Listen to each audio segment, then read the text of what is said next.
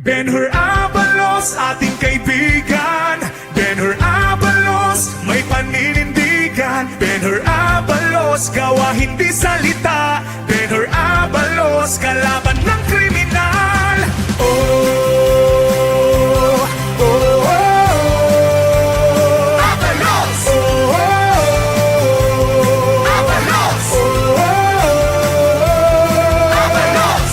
Kabutihan ang mananaig sa kamay ni Benhur Abalos. Sasamahan ka sa dapat kalagyan.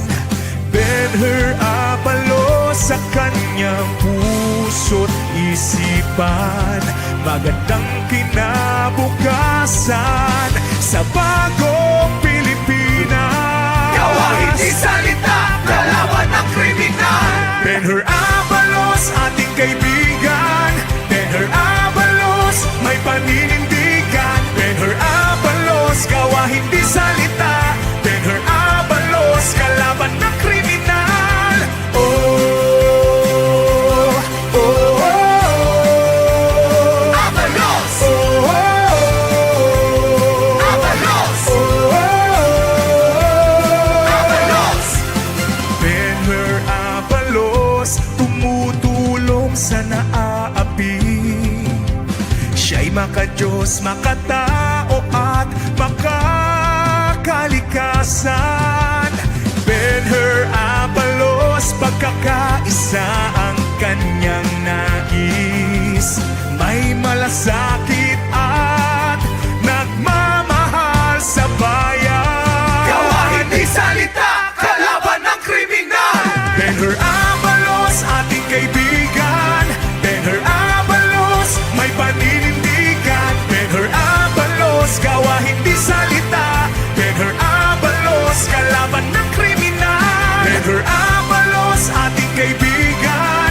Benhur Abalos, may paninindigan. Benhur Abalos, gawa hindi salita. Benhur Abalos, kalaban ng kriminal.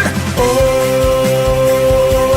oh, oh, oh. Abalos! Oh, oh, oh. Abalos! Oh, oh, oh. Abalos!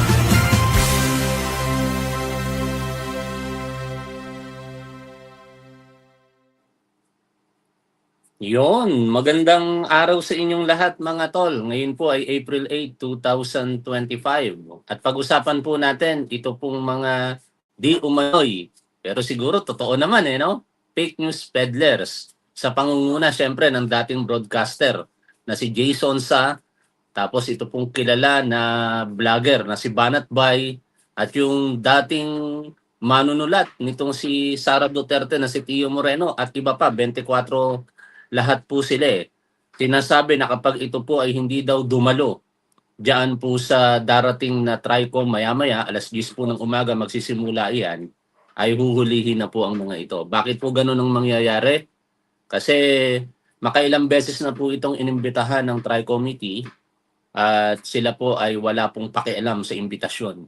Kaya sila po ay pinasupwena na. And kung hindi po nila papansinin yung supweno na yan, magre-resulta po yan malamang sa pag-cite sa kanila in contempt, at after that, syempre, order of arrest na. No? Kaya tingnan natin kung sila po idadalaw mamaya.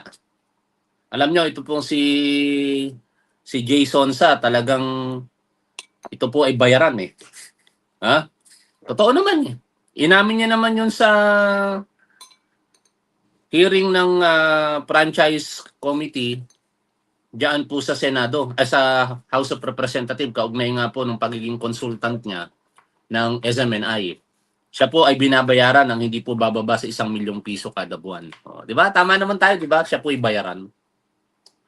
At dahil po diyan, at siguro marahil galit din siya sa Marcos Jr. administration, kung ano-ano pong mga kasinungalingan ang pinaggagawa po niyan. Isa nga po sa mga biktima ng kasinungalingan niyang si Sonza na kinall out na ang kanyang atensyon ay ito pong si Police Major General Nicolas Torre III. Nakahapon lamang ay naging formal na po yung promotion to Police Major General.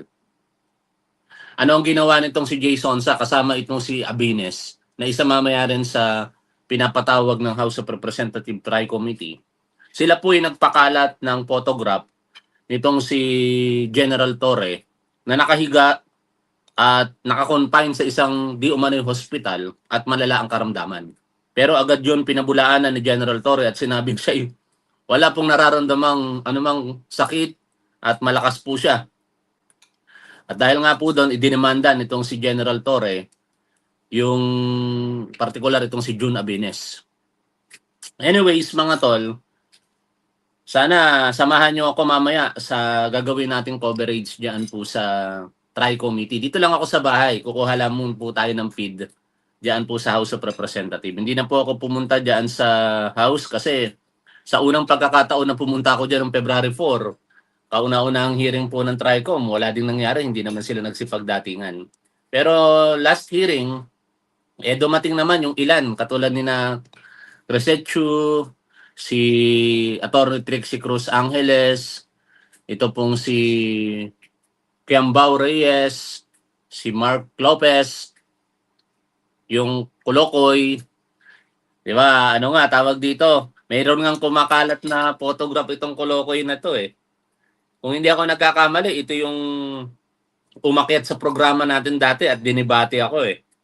No? Na nauwi sa ad hominem lamang yung mga sinasabi. Kaya sabi ko, panalo ka na. Hindi na ako nakipagtalo. Kasi pagka ganung maayos na diskurso, dapat diskurso lang talaga. Hindi yung lilihis ka doon sa hindi na po vlog yun eh. Yun ay public discourse na eh. Kaya dapat maging makatwiran sa pagsasalita sa harapan po ng publiko. Walang ginawa kung hindi mag-ad hominem na, kaya hindi na lang po natin pinatulan pa. Ito, kalat na kalat ngayon ito, viral na viral, oh. No? Di ba? Yan si Coco Locoy. Parang Manuel yata ang tunay na pangalan po nito sa personal eh. No? Dumalo rin yan noong nakaraan. Yung binabanggit nyo si Mr. Real Talker alias Rosalinda, hindi rin yung dumadalo dyan sa Tricom. Ewan ko kung dadalo mamaya. No? Pangit ba? Shout out sa inyong lahat ha. Tayo po'y samahan nyo akong mag-almusal. Ito, pinrepare na top wife. Kanin, saka ano ba to, Dero? Tuna. Tuna. Ayan o. Ayan o. Kain po tayo. Saka Mingo. Dero, pakasuwi mo na nga rin ako ng isang itlog. At tinanong niya ako kanina eh. Sabi ko ako nang magbabalat. Bigla ako nag-live. Hindi na ako makapagbalat. Shoutout po sa inyong lahat ha. Sa 693 watching dyan. Samahan nyo ako. Kumain po tayo habang tayo po'y nagtatalakayan. No? Sino-sino pa ba? Kasama sa mga pinapatawag ng Tricom, si Lorraine Badoy, si Jeffrey Celis, si Atty. Glenn Chong. Ewan ko tong si Jeffrey Celis kung nasaan ito ngayon kasi meron po itong pinakalat na photograph kamakailan na siya daw po nasa papunta ng ibang bansa at mukhang magtatago na. Inunahan na kagad ang Tricom. Hindi ko alam kung makatotohanan po yun o baka publicity lamang. Tapos itong si Glenn Chong hindi rin po talaga humaharap. Isa po itong abogado ha. Ang tapang-tapang mag-post po ng mga kasinungalingan sa harapan ng publiko pero nang ipinapatawag na ng Tricom, hindi magawang humarap. Buti pa si Trixie Angeles eh. Kahit paano humarap. Tapos, sino pa ba? Si Lorraine Badoy. Tingnan natin kung saan ang tapang nila mamaya. No? Isa lang there. Pwede na to. Bigyan natin kay Mama Dugto. Yan. Wala yung mga customer ko dito. Shoutout sa inyong lahat ha. Kain tayo mga tol. Pagkatapos kong kumain, lilipat po tayo doon sa taas, doon yung pinaka-studio ko, kwarto namin. Kasi lipat po tayo ng computer para yung feed na makukuha po natin sa House of Representatives medyo malaki. At papakinggan po natin mamaya kung ano ang mga mangyayari. No? Sa social media, mga matatapang sila eh. Pero pagdating sa House of Representatives, fake news po ako. Pero alam naman natin na sarcasm yung ginawa nila. No? Mabait pa nga yung mga kongresista eh. Kasi Pwede na lang sabihin na hindi naman makatotohanan yung sinasabi mong fake news ka eh. Nang-aasar ka lang eh. 'Di ba?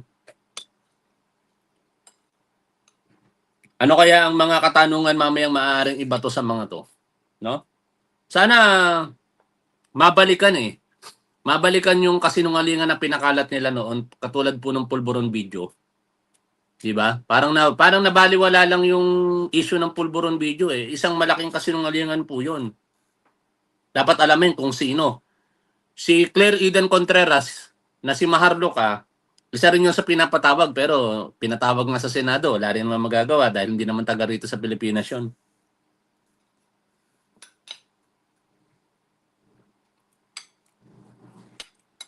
Kain tayo.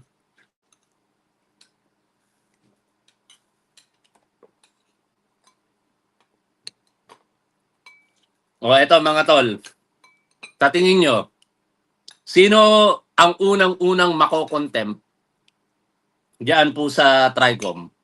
Sa mga resource person na ini-invite nila ngayon. Ako tingin ko, dadalo mamaya. Pakiramdam ko lang ha. Oy, Maestro Paul TV, shoutout sa iyo ha, sa aking mami best friend, nakita ko. Si Ate Veronica Macaraeg, nakita ko rin, shoutout po sa inyo. Ako tingin ko dadalo naman si Sonza, no? Pakiramdam ko dadalo ng si Banat By. Pero yung Mr. Real Talker, tingin ko mga tol, hindi dadalo yun. Baka malamang sa malamang yung Real Talker, isa yun sa mga citing contempt. Si Jeffrey Celis, malamang hindi dumalo. Baka si Lorraine Badoy, baka hindi rin dumalo. Si Tio Moreno, malamang hindi rin dumalo.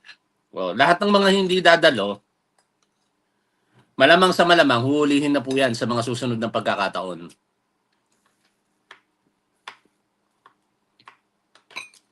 Kasi ganun po yung proseso eh. Pagka hindi po sila dumalo, at sa pamamagitan po ng pagpapatawag sa kanila ng supwena, kasunod na po noon ay ang order of arrest. Hindi po ako nagpapagupit. Mahaba po buhok ko. O, pag nagpagupit po ako, malulungkot kayo. Malulungkot po kayo at magagalit sa akin pag nagpagupit po ako. Ang hirap nga mga tol, ang nipis-nipis na ng buhok ko eh. Kasi parang kada araw, mga hindi bababa sa 50, baka umaabot pa nga sa 100 strands ng buhok na walalaga sa buhok ko eh. Kasi mahilig ako magsuklay. Mahilig ako magtali ng buhok. Kaya nalalagas yung buhok ko at ang nipis-nipis na oh. Pansinin ninyo mga tol, ang haba-haba ng buhok ko pero ganito lang kakapal oh. Ay ganito lang kanipis na. Hindi po ako magpapagupit. Kasi pag nagpagupit ako, alam niyo naman yung pangako ko, di ba? Ayan, katulad nito, may nalagas na naman oh. Ngayon, balik tayo doon sa pinagkukwentuhan po natin. No? Yung sana ma-determine mamaya doon sa pagpapakalat ng fake news, kung sino talaga yung nagpakalat ng pulboronic video. Kasi fake news yun eh. Doon nga naging mainit lahat eh. Tapos lately, ang nagiging biktima ng fake news, si First Lady Lisa. No? Sana magkusang loob itong mga kongresista. Hindi naman personal sa kanila yon. Yon ay kumbaga malasakit na lamang sa kapwa Pilipino. Wag nang tingnan bilang isang First Lady, bilang asawa ng Pangulo, kung hindi kapwa Pilipino. Biktima ng fake news si First Lady eh. Pero mo palalabasin ng mga walang hiyang tao na ito na si First Lady daw nakadetine sa Los Angeles, California. Hanggang ngayon daw naka-hold. Masakit, may naniniwala yung mga DD sheets na hanggang ngayon daw nakadetine si First Lady Lisa sa Amerika at lahat daw ng nakikita po natin ngayon ng mga video, ng mga photograph, mga edited daw. Grabe katangahan naman ng mga DD sheet. Pati yung picture nila nung Sunday na magkakasama yung buong pamilya, wala lang doon si Amy Marcos. Edited daw yun. Grabe, di ba? Talagang kakaiba. Oo nga, si Maharlika nagpakalat ng fake news. Ang problema, wala siya rito sa Pilipinas.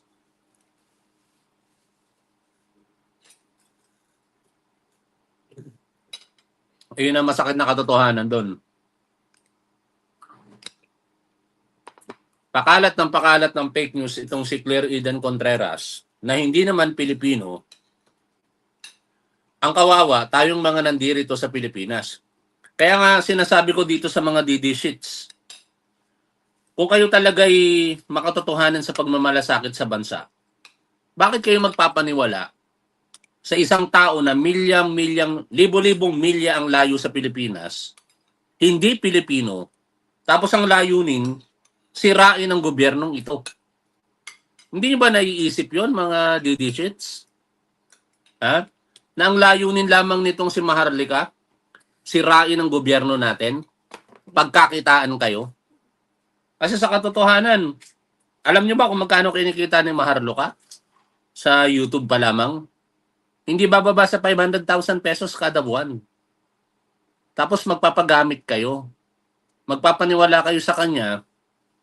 And worse, magagalit pa kayo sa gobyerno ng ito na sinisikap naman ng lahat para kahit paano maitawid yung mga challenges na kinakaharap po ng bansa po natin.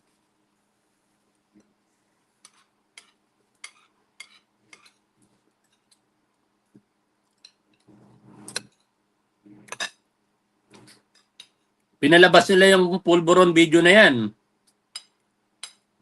Araw pa ng sona ni Pangulong Bongbong Marcos, di ba? Ano ang layunin nila? Para siraan lang si PBBM.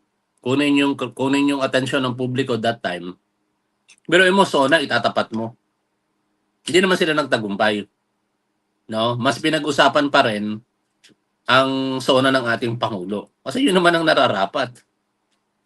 Bakit ka magpapaniwala sa mga kasinungalingan ng mga yan? Sa bagay, meron pa rin palang naniniwala, no? Mga iilang tao na DD-sheets. Mga tatanga-tanga na DD-sheet. Alam niyo ang naniniwala sa mga kasinungalingan na yan, mga tatanga-tangang DD-sheet. Katulad ng ilang mga manonood yan, no? Mga tatanga-tangang DD-sheet. Saka magkano kaya bayad sa mga troll? Ano mga troll? Pansinin niyo yung mga troll account. Yung iba, mga naka-lock profile pa. Tapos yung iba, hindi naman taga rito sa Pilipinas. Pero iisa ang mga sinasabi nila. Pagka in-screenshot mo, tapos pagkumparahin mo, halos pare-parehas ang sinasabi nila. Scripted, ikang... Oh. Sino kaya ang nasa likod nila, no? At magkano kaya binabayad sa kanila?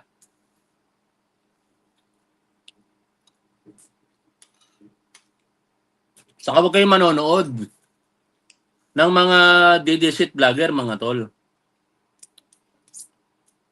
Baka sabihin nyo, hindi, para masolo lang ang views. Di huwag kayong manood sa akin. Huwag kayong manonood doon sa... Kung ayaw yung manood sa akin, mas huwag kayong manood doon sa mga DD-shit vlogger. No? Kasi pagka nanonood po kayo sa mga DD-shit vlogger, tinutulungan nyo po sila eh. Katulad nitong mga tatanga-tangang DD-shit dito. Nood sila ng nood sa akin, tinutulungan lang nila ako. No? Huwag kayong tutulad sa mga tanga na katulad na ganyan. Pag nanonood ka sa isang programa na hindi mo kaayon sa paniniwala, ayaw mo rito, katangahan yun. Malaking katangahan yun dahil tinutulungan mo yung programa na yun. O, mga DD-shits, magtawag pa kayo. Tawagin nyo lahat ng trolls, panoorin nyo sa akin ngayon. Salamat sa inyo kasi natutulungan nyo ako sa ginagawa ko. Hindi nyo ako mapipikon dito. Hindi ko nakakalimutan yung 100,000 na pangako ko. Wala nga akong pera eh. Tapos, magbibigay pa ako ng 100,000 dahil nangako ako, di ba? Kaya, lagi kong iniisip yon. Ay, may mga DD-shits. Kailangan relax lang ako. Sila dapat ang pikon sa akin, hindi ako. Dahil pag napikon ako, 100,000 mapupunta sa inyo. Eh, mahirap yon, di ba?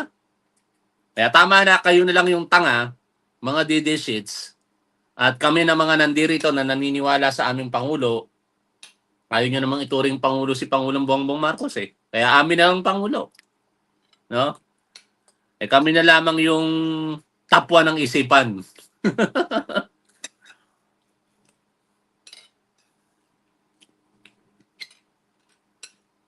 Oh, nag-send ng sticker si Ate Veronica Macaraeg, oh. Salamat po, ate, ha. Yan, lagay natin sa screen. Salamat. Ang almusal, ha. Maraming salamat po. Teka lang. Bakit di ko na makita yung comment? Again, thank you Ate Veronica Macaraega dyan po sa inyong $19.99 super sticker. Okay, di ko makita yung comment bigla. Dito tayo.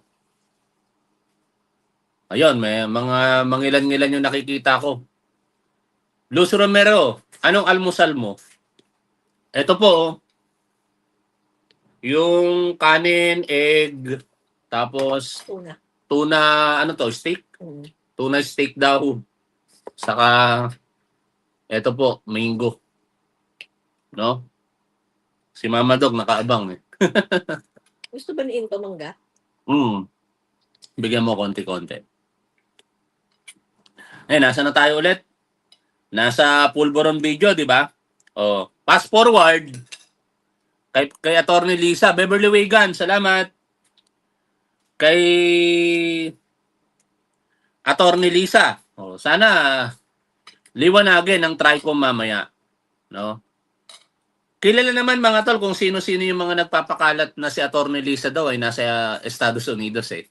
O yung mga nandyan sa Los Angeles, California. Si Ate Veronica Macaraeg, si Beverly Wigan, kina Ate Josephine Makatula, sino pa ba? Marami. Maraming mga taga Los Angeles, California. Si Tol DJ Byron Music and Topic TV, paki-subscribe nyo siya. Oh. 'Di ba? Kayo mga taga diyan, sabi ng mga DD sheets, eh nakadetine daw diyan si First Lady Lisa. Anong masasabi po ninyo? Ha?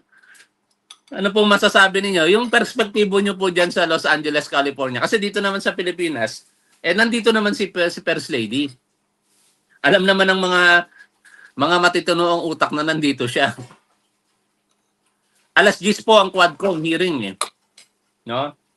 Kaya mamaya, pagka tayo po'y nakatapos na sa pag-aalmusal, eh, tayo po'y aakyat at lilipat doon po sa computer.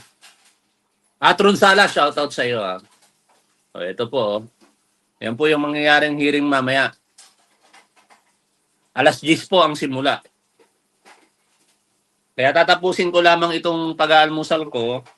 Mama Dog. Si Mama Dog ko, ang bigat-bigat na kaya nagkakaroon na siya ng problema sa paa. Tapos ang takaw-takaw pa. Yan. Good morning sa 1,149 watching. Mamaya samahan niyo ako mga tol sa hearing ng Tricom ha. Panoorin natin ng sabay-sabay. At excited ako kung sino-sino yung si Leonora Padongay, shoutout po sa inyo. Maraming salamat po sa inyong super sticker ha. Ayan, maraming salamat po sa inyong super sticker sa kay Ate Veronica Macaraeg ulit. Salamat po. O yan. O Laker Fans TV ha. Salamat sa pag-like. Malapit na ako matapos sa pagkalmusal mga tol.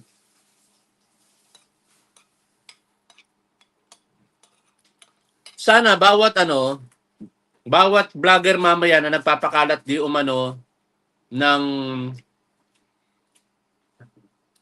kay Bisdak ako nanonood, di sa'yo, ang tanga mo naman. Eh, nag-comment ka pa, nanonood ka ngayon. Talaga naman tong mga digits na to. Bagay, ba't ko ba pinatulan yun? Salamat sa katangahan mo, ha. Natawa ako, mga tol, eh.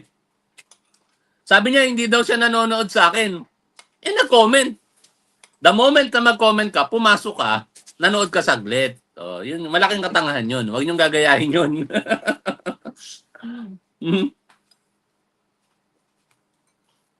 Huwag niyong gagayahin yung mga tanga.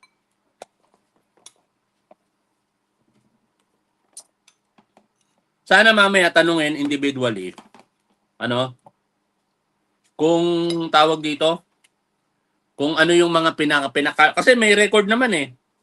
Kung ano yung mga pinakalat nila na kasinungalingan, tapos i-confirma lang. Ang daming mga naka-screenshot na mga kasinungalingan na pinakalat ng mga yan. Tapos tanungin lang sila, ikaw ba ang nag-post nito? Sa paniniwala mo ba, makatotohanan itong sinasabi mo? O, pag sinabi niyang makatotohanan, paano mo nasabing makatotohanan ito? Katulad si Jun Abines, ikaw ba ang nag-post na si General Torre ay mayroong karamdaman? Malala na nasa isang hospital at halos hindi na makarecover? Hmm. Ganon, mga simpleng katanungan na mag magdi-disclose ng katotohanan. Kasi ako naniniwala ako na itong mga DD manonood pa rin yan ng Tricom. O si Vivian Velez ang financier nila. Mayaman ba yun? Mayaman ba si Vivian Velez para maging financier nila?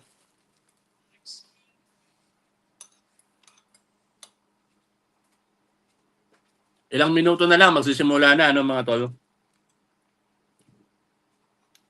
Alas 10 ang simula ng hearing. Ngayon po, alas 10 ang simula, Philippine time. Pero syempre, mga preliminaries dyan, mga administrative task. Kaya ang mangyayari dyan, mga 10:20 to 10:30 bago magkakaroon ng formal hearing.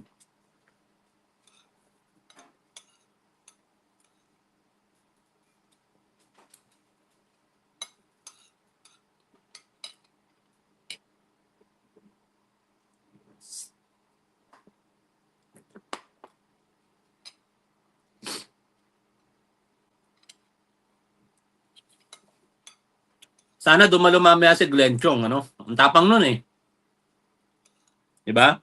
Sobrang tapang ni Glenn Chong sa social media eh. Sana dumalo siya mamaya.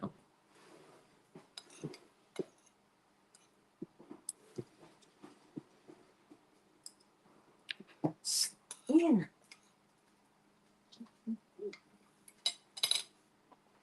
Ayos mga tol.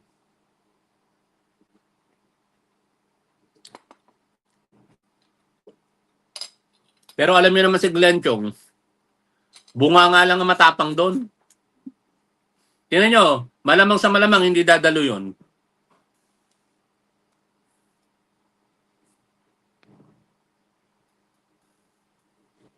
Kung dumalo man yun, hindi ganun katapang yun katulad nung sinasabi niya sa social media.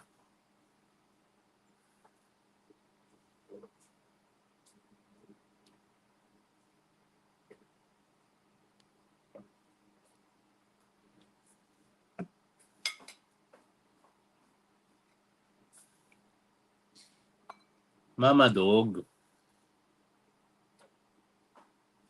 Ito mga aso ko, ano eh, napaka-clingy.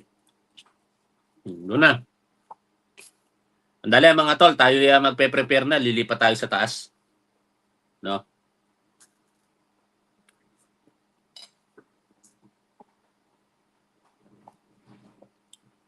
Oo, puyatan na naman mula dyan sa Estados Unidos, ano po? Kasi gabi na yata dyan sa inyo, no?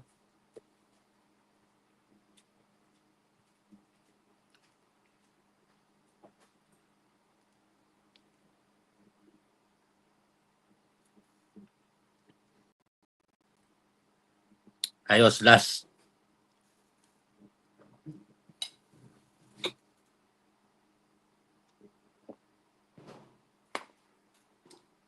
Lipat tayo mga tol sa taas. Inom lang ako ng tubig. Lipat tayo sa computer. Shoutout po sa inyong lahat ha.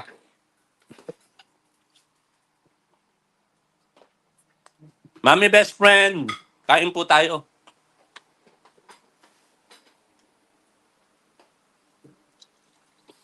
So 1,170 watching, maraming salamat.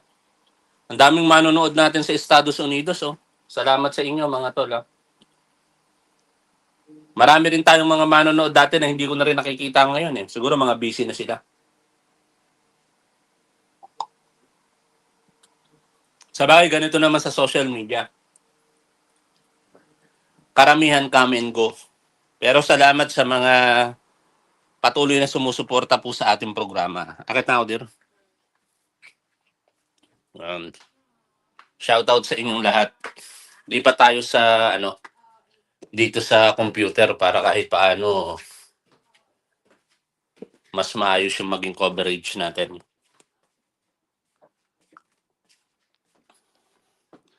Ito yung mga flashy ko, ang dami oh. Maliliit na flashy. Yan. Tayo.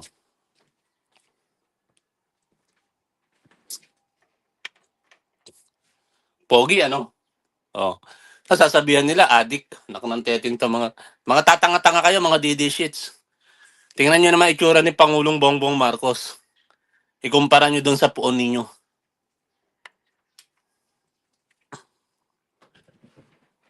Yan.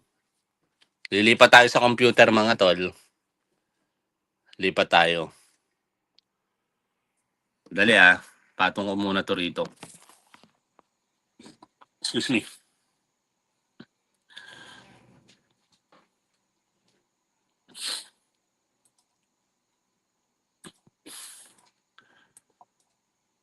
Yan.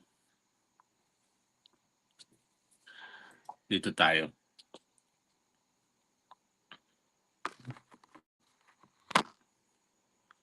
Ito.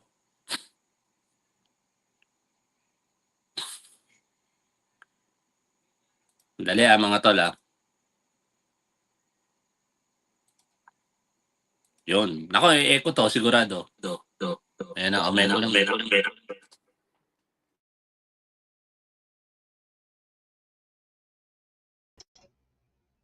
Yan.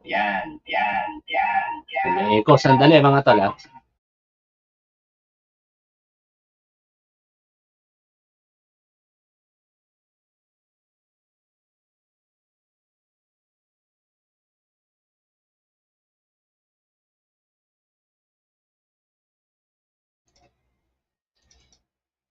Okay na?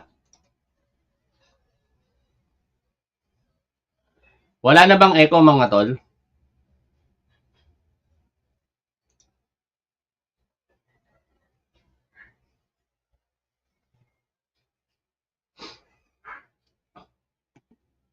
Sound check nga po tayo mga tol. Pakisuyo nga po.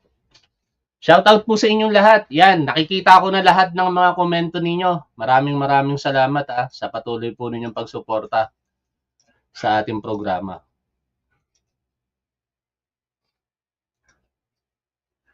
Yung hearing na magaganap, ito po yun. Oh. Tayo po ay nag-aantay na lamang. Sabay-sabay po nating tunghayan ang mangyayaring hearing mamaya. Yan po. Oh. Maraming nagagalit kay Speaker Martin Romualdez. Mga 18% sila. Siyempre, mga DD shit ang mga yon. Pero mas marami namang sumasaludo. Kung hindi man sumasaludo, naniniwala sa maayos na pamamalakad nito pong si Speaker Martin Romualdez diyan po sa House of Representatives. Ito tayo. Dali lang Shout out sa inyong lahat. Yan, maayos, loud and clear na raw Pambansang Nanay Survivor 379. Hello po. Tayo'y umi-standby pa lamang.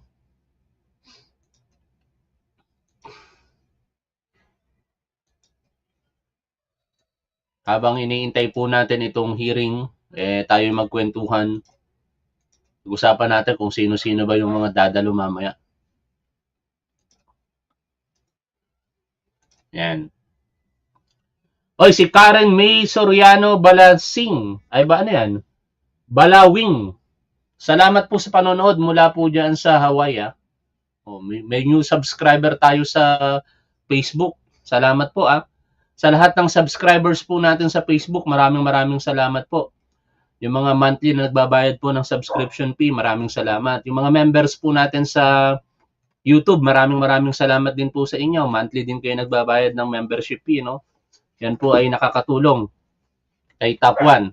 Alam ba ninyo na si Top 1 ay kahit paano namamahagi ng scholarship sa mga graduate po ng criminology? Hindi ko po pinagyayabang yan. Yan po ay pinapaalam ko lamang sa inyo kasi bahagi po ng mga membership at subscription na yan, doon din po napupunta.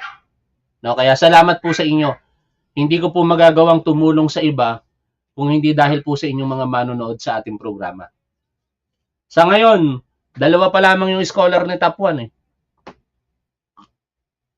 Nung nakaraan, 13, no? Pero sa ngayon, 2 pa lamang. May mga posting kasi ako, wala naman nag-a-apply. Pumipili na rin ako ngayon ng maayos. Gusto ko kasi sana maging 100% pag tinulungan mo, sana pumasa. Okay. 12 minuto pa ang ating inaantay bago magsimula ang hearing. At salamat sa lahat ng mga sumusuporta sa ating programa. Mabuhay po kayong lahat Sana umabot tayo ng 100,000 subscribers, pero since pinopokusan ko po ngayon itong Top 1 Charlie, malamang sa malamang aabot po tayo. Kasi dati, ang dami po nating mga channels 4 na channel sa YouTube, lahat po yan monetize, pero hindi ko naman natututukan. Tapos 6 sa Facebook, hindi ko rin natututukan. Kaya ngayon, kahit isa lang ang gamitin natin, basta matutukan natin. From time to time, doon po sa Top 1 Alpha and other channels, magla-live ako doon, nakikipagkwentuhan lang ako. Pero yung mga topic na pinag-uusapan po natin, most na ngayon dito na natin na gaganapin sa Top 1 Charlie. Ngayon, balik tayo sa mga fake news peddlers. Tingnan nga natin yung mga invited. No? Ito yung mga invited ngayon dyan sa Tricom Tingnan natin kung sino-sino yung mga dadalo. Ayon po sa News 5 Digital, sila po yung mga imbitado sa pamamagitan na po ng supwena. Vloggers at content creators na ipinasupwena ng Tri-Committee ukol sa pagdinig sa fake news. Basahin ko po itong 24 na katao. Ernesto Abines Jr., Lorraine Badoy, Susan Batalla, Cathy Binag, Jeffrey Celis, Glenn Chong, Claire Eden Contreras, Lord Byron Cristobal, Jeffrey Cruz, Alex Destor, Pebbles Duque, Xiao Ganak. Sino tong Pebbles Duque? Si Pebbles Talakera ba to? Ba't nakasama siya rito? Edwin Hamora, Elmer Hugalbot, Julius Melanosi Maui, Joe Smith Medina, Alben Montero, Jonathan Morales. Karamihan sa kanila, hindi ko na mga kilala mga tol. Cyrus Preglo, Darwin Salceda, Sas Rugando Sasot, Maricar Serrano, Kester Jan Tan, Vivian Beles. Sila po yung 24 na pinasupwena po ng House of Representative Tricom at let's see kung sila'y dadalo mamaya. Si Jay Sonza, puntahan nga natin yung page niya. Jay Sonza. Isang veteranong broadcaster pero kumambyo sa kasinungalingan wala nang page si Jay Sonza. Ito pala. No? Ito.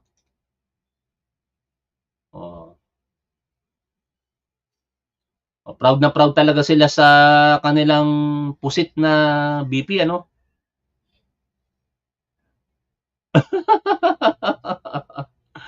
Nakakatawa itong mga tao na ito.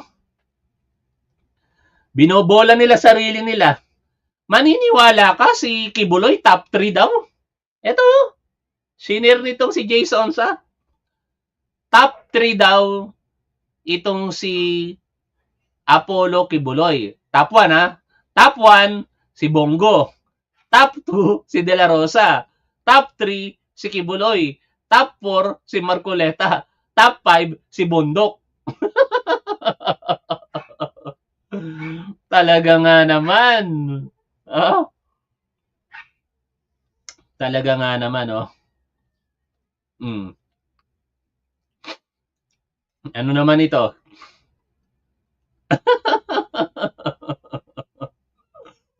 Malinaw daw na extrajudicial rendition o kidnapping ang ginawa nila kay former President Rodrigo R. Duterte. Kasi hindi na tayo miyembro ng Rome Statute Treaty. Oh. Sabi naman ni Jason sa ulit, dapat lang newly promoted Police Major General Nicolas Torre III sa dinami-dami ng pinagagawa nila sa iyo na wala ibang gagawa kundi ikaw lang. Dapat talagang i-promote ka nila. Eh buti nga, hindi ginawang chief PNP ni Pangulong Bongbong Marcos ito. Sa ngayon, ha? Hindi katulad ng kakapalan ng pagmumukha ng Duterte ninyo. Diba? Biruin mo, si De La Rosa, sa bagay, yun naman kasi ay nasa batas, kaya wala namang bawal doon. Kaso lang, maling-mali yun eh. Ang daming mas capable kay Ronald De La Rosa that time.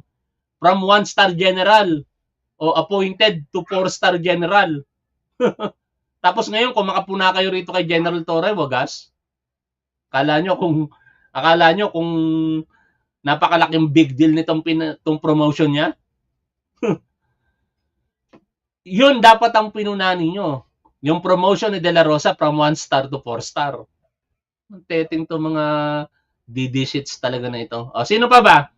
Mag-suggest nga kayo mga tol ng page na puntahan natin. Ha? Eto, ginagawa natin. Ako na lang ang pupunta, wag na kayo. Suggest nyo na lang. Kasi pag pinuntahan natin lahat yan, eh, makakatulong pa tayo sa engagement nila. Kaya ako lang naman pinupuntahan ngayon dahil sa ina-update natin ano ba yung mga latest posting ng mga DD sheets na ito. Diba? O, si Mark Lopez. Tingnan natin kung makikita natin yung page. O, iba yatang Mark Lopez ito ah. Ito. Ito.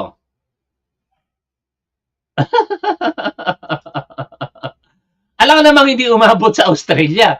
Anak ng teteng naman itong si Kuryente King. Oh. Sabi niya kasi, shit, umabot na pala sa Australia ang maganap dito sa atin, particularly ang issue against Sokmed vloggers.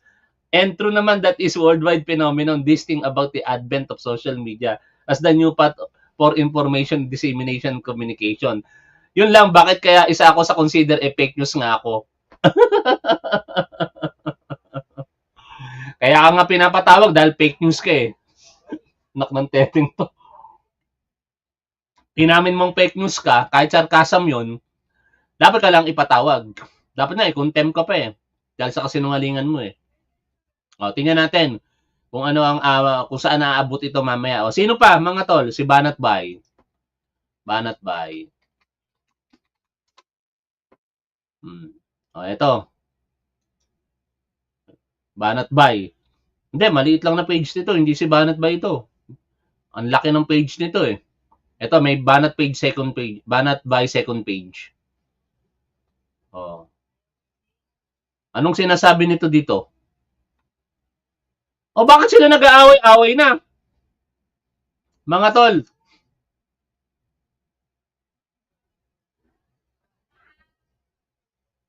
Bakit sila nag-aaway-away na? Pakinggan nga natin ito. Pakinggan lang natin, makichismis tayo muna. Eto na nga. Ang gusto ko lamang pong pag-usapan natin ng kapiraso po itong cookie ni Mocha. Alam niyo po, may mga nagsasabi po, isang congressman at saka isang kandidato nagsasabing bastos daw itong cookie ni Mocha. At itinutulad pa nila dito sa isang kumakandidatong congressman na kung saan doon sa speech niya ay nagsabi siya ng kabastos. Hindi naman pala. Mukhang kinakampihan niya si Mocha. Kala ko sila nag-aaway na eh. O sino pa? Meron pa ba dyan? Real Talker? Mr. Real Talker. Yan, tingnan natin. Ito ba yon? Oh. Oh, ito, sabi ni Mr. Real Talker. Sabi niya, notice to the public. Hindi po totoo na pinasupwena ako kasi wala po akong na-receive. Oy, tricom. Wala daw nare-receive itong si Mr. Real Talker. Kaya wala daw katotohanan na pinasupwenan niyo siya. Oh. Sino kaya nagsasabi ng totoo? O, sige, tingnan natin ha. O, sabi ni Mr. Real Talker, basta banggain mo lang ang mga Duterte, sigurado yan. Ganon.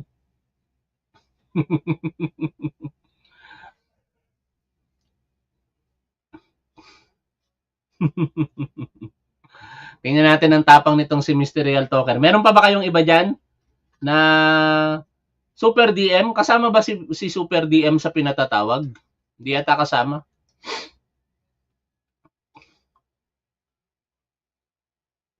Oh, ito na yung tricom hearing, oh.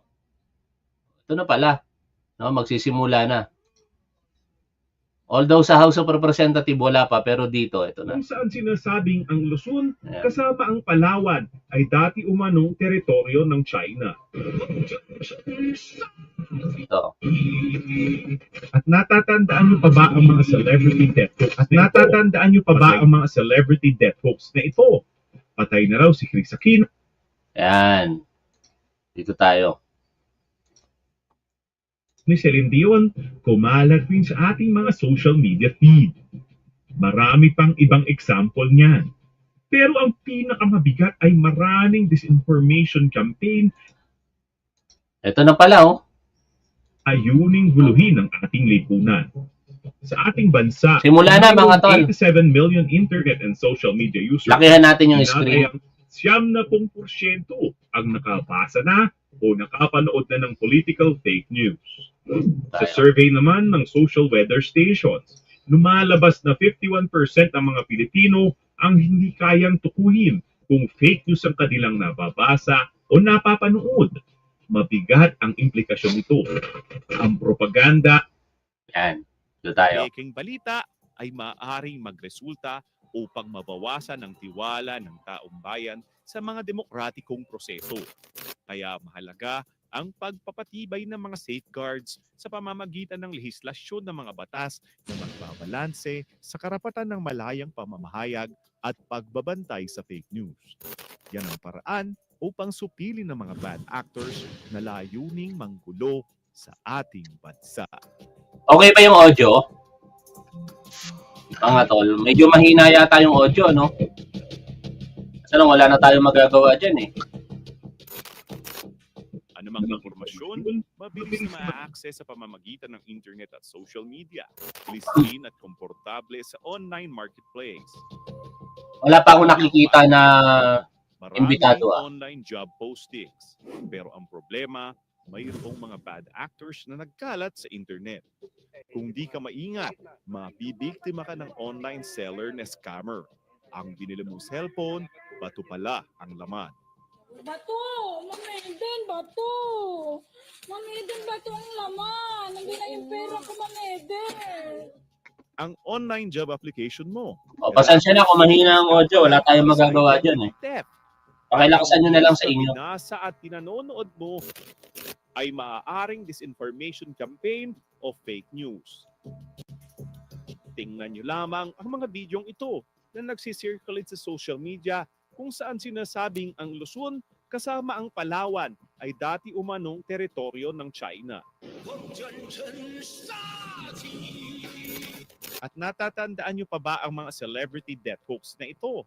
Patay na raw si Chris Aquino, si Kuya Kim, si Gary Valenciano, si Doc Willie Ong at si Jaime Fabregas. At maging ang death hoax ni Celine Dion, kumalat rin sa ating mga social media feed. Marami pang ibang example niyan. Pero ang Okay, hindi pa naman nagsisimula, kaya kwento-kwentuhan muna tayo. Sino pa yung mga pwede natin puntahang mga fake news peddlers di umano? Tingnan natin yung mga latest posting nila. Kasi hindi ko naman kilala ang mga yan. Hindi nga talaga ako nanonood sa mga yan. Ngayon ko lang pinagpupuntahan. Minsan, pagka merong mga natatopic, may mga nagsesend lang sa atin ng mga kaibigan, tapos saka ko lang napapanood. Pero yung naka-live sila, pupuntahan ko para panoorin ko. Hindi ko po ginagawa yun. Kasi ayokong tumulong sa kasinungalingan nila eh. Gumagawa na sila ng kasinungalingan, kumikita pa. Kaya ayoko pong gawin yon. Sino to? Badong? Meron bang Facebook yung si Badong? Malaki din yata Aratiles? Ito. Ito ba yun? Ito nga, no? Hindi, ang tagal na ng posting niya. January 2023 pa ang huling post niya rito. Hindi niya na pala ginagamit. Itong isa. Ito, 1 minute, oh. Imbitado ba to? Imbitado ba siya? Sabi, nabistong election para Pernalia, inilipat na. Saan ba nabisto? Di ba sa Davao?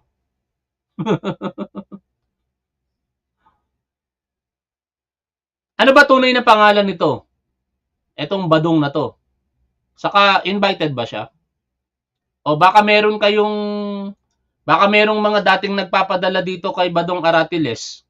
Kasi, ang bali-balita, ito daw po ay maraming nagbibigay kay Badong Aratiles ng mga OFW po nating kababayan. Tulong para sa kanya. Sa kanyang advokasya daw. O baka merong diyang mga dating nagbigay na ngayon ay hindi na naniniwala sa kanya. Ano pong tunay na pangalan nitong si Badong Aratiles? Para makumpara po natin kung siya ba ay kasama sa ipinapatawag ng tricom. Si Badong pangkape, hindi gaanong fake news yan. Ganun ba? Hindi gaanong fake news. Sige, wag na natin puntahan. Hindi naman pala fake news daw si Badong. Hindi ko naman kasi kilala masyado yan. Sino pa yung kilala niyong fake news? Si Banat By, napuntahan na natin kanina eh. No? Meron pa ba? Anong pro-BBM? Hindi po pro-BBM si Badong. Pro-BBM daw to si Badong. Sabi ni Estrelita Onsatan, hindi po siya pro-BBM. Ito po ay pro-Duterte. Si Maui. Sino ba yung Maui? Maui? Hindi, iba po. Artista po ito eh. Maui Ann Taylor eh. Ano po yung pangalan ng page nila?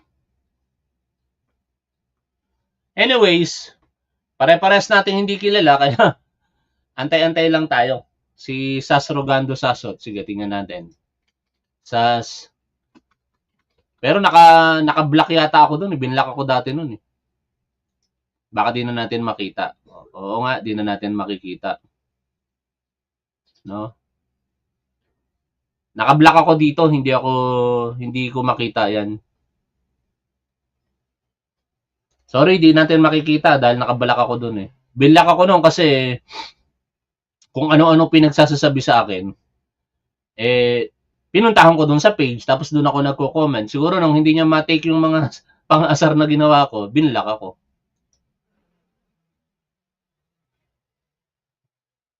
Hindi yan siya pro-BBM, kaya ko siya in-unfollow. Opo. Hindi po pro-BBM si Badong Aratiles. DDS po siya, DDS.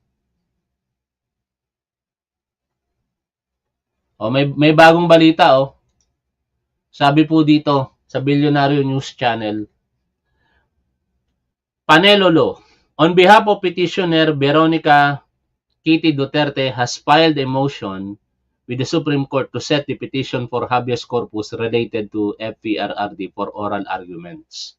The motion filed on April 7, 2025 asserts that oral arguments would provide, among other things, a transparent platform for the Supreme Court to address important legal and constitutional issues raised in the petition. This would ensure that the eventual ruling on this case, which is of transcendental importance and significant public interest, is fully articulated and understood by the public. The motion also proposes issues of oral arguments, including whether or not government officials can evade judicial review and correction pursuant to a writ of habeas corpus simply by removing an illegally arrested and detained person from Philippine territory. O, tingnan natin kung igagrant ito ng Korte Suprema. Katibinag. Sino naman yung katibinag? Katibinag. Ito po ba yun? Siya po ba yun? Katibinag? No? Wala eh. Wala namang picture po ito. Okay? Ayan na, nagdarasal na sa House of Representatives. At tingnan natin kung sino-sino tong mga invited resource person. Ang tawag ng mga DD sheet dito sa ginagawa ng House of Representatives, kangaroo court. Porket hindi pabor sa kanila, kangaroo court ang tawag, ano?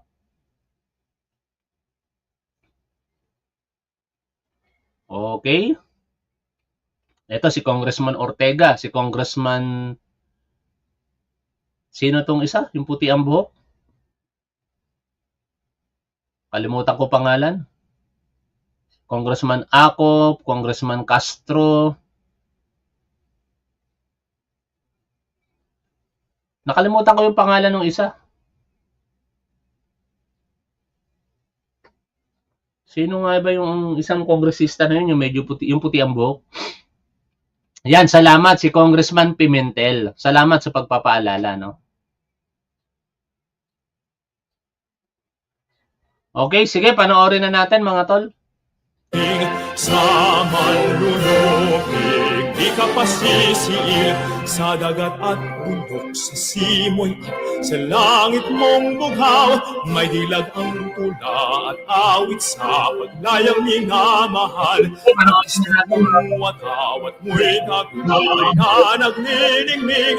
Ang bituin at araw niya kailan pa may di magdidilim. Lupa ng araw ng luwalhatit pagsinta, buhay ay langit sa piling mo.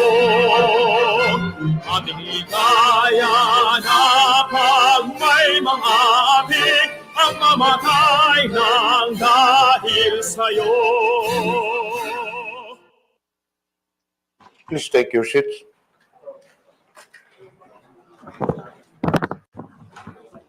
The first item on the agenda is the reading and approval of the minutes of the March 21 TRICOM meeting. Any motion from the members? Mr. Chair, Yes, Congressman Ako.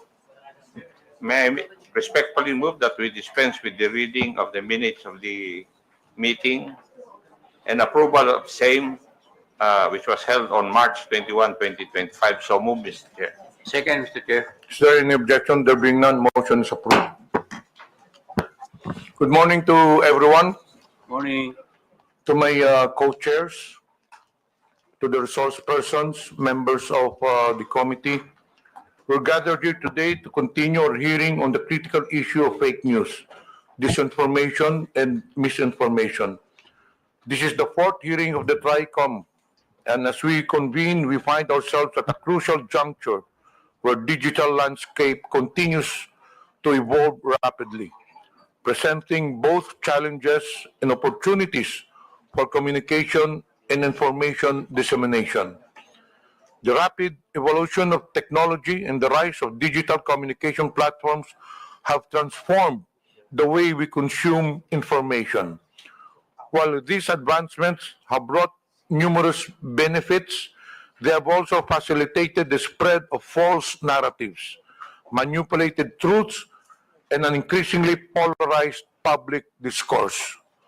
Today, we confront the daunting challenge of safeguarding our democracy and the integrity of our information ecosystem.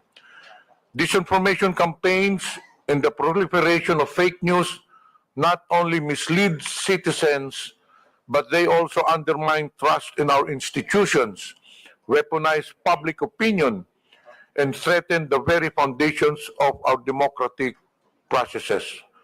Lalong-lalo na po sa panahong ito na kung saan ay naglipa na ang mga fake news laban sa mga tumatabo ngayong eleksyon. Nakakalungkot isipin na sa pagpapakalat ng mga maling impormasyon, hindi lang ang taong kanilang sinisiraan ang apektado, ngunit pati na rin ang ating bansa. Dapat tayo maging mapanuri. Huwag nating ipagwalang bala at bagkus labanan ang mga ganitong maling gawain. Together, we can confront the challenges posed by fake news and disinformation, ensuring a healthier public discourse. At sa hearing na ito, we will continue our exploration of the multidimensional aspects of this crisis, examining the roles of social media platforms, the impact of algorithmic amplification, and the psychological mechanisms that make individuals susceptible to false information.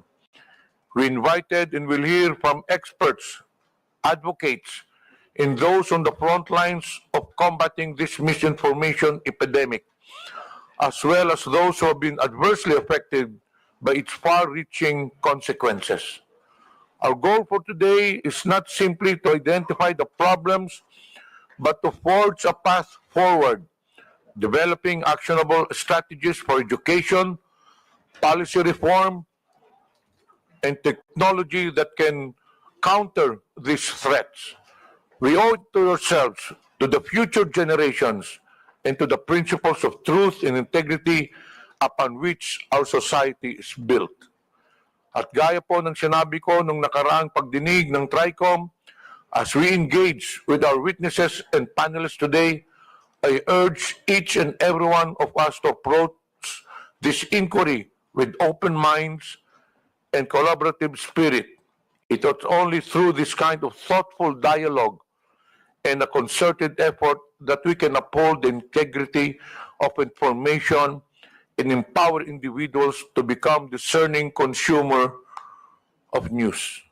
I hope everybody will engage thoughtfully and openly as we delve into this pressing issue that not only threatens our present, but also shapes our collective future.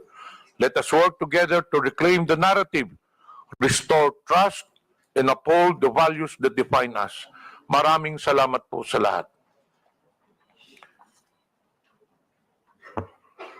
May I now call the COMSEC to acknowledge the presence of the members of the committee and colleagues in Congress. Thank you, Mr. Chair. Good morning, everyone, Your Honors. For today's meeting, in attendance are the following members: Honorable Romeo Acop, Honorable Joseph Stephen Caraps Paduano, Honorable Salvador Pleito, Honorable Francisco Pablo Ortega V, Honorable Franz Castro. Also in attendance online, we have Honorable Jordan Jesus Romualdo, Honorable Edward Vera Perez Maceda, Honorable Marie Bernadette Escudero, Honorable Zia Alonto Adyong, Honorable Ed Christopher Go, Honorable Ambrosio Cruz, Honorable Edgar M. Chato, Honorable Raul Buboy Tupas, Honorable Ching Bernos, Honorable Sunny S.L. Lagon, and Honorable Celso Resencia. For today's meeting, Your Honors, we're happy to have with us the following resource persons. From the Anti-Money Laundering Council, we have Attorney Patrick Arnold Tetanco, the Legal Officer of Investigation and Enforcement Department. And his accompanying Attorney Adrian Arpon, the Deputy Director. From the Bureau of Internal Revenue, we have Attorney Tobias Gavin Arcilia, the Action Attorney for Legal and Legislative Division. From the Commission on Elections, we have Director John Rex Laudanco, the Director for Education and Information Department. And he's accompanied by Attorney Maria Lourdes Fogoso Alcain. From the Department of Justice, we have State Counsel Christian Bautista. From the National Bureau of Investigation, we have Ms. Agrifina de la Cruz, the Assistant Chief of LS Legislative Unit. From the National Telecommunications Commission, we have Attorney Kathleen J. Luz Egipto, the Chief for Consumer Welfare and Prosecution Division. From the Philippine Coast Guard, we have Commodore J. Tariela, the Commander, PCG WPS Transparency Group, and Commodore Nelson J. Timbang, the Deputy Chief. From the Philippine National Police, we have Police Brigadier General Bernardo Yang, the Acting Director of the Anti-Cybercrime Group. We also have invited several social media platforms. Your Honors, we have in attendance Director Rafael Frankel from Meta and Mr. Rob Abrams. From the broadcast industry, we have Attorney Rudolph Hularbal, the legal counsel for the kapisanan ng mga broadcasters sa Pilipinas, and Attorney Mark Tolentino. From the MBC Media Group, or the Manila Broadcasting Company, we have Attorney Rina Seco, the counsel for MBC. In attendance also are Mr. Miko David, President of the Digital Marketing Association of the Philippines, Mr. Gerardo Sandoval, Vice President of the Social Weather Station,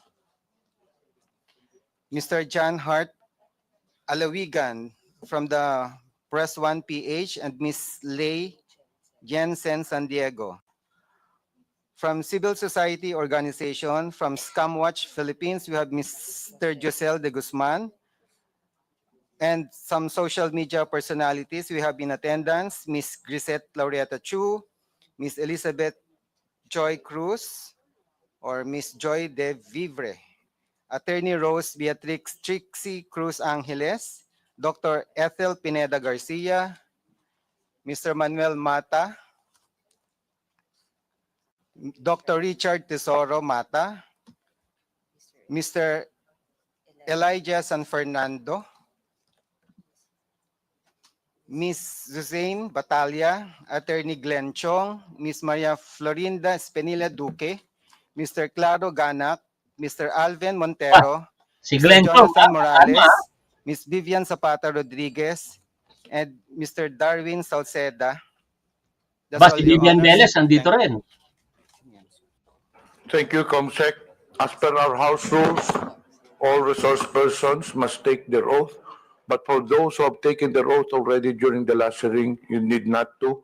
But for those who are appearing for the first time on this committee hearing, please rise for you to take the oath. Comsec, please administer the oath. Tingnan natin tapang ni Glenn Chong. Please rise and raise your right hand. And please respond with I do. Do you swear to tell the truth, the whole truth, and nothing but the truth in this Ba, si interview? Morales, nandito rin. Thank you. Please take your seat. Ako, nawalan tayo ng signal bigla, oh. Naknang teteng naman, oh. Nawalan ng signal bigla, mga tol, ha. Tingnan natin, saka... Bakit gaganon? Sa Rappler tayo, kumuha ng feed muna. Tayo sa Rappler. To give us a brief presentation, you also given the opportunity to make statement if you have one. You have now the floor. Thank you very much, Mr. Chairman and honorable members of the committee. On behalf of Meta, my name is Rafael Frankel. I'm the Director of Public Policy for Southeast Asia. I really appreciate the opportunity to be here today to talk about... Can you please yes, take the microphone closer? No, take the microphone closer. Sorry, is this better? Okay. This is my colleague, Rob Abrams.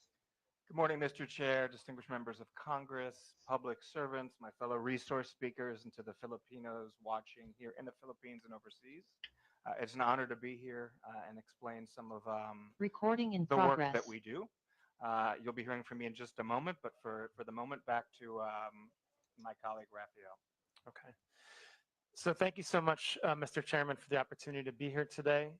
We look forward to talking about our content policies, how we moderate content on our platform, and I know there's specific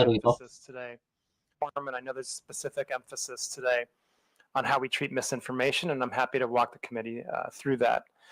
I just want to also say that we really appreciate the opportunity to be here. We always wanted to be here. We absolutely appreciate the responsibility that Meta has in the Philippines. We know how important and essential our services are to the people, communities, government, and businesses of Philippines. We're very proud of the services that we provide in Philippines and the really wonderful relationship that Meta and the Philippine people have. We're proud of the support that we provide to Philippine businesses, in particular micro, small, and medium-sized enterprises.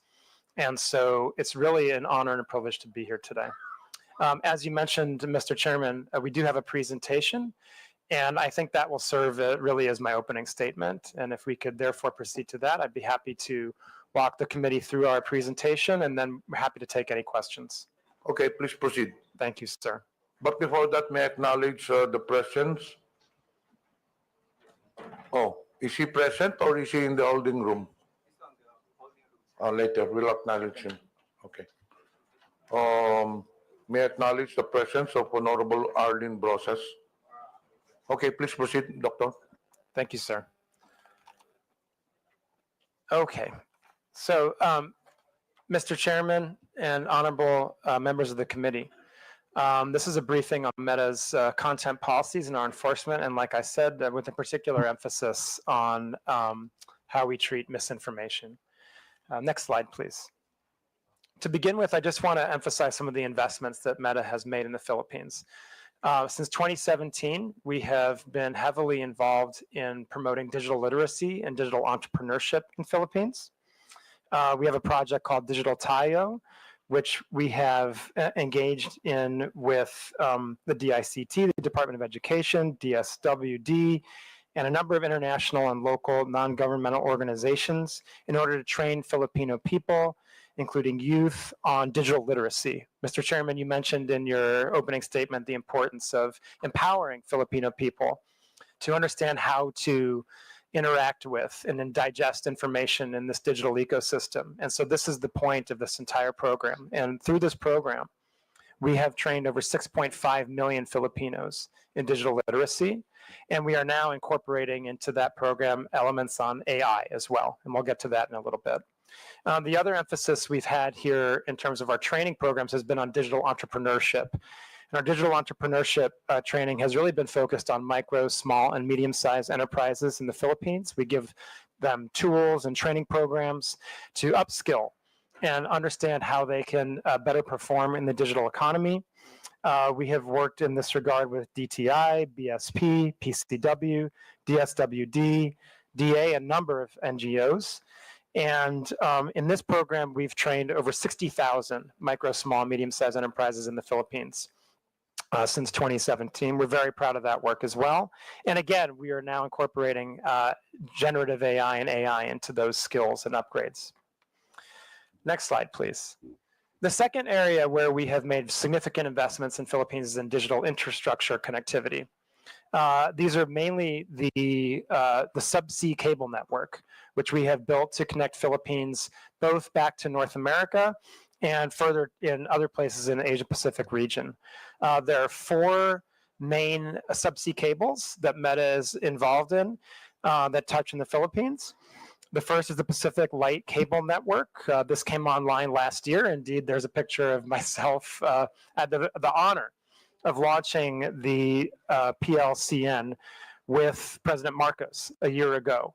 And like many of our other subsea cables, this provides a lot of digital connectivity and infrastructure to the Filipino people. We also have the Jupiter cable system that connects the Philippines with Japan and the United States. This was completed in 2022. We have our Apricot system, which will connect Philippines with Taiwan, Japan, Guam, Indonesia, and Singapore when that's completed. And we also have our Bifrost cable system, and this is going to connect, again, Singapore with Philippines to Singapore, Indonesia, Guam, and the United States, and again, when that's completed.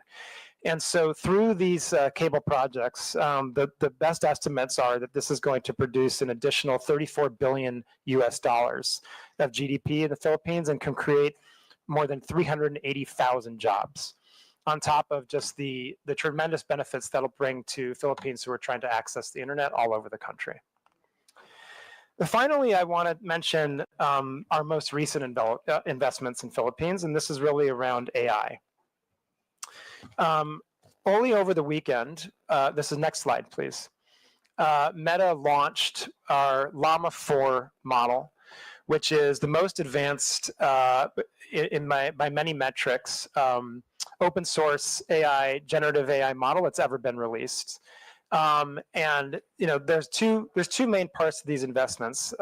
In terms of Llama 4, what this means is that as an open source model, this large language model is free for people to use. Researchers, developers, academics, engineers, companies, they are free to download our Llama 4 model and use it so that they can create their own AI tools and their own AI systems. And this is absolutely true the world in the Philippines. And for this release, so for Llama 4, it's worth noting that this Llama 4 model specifically has capabilities in Tagalog, in Philippines local language. This was a significant investment of resources in Meta's part to make this available and capable in local language here in Philippines. But we recognize that this was a very strategic investment for us. Philippines is a wonderful market for Meta. We have a very vibrant and substantial community here, and we believe in our AI tools being tools of economic empowerment for the people of the Philippines, and that's why we invested these resources in making this most advanced open source model available in Tagalog. We're very proud of that investment. And the second part is Meta AI, which is our own generative AI chatbot, which is embedded inside Meta's services like Facebook, Messenger, Instagram, and WhatsApp. And this is also available in Tagalog. And Filipino people have been able to use this since October. And Mr. Chairman and members of the committee, I just want to emphasize this point again. All of these services are being rolled out in Philippines in local language for free, for the Philippines people to use, and for the economic benefit and further educational advancement of the Philippines people in this digital age where generative AI and AI capabilities are going to be so important for the future and for the future of digital economic growth and economic growth in general. I just wanted to mention those investments that we make in the Philippines before we got to the meat of the topic today, as just a point to show how important of a country Philippines is for Meta, how seriously we take our responsibilities here, and how proud we are of the engagement that we do with Philippines communities, the communications tools we provide free of service to hundreds of millions of Filipinos, and to the Philippine businesses for their economic growth, and indeed to the government. And we all know, I think, that this is being live streamed, this hearing, on our services, and we're proud of that. We're very proud of the services that Meta provides also for the government of the Philippines and the elected representatives of the Philippines to reach their constituents. So now turning to the meat of the matter in terms of our content policies and how we moderate misinformation. If you could, next slide, please. The first and most important place to start is with our community standards. Meta has a single global set of community standards that govern how we moderate content and what is allowed on our platforms everywhere around the world. As you might imagine, it is difficult sometimes to balance the goals we seek to achieve in our community standards, which are to protect and encourage freedom of expression, connection, but also, on the other hand, make sure that this is a safe, that our platforms are safe, and that they're places that people want to be. We want, obviously, for all the people that are using our services and our platforms to have positive experiences. That's extremely important to us. And so that means doing the very difficult work of balancing freedom of expression, the ability for people to have their voice with community safety. As it is probably clear, that comes with some real trade-offs and some difficult questions that we have to answer sometimes about where we draw lines on what kind of content we allow and what kind of content we prohibit. And this is also very, very different in some cases, depending on cultural context, depending on legal context, right? Certainly, certain types of content that might be viewed as totally fine and legitimate in places in Europe might not be viewed as totally fine and legitimate in Philippines, and vice versa, right? And so when we draw up our global standards, we have to balance all those different perspectives from around the world and do the best we can to balance that into a set of rules that we can globally implement for a community of people that use our services at the range of more than 3.2 billion people every single day, right? And so that's the kind of task that's before us when we try to think of how we both develop our community standards and then go ahead and enforce and implement our community standards. Next slide, please. This slide is really about how we enforce them. There's a few different ways that we enforce our community standards, and that revolves user reports, human review on behalf of, that we under a single piece of content on Facebook, Instagram, and the services that we provide has the ability for a user to report it to us as a potential violation of our policies, right? So that's a really important piece to note there right now, that any content that anyone sees on Facebook can be reported to us. And we do the best we can to look at those user reports and weigh and check them against our community standards. The next is we have human review by our own internal people, right? And by a number of 40,000 people around the globe that are reviewing content that's reported by users and that also we flag ourselves proactively.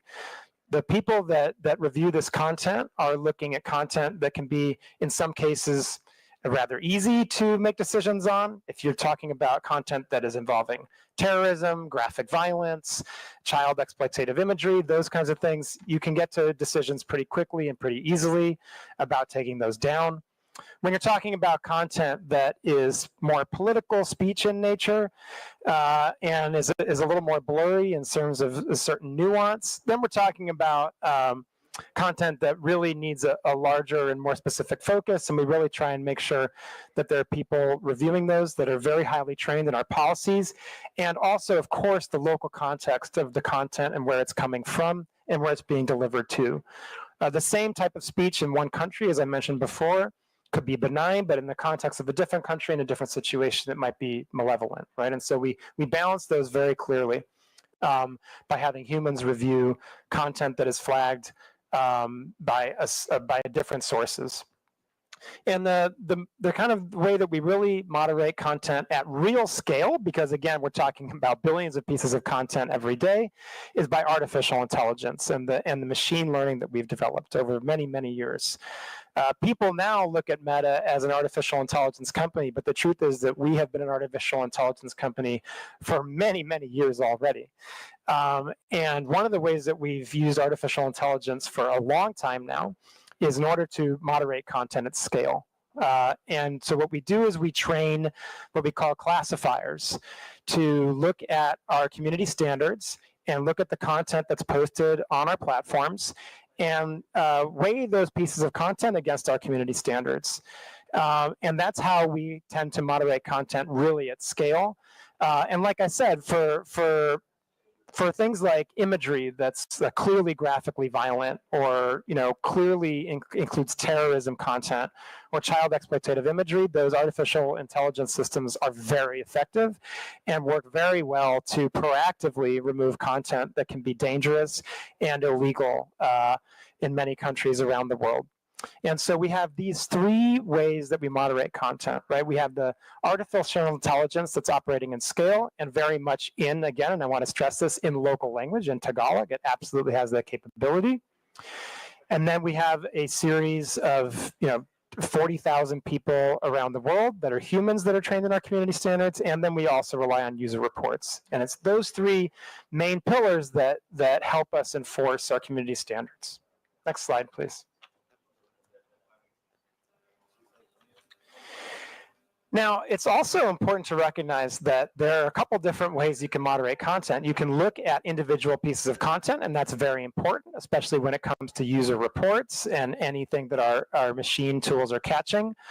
But there's also the ways that we can look at disrupting entire networks abusive actors, right?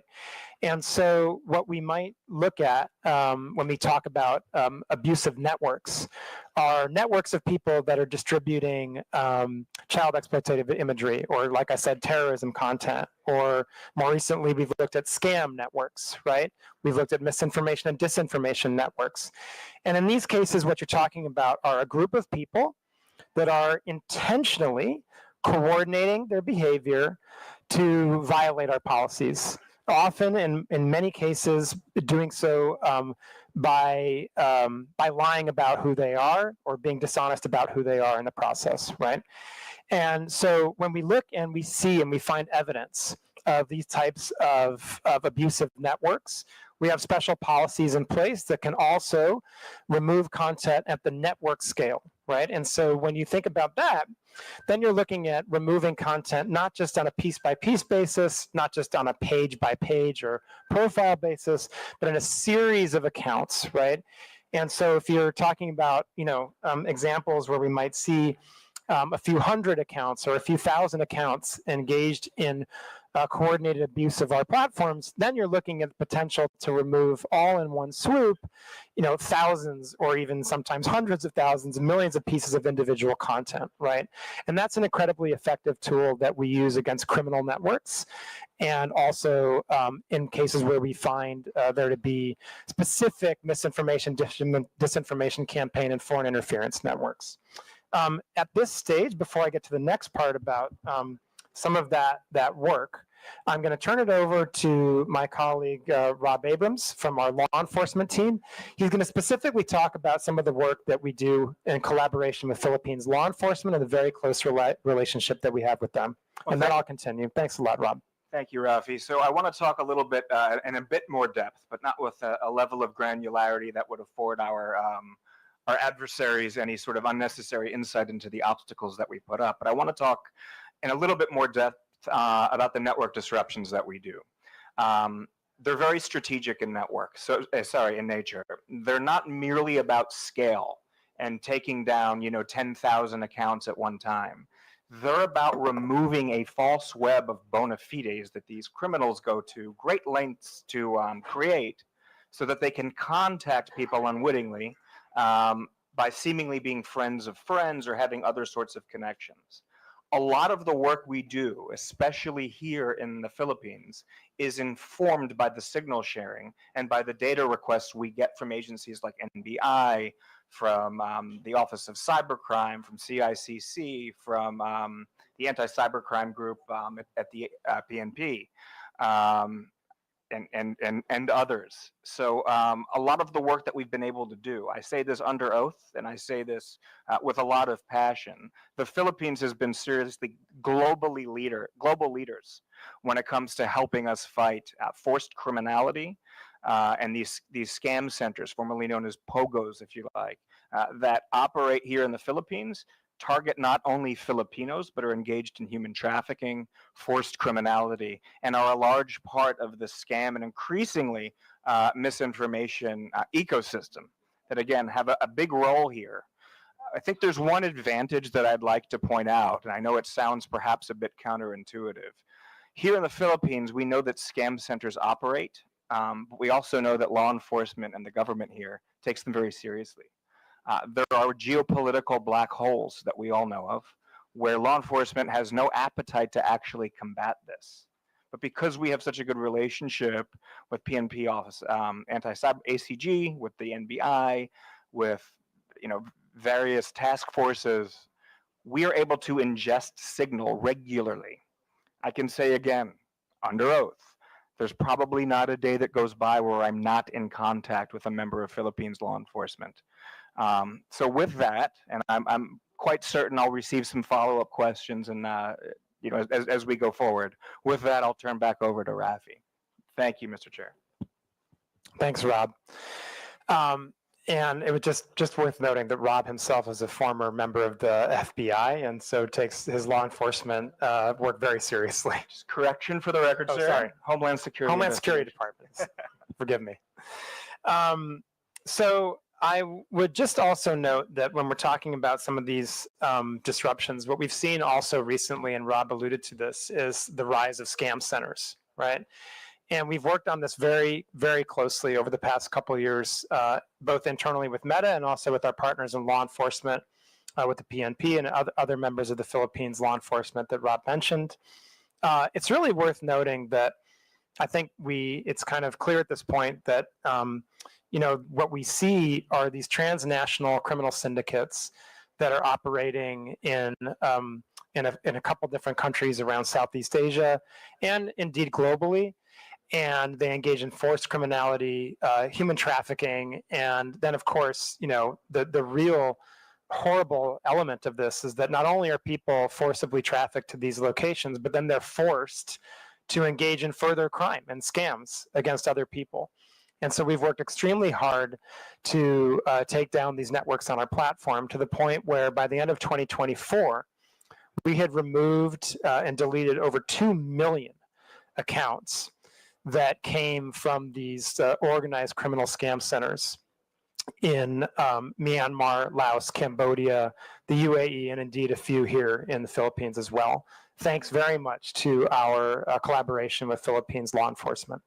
I'd also like to just add for the record, the Filipino law enforcement community, as well as the BICAM in general, were among the first globally to flag this as a national security threat. So that has really sort of stepped up the tempo of our work and the investments we're doing around this work. So I just want to publicly acknowledge the law enforcement agencies, the military agencies, the regulatory agencies, and indeed members of the BICAM, who have been among the world leaders in flagging this not only as an economic threat to individual Filipinos, but as a national security threat here in the Philippines and globally. Of course, I don't want to get too granular on that, but the law enforcement agencies, and I'm sure your good self, Mr. Chair, are aware of exactly what I'm speaking of. If there are further, more granular conversations that you'd like to have around that, Mr. Chair, I, of course, would be honored to do that in executive session. And we have a great relationship with your law enforcement agencies and CICC. We held a conference in November in Bangkok, largely closed door and held under Chatham House rules. Filipino law enforcement were among sort of the flagship entities that were there.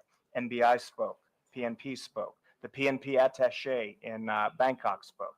He's been a fantastic advocate and source of trend sharing. So I just want to express gratitude for helping shape the narrative on how serious of a threat this is to the global infrastructure. Thank you, Mr. Chair. Thank you. And if we can go to the next slide, I'd like to address how we specifically deal with misinformation on our platforms.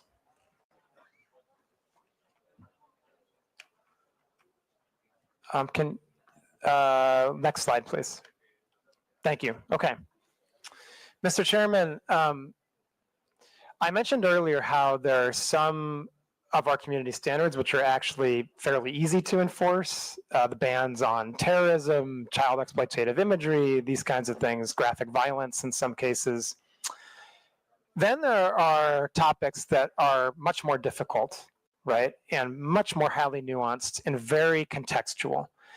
And misinformation tends to be, not always, but tends to be more in that second bucket of more difficult types of content to moderate.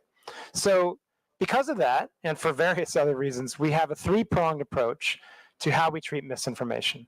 Number one, we remove the most harmful misinformation that can lead to offline physical violence.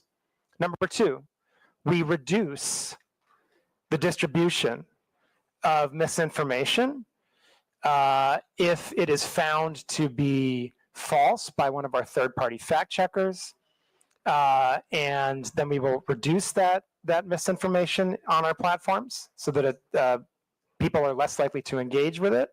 And number three is we seek to inform. If people have engaged with misinformation. Naboboring yung mga manonood natin sa sinasabi ng mga guest from Meta, no? Sige, di tayo muna yung magkwentuhan ngayon. Tayo muna yung magkwentuhan. Yan. Habang inaantay natin na matapos. Kasi Ang sinasabi lang naman itong mga foreigner, mga tol, mula po sa Meta, yung kanilang mga ginagawa sa kasalukuyan in collaboration with our local authorities para labanan yung mga mis and disinformation, no? Specifically, itong pinapaliwanag nitong nakasalamuhan na ng ating mahal na Pangulong Bongbong Marcos kung paano nila tinatanggal, binabawasan, at ano ba yung huli? Hindi ko makita yung dilaw eh, no? But anyway, nano-nosebleed na ba? O sige, pare-pares na tayong nano-nosebleed eh. Di tayo muna yung magkwentuhan. Ang mahalaga lang naman na ating inaantabayanan dito mga tol, kung ano yung mga mag-aaring maging katanungan doon sa mga invited resource person at kung ano yung kanilang mga magiging kasagutan. At syempre, yung mga hindi dumalo, ano ang magiging aksyon dito ng ating kongreso. Ang mga dumalo, maganda yung post ni Sir Benji Contreras, gamitin natin kasi na-specify niya na eh. Ito yung mga dumalo. Sino-sino ba tong mga to? Di ko to kilala eh. Ang mga dumalong vloggers sa mga pinagsupwena ng TRICOM ay si Vivian Velez, Glenn Chong, Jonathan Morales, I.M. Shawin, Boss Dada. Kasama yung mga dati nang dumalo noong last hearing, si Trixie Cruz Angeles, Crisette Laureta Chu, Joey De Vivre, Kolokoy, Richard Mata. O sana yung mga hindi dumalo na pinagsupwen ng TRICOM ay i-cite in contempt na. O ito sila, hindi ko to kilalang mga to. O yan. Sila. Yan si Jonathan Morales. O ayan sila. Ito yata Vivian Velez ano. Yung dating Bold Star, yun ba yun? Okay, shoutout muna tayo habang nag-aantay na matapos itong foreigner sa kanyang briefing na isinasagawa diyan po sa House of Representatives. Sino-sino po ba mga kasama po natin sa oras na ito? Rubisi, Jean KB, Antonio Centeno, okay lang tapuan pero okay ang pinaparating nila, dapat nating malaman. O kaso lang, o sige, sabi niyo dapat malaman. Sige, pakinggan niyo na lamang po. That content is enqueued, then it's up to the third-party fact-checker to determine whether that content is indeed false, or there are other cases, right? You can imagine that misinformation isn't just binary. It's not necessarily true or false entirely. There are cases where it can be partially false, it can be misleading, it can be lacking context, right? So there are a number of different ratings that fact checkers can apply on our systems, and those ratings will lead to different actions by Meta's platforms, right?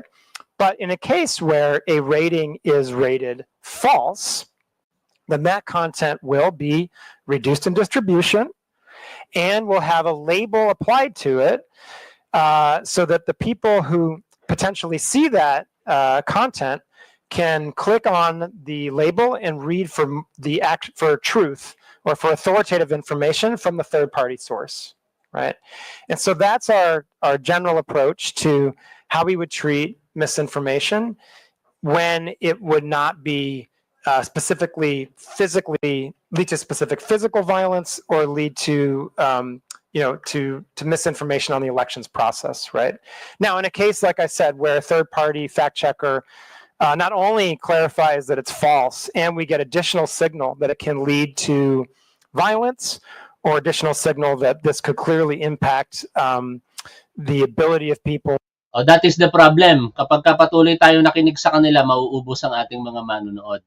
Kaya yung mga gusto pong patuloy na mapakinggan yung sinasabi po ng mga foreigner na ito, pwede po kayong lumipat mismo doon po sa YouTube channel ng House of Representatives.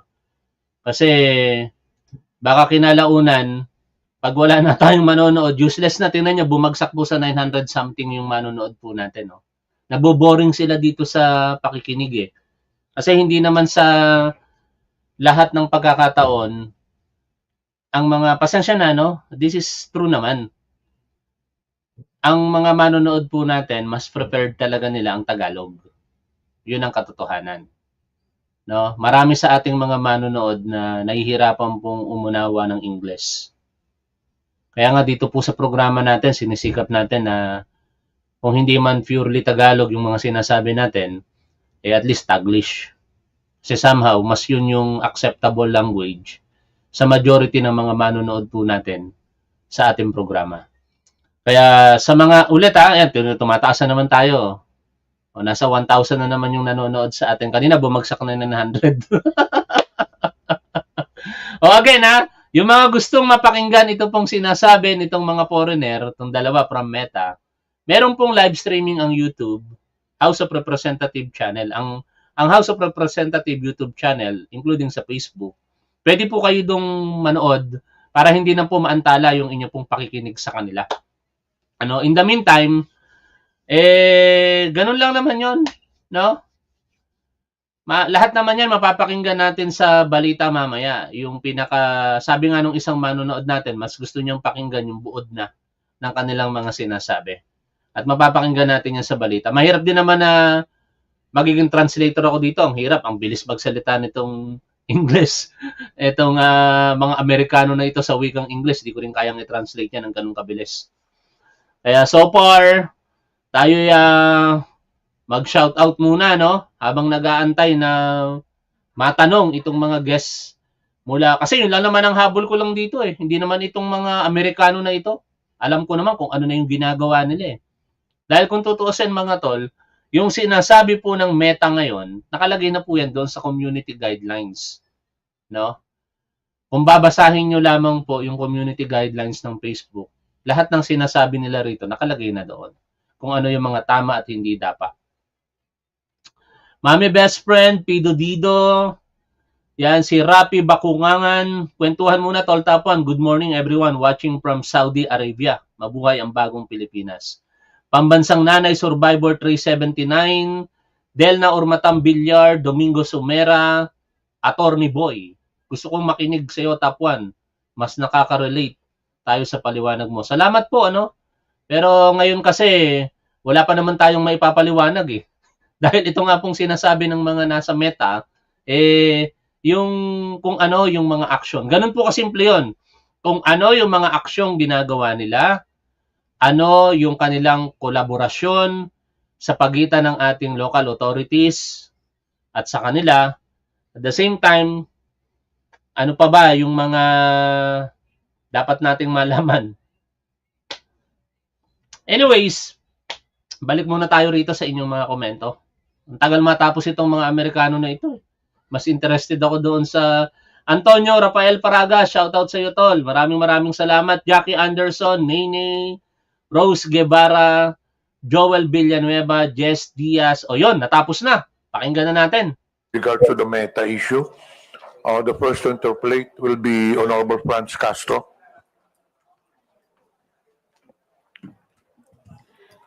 Thank you, Mr. Chair, and I also thank the Meta for coming here after 3 notices.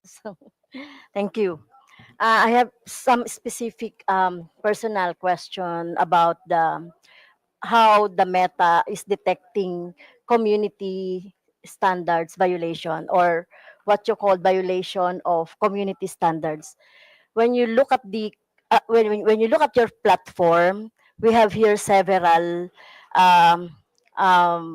when you report like a content, you will find here several violation like scam, fraud or impersonation, unauthorized political ad, adult content, selling or promoting restricted items, violence, hate or exploitation, bullying or unwanted content, intellectual property, suicide or self-harm, false information, problem involving 18-year-old or someone under 18 years old. Well, I was a victim of your platform, where my official Facebook account were taken down by your platform due to it said there impersonation. So I cannot understand why do you take down an account due to impersonation. So how does it happen? So how we determine that really is this account is impersonated, because this account was reported to COMELEC as my official election account for for my daily activities during election. Thank you, Madam Congressman. Mr. Chair, if I may. Madam Congressman, thank you for your question. Certainly impersonation is a violation of our community standards. And there, I can say that I don't know the specifics of your case, but let me talk about a little bit about how we try to deal with issues of impersonation, right? First of all, there can be a number of different reasons that an account might be taken down, right? There can be repeated violations of our community standards, or there can be very severe violations of our community standards. But other times, it can be because someone was able to, unfortunately, gain access to your account. Not your account, but anyone's account, right? It can happen that unauthorized access can take place, right? In those cases, they may, once a hacker has gained access to an account, then, sometimes what we see is they go and delete the account, or then they take over that account to use it for their own purposes. And what we do in those cases is we work with the rightful account holder to retake control of their account, right? So we ask for credentials. It could be a government ID. It could be various email addresses or other identifying information that were used with that account in order to regain control of it. I think one thing we've seen and that we know is an extremely effective guard against having accounts taken over by hackers is two-factor authentication. Two-factor authentication is really the first line of defense that any user on Facebook, including members of Congress, have against their accounts being taken over. If you have two-factor authentication on, anytime someone would seek to make changes to your account, it would ping you to make sure that you're the right person and you're authorizing those changes. I would urge everyone to make sure they have two-fact turned on their account. I think it's also worth noting that, for government officials, for politicians who are engaged in an election cycle, we have specific channels where we can work together. We have our Meta Support Pro channel that you can access and that we're happy to work with you to make sure you have access to, so that if you have specific issues with your account, other members of Congress, other people running for election can access those channels. I think it's also worth noting, and I didn't really mention this in my opening comments, but I think I should, that that there are a number of different statutory agencies that have specific channels with Meta where they can report community standards violations, account hacks, and any other issues that the government is experiencing with Meta's platforms and our services. In fact, there are 11 different government agencies that have direct channels to us. And so those are other channels that can certainly be utilized in cases where members of Congress experience those types of actions. And I would just also say, it does also happen from time to time that we make mistakes. That is also something that happens, and we're sorry for when that happens. We know it's a really poor experience. We don't want that to happen. We take those instances very seriously. We do everything we can to try to minimize them. And so that's also just something that can happen sometimes. So when my account was took down, we complained to we write to the Meta about my account, and then why is it that you are taking down specific account without explanation. Napapalaban sa Inglesan si Congresswoman Franz Castro dito ah. Mathematics teacher kasi ito mga tol. Like for example, just take the account and that's it. So no explanation at all. So you will just explain if we will write you on what happened to the account. So there's no, I mean, is there a like for example due process in place in your platform? Thank you for the question, Congressman, Mr. Chair, if I may. Madam Congresswoman, again, I'm not familiar with the specifics of your case, but I, again, can talk in general. Users should receive notifications if actions have been taken against their account. That is certainly part of the due process that we have in place, and users have a right of appeal. And in fact, when we see mistakes happen and users appeal those. Ay, Pebbles Talakera, shout out sa iyo, madam ha. Meron lang akong lilinawin, madam. Kasi may nabasa akong Pebbles dito eh. Ito, Pebbles Duque. Sino to? Hindi ba ikaw ito? Kasi maganda sana kung both sides meron eh. Yung mga makatotohanan sa kanilang mga sinasabi at saka itong mga fake news peddlers na ito. Pero tanong ko lang yun ha, Pebbles Talakera. Nakita ko kasi yung pangalang Pebbles dito, hindi ko alam kung anong apelyido mo eh. No? Anyways, balik tayo sa pakikinig dito. And in other channels so that we can solve these problems together. Mr. Chair, may I ask also that, Yun are you pala familiar yun. with troll armies? Akala ko kung sino eh. Pebbles Duque yan. Communications ni Duterte. Salamat sa paglilinaw ha. Maraming salamat. Sige, tuloy na tayo sa pakikinig. Because I'm suspecting that my personal account was a victim Oo, of that, kunanan. of that Naalala ko na. scheme Naalala. by army, Oo nga, kunanan ka nga pala. Salamat. by a group who would like to take down my account, because as I can see here in your process of checking the misinformation and disinformation, it would be if it is mass reported, it goes to your AI, and then after that, human checking, right?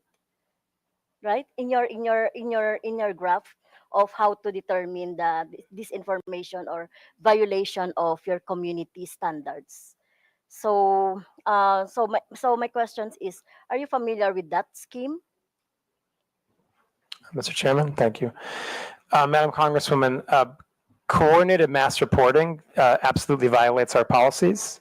We have seen that type of behavior before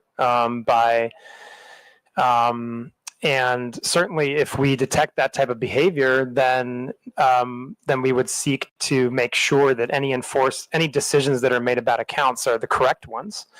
And then we would also try to go after the people who are engaged in the coordinated mass reporting, because that clearly does violate our policies. And that's the type of abusive network that we would seek to prohibit from utilizing our platforms.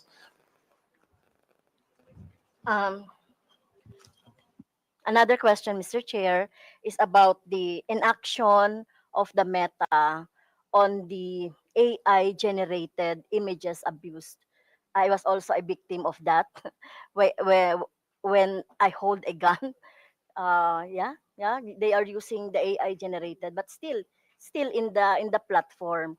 But the Meta is not doing anything about that, and many progressive organizations and individuals are victims of that, Mr. Chair. Mr. Chairman, sorry. So the question. So how do you detect, or why are you not taking down AI generated images that you think are not or inappropriate or not true or misinformation? Thank you, Mr. Chairman. Thank you. Madam Congresswoman, and for the committee, I think I would start from the place of our view of misinformation is that it would that whether or not it's AI generated or not, it would be misinformation, right? And so I think first and foremost, what I would say and emphasize is that our misinformation policies apply to content that is AI generated and is not AI generated. Now, taking a larger look at AI generated content. Okay. There's a few different pieces to this, right? First and foremost, if people use meta AI in our own products to generate for generative AI imagery or the like, we have the ability to detect that, right? And it'll come with a watermark, basically, and therefore a label and be recognizable as a generated AI image. Now, if people are using other tools, right, then basically it's harder to detect what is generative AI and what is not. This is an area of very significant investment for Meta right now. We're working very hard on ways to detect what is generative AI and what is not. I think that part of the issue that we have here, and this is one where what we need is collective action. At the moment, there's no agreed upon industry standard for watermarking or for how platforms like ours should go about detecting the difference between generative AI and non-generative AI content. And so that's an area where we really need more focused industry collaboration, and certainly we are trying to drive that. For Meta, we believe it's very important for that type of collaboration to happen between industry, civil society, and governments. And I think the last thing I would really talk about when it comes to generative AI imagery or other content is really distinguishing between paid content and non-paid content, right? If you are, just generally speaking, at Meta, we take a much more stringent approach to moderating paid content, right? Because obviously we're taking money for it. We believe we have responsibility that's even greater, and the distribution would be increased, right? And so, in the context of anything that is, again, taking out the generative AI component of it, any type of content that is paid for, that is political in nature, that talks about a campaign or a politician or a social issue, right, is subject to our policies on political candidates and social issue paid advertising, right? And according to those policies, you would be required to disclose who is paying for the ad and sponsoring the content. You would also have to go through an authorization process, which would include, in most cases, providing a government ID. Okay, And you would have to be, on that. if I could just finish one last point, you'd have to be located in Philippines, right? If you want to run a social issue or political ad, you'd have to be located in Philippines, right? And so there's a series of steps that you have to take to cross that threshold in order to be able to run those types of ads. And then in addition to it, if it is AI generated, you'd be required to disclose that it is an AI generated paid piece of content. Thank you.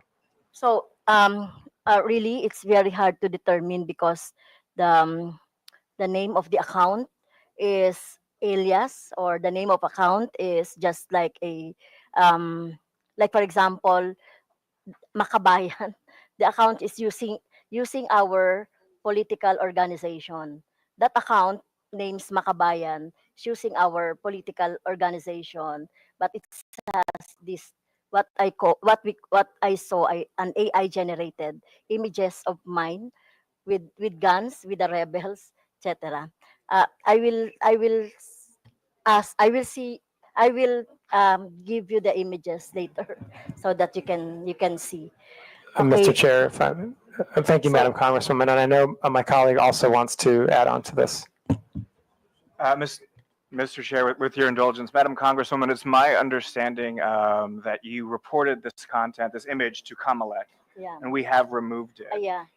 I would like to also state respectfully for the record that we're not doing nothing on harmful generative AI. In fact, as recently as it was either yesterday or the day before, I personally worked directly with PAOK to remove a harmful piece of generative AI that was promoting investment scams. And what happens when something like that gets reported, it's not just that piece of content that comes down. That informs our ability to enforce across across the platforms and across other accounts. So although PAOK reported one specific URL, many others came down as a result of that report. So while I understand, with respect, how painful and frustrating it must be to be a victim of harmful generative AI, please don't think we're doing nothing. But we are not perfect yet, but we always strive to be better. We strive to be better by signal sharing and trend sharing with Filipino law enforcement, legislative, NGOs, civil society, etc.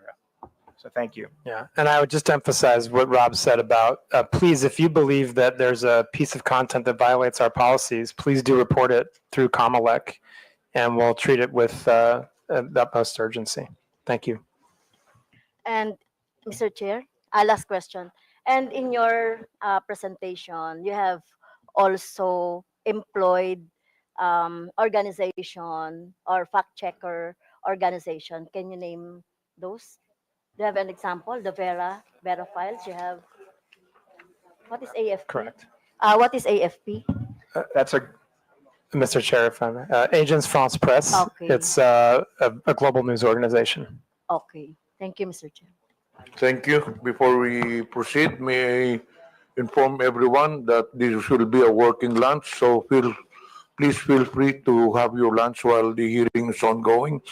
Before we proceed with the next interpolator, may I acknowledge the presence of Deputy Speaker J.J. Suarez, Honorable Jefferson Conghon, Honorable Julien Baronda, and present online, Honorable Janet Garin, Honorable Isabel Maria Zamora, Honorable Ramon Rodrigo Gutierrez, Honorable Joe Sobiri, Honorable Drixie Cardema.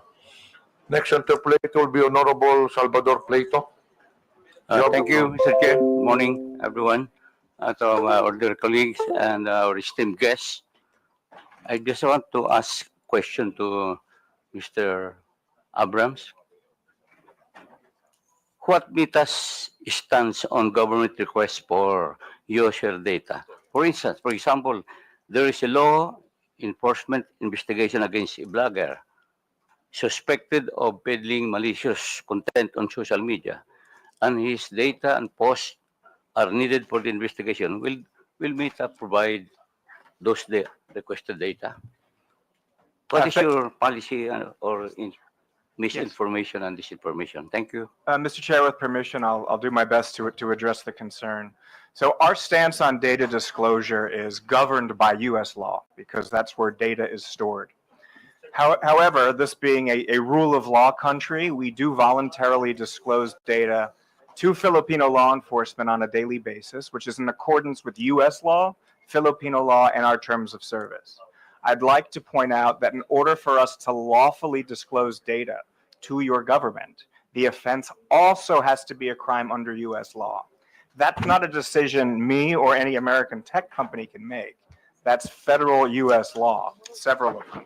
So I'm aware of the subpoena that was issued by, I believe it may have been your good officer. It's under legal review right now. But law enforcement agencies here in this room submit data requests to us quite literally every day. I personally and many who work with me worked closely with your government to help pass IATA and the anti-OSAIC laws, which brought the Philippines into a more sort of modern posture, if you like, in terms of not needing a warrant for crimes against children and human trafficking, so we can provide basic subscriber information on those. I was very proud to work with the NBI as the first ever data request under that regime was issued to us. But our stance is governed largely by American law. So if you have follow-up questions, I'll do my best to address those, sir.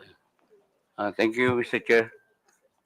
Another question is, do you have a system of censorship on posts which are against moral values, especially those which can erode the minds of children? Do you have the power to delete those unlawful malicious libelous posts? Thank you, Mr. Chair. So it's hard for me to answer hypothetically, but I can speak pretty robustly about our child safety policies. And we work very closely with your government around those. So bullying and harassment, of course, CSAM and OSIAC and human trafficking, both illegal and against our terms of service. As Rafi mentioned at the top, we're doing a lot on digital literacy so that Filipinos can analyze for themselves or are better equipped to analyze what is harmful content and what is not. But without more specific information, I don't know that I can address those. I do, however, think, as I stated in the Senate last week, we are among industry leaders, if not the leaders, when it comes to our forward-leaning stance around child safety. And we collaborated very, very extensively with the BICAM, both in the formation of the IATA legislation and the anti-OSAC legislation, as well as the operationalization with the IRR procedures. And we, I believe, were the first to ever be issued a subpoena, and that was by NBI. We continue to get requests like those all the time, Paul. Congressman, if I may add to that, just as a sample of the type of content that's not allowed on our platform would be hateful conduct, bullying and harassment, incitement to violence, the sharing of any type of child exploitative imagery, graphic violence, all of these types of content would be prohibited under our policies. And I would just also emphasize another point, in addition to all the work that the ROB and the law enforcement agencies of Philippines have done over the course of the many years now to protect Philippine children.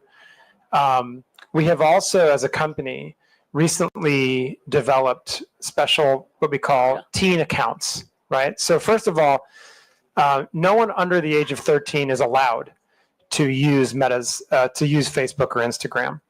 But if you're within the age group of 13 to 18, we've recently developed special teen accounts. 13 to 18? 13 to 18, right? Because below 13, you're not allowed on our services. And obviously when you're 18, now you're an adult, right? So we're talking about special teen accounts for youth in the range of 13 to 18 years old. Just as an example of some of the features of those accounts, you would have filters against sharing of nudity. You would have blockers on the ability of people who are much older than you to reach out and contact you. If you're in the range of 13 to 16, there are specific elements of parental supervision and indeed control that are built into those accounts so that parents can really supervise what their teens are doing online. There are provisions to remind teens to basically set alarms for how much time they're actually using the services so that they're not using them too frequently. And those are just a few of the features that we have developed recently with the specific objective of protecting children and making sure that youth on our platforms have a positive experience that really aligns with what parents want, and that gives parents really strong tools to understand how their children are using our services, and in many cases to supervise the use of our services. Thank you, sir. Last question, Mr. Chair. I was asking, do you have the power to delete this unlawful malicious libelous post? You have the power to delete. Mr. Chairman, if I may. Mr. Chair, I was asking if you have the power to delete unlawful malicious and libelous posts. Mr. Chairman? Please. Sir. Sir, I think it's hard to talk about unless we see a specific piece of content, right? But if I can, I'll be happy to talk about our general approach to those types of issues. as I said, we do not allow hate speech, bullying and harassment, incitement to violence as general part of our policies, right? Those types of content are prohibited. In some cases, as I'm sure you may agree, you may have a hard time defining exactly where to draw the line between something that is fair criticism and or libelous or defamatory under local law. I think it's worth mentioning that, there are, we do allow for criticism under local law, criticism under our community standards, especially if it involves public figures. If there's a political campaign and as Philippines is a very vibrant and robust democracy, you have a very vibrant debate about political issues and about candidates. And so I think, we do allow for criticism of public figures, of politicians, of office holders, right? But where we would try to draw the line is where it goes into matters of true hate speech, incitement to violence, threats of physical violence, that type of thing. I would also say that, again, I would just go back to something that Rob mentioned earlier when it came to the Congresswoman's question. If you have a specific piece of content that you believe would violate our policies, that you believe crosses the line in terms of local law when it comes to defamation or libel, then please do work with COMELEC or DICT to send that piece of content to us, and we'll be happy to review it. And Rob. Mr. Chair, if I may just make what I hope is a helpful addition. Sir, you mentioned, we're pretty direct in mentioning the idea of local nuance and our ability to respond to something that is perhaps agnostic to someone who's not familiar with the Filipino context. So just by way of a very recent example, just last week it was brought to our attention that a keyword was being used in association with content that's very harmful to children. It's involved in CSAM and sex trafficking. It was brought to our attention by your government. It's a Tagalog word spelled backwards. Someone like Rafi or I were to look at it, we'd have no idea. But because we have such a good relationship with the government, it was brought to our attention and very quickly we were able to ban it. So in terms of our ability to respond to local nuance, I think we're good at that, and we're trying to always improve upon that. It's hearings like these, it's our daily interaction with the operational folks that keeps us sort of hopefully on the cutting edge of all of the local nuance that's continually evolving. Thank you, sir. Thank you, Mr. Chair. Thank you, Mr. Abrams and Director Frankel. Thank you very much. The next interpolator will be Honorable Paulo Ortega. Thank you, sir. Good morning. I would like to, of course, thank Meta for the partnership given with our city and district. The PLC and in San Fernando, La Union, you have created a lot of opportunities and jobs for our locals. With that, Mr. Chair, I would like to zero in on a few questions, mostly on the political context. The presentation has shown us a lot of different contexts, but I was looking for the political context side, but I have a few questions directly about this. During the question and answer with some of the members, we've seen that you have taken already you have noted and you have done some actions to ensure that there is moderation with the content, especially politically. Are you hiring Filipino moderators? Do you hire Filipino moderators, or like your previous statements, you have partnered with the IFCM? Mr. Chairman, if I may. First of all, Congressman, thank you so much. We're really happy with the partnership we have with the PLCN and thrilled for the benefits it's providing to the Filipino people in terms of connectivity. And we only hope to do more. Yeah, and so we really hope that we can continue that type of partnership to bring these types of services and digital connectivity to Philippines, which obviously in the 21st century would be a huge boost.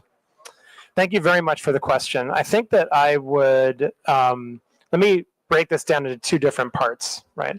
First of all, absolutely yes, we very much have moderators that are from Philippines, that are native language speakers, and they're looking at content in the Philippines every single day. So absolutely, yes, we do have those. I just want to make a distinction between moderators that look at potential violations of community standards versus third-party fact checkers. They're not the same thing. The moderators that we have are really looking at potential violations of our community standards. The third-party fact checkers are looking to determine if pieces of content are misinformation, right? But to be clear, those are also local, right? We work with 3 third-party fact checkers in Philippines, Verifiles, Rappler, and AFP. And again, all of them, of course, are local and have the local context, local native language capabilities. So absolutely, very much yes. We have the capabilities to both moderate content against our community standards and work with third-party fact checkers on misinformation in Philippines. Mr. Chair, can I add, do you think they have the capacity for real-time review? Or is it a taller task than it is? Mr. Chairman, if I may. Congressman, again, I would like to break these because they're 2 different things, really. And I think we do have to make sure we're being distinct about how we talk about our general content moderation versus the misinformation. So starting with our content moderation and our community standards moderation, what we do is we prioritize the most severe harms first. It is not necessarily a first in, first out content moderation system. What we do is we prioritize the most harmful pieces of content first. So, for example, if we see that there are reports of child exploitative imagery, that's going to jump all the way to the top of the queue, right? If we see reports of terrorism content, incitement to violence, right? Those types of things. Those are going to jump ahead because of their potential to cause harm, right? And then that's the type of process we use so that we ensure that we are acting in a timely fashion against the most severe harmful content. Now, when it comes to misinformation, again, different, right? What we can do is we can ourselves send content for the fact checkers to check, or the fact checkers can do it themselves. They have the ability not to wait for us and to actually check content on their own. And what we see in the Philippines is they are very robust. I think we have some of the most robust fact checkers in the world active in the Philippines, and very active in terms of many of the political and types of content trends that we're seeing on our platforms today in Philippines. So Mr. Chair, you're saying that you are prioritizing real-world harm, something that would really harm a specific place, a community, or even other countries, same country you're in. Is that how I understand it, sir? Mr. Chairman, if I may. Yes, I mean, there's some nuance here, but in a basic sense, yes, right? I mean, certainly if there's content out there that can lead to real world, offline, physical harm, then yes, that's going to, generally speaking, jump to the top of the queue. Yes. So if I'm reading your presentation correctly, may I ask what type of accountability does Meta have in the Philippines when these things go south, or even if we tend to go to something a lot worse than regular trolling, regular misinformation? I would like to be clarified on that, sir. So, Mr. Chairman, if I may. So, just to emphasize again, I want to be really clear. These systems are operating in parallel. Our ability to remove content that has a potential to cause offline harm has no impact on our ability to work with third-party fact checkers on misinformation. Those are operating in parallel, right? So I think, is that the answer to your question, or are you asking something different? Yeah, it is actually, but I would like a sense of something more accountable coming from the company's sense towards a local like the Philippines.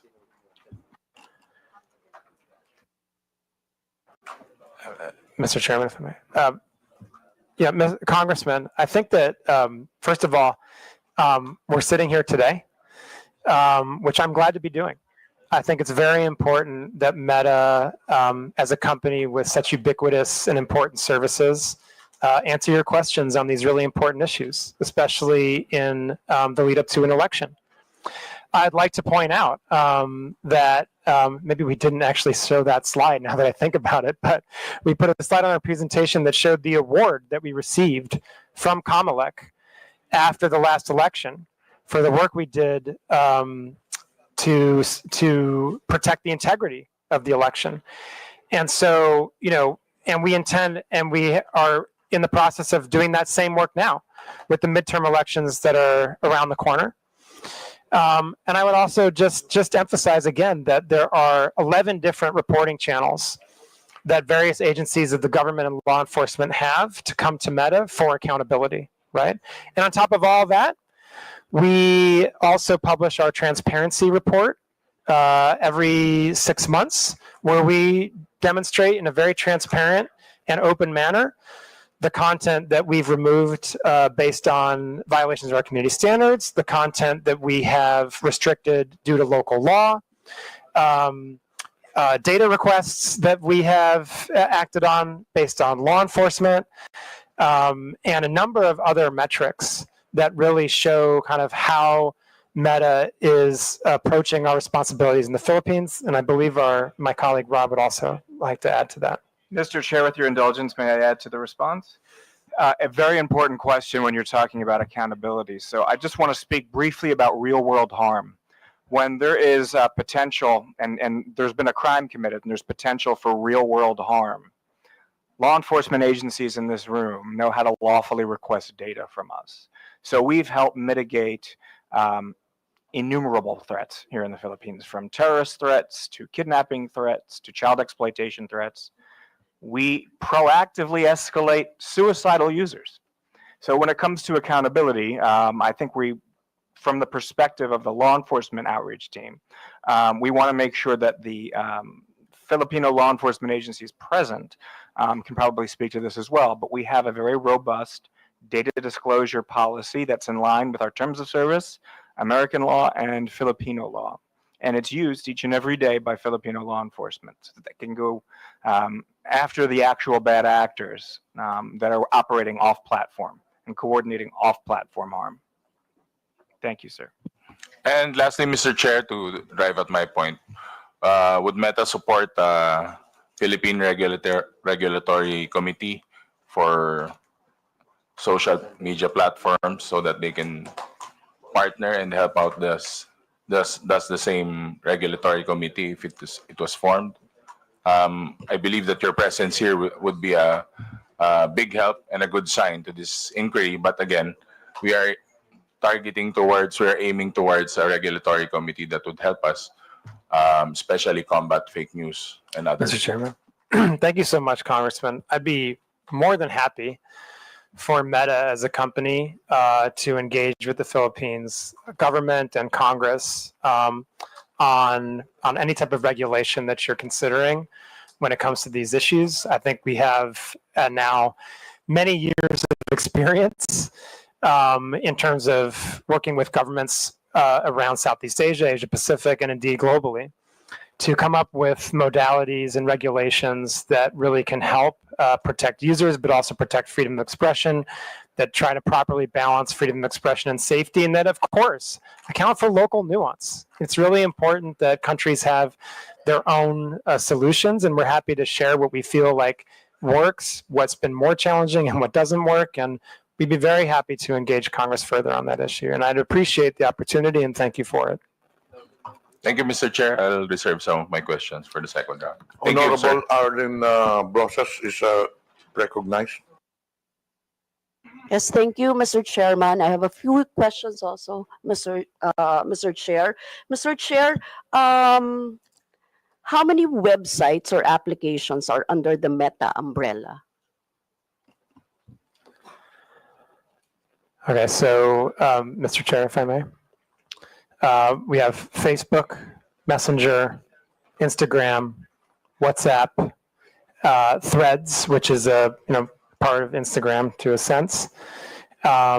We have our Quest devices, which are virtual reality devices that also have application, and we have specific application for our Meta Ray-Ban glasses that we are now producing together with Ray-Ban. There's a specific application for that. And then, of course, we have the various websites that also operate these platforms, including now Meta AI. Thank you, Mr. Chair. If you'd like a very complete, thorough, total list, I'm happy to provide that for you in writing. But, thank you, Mr. Chair. Mr. Chair, my next question is, do you have a, for example, a study of which is the most to have a content of disinformation and fake news? Which of these, the websites or applications have the most? Is it Facebook? Mr. Chairman, if I may. So thank you. Congresswoman, that's a very tough question to answer. Again, I'll just go back to the kind of place where I started with, which is how do you determine what's misinformation, right? That is not an easy question to answer, but what I would say is we can qualify it as what's reported, right? Yeah. So if is you it Facebook?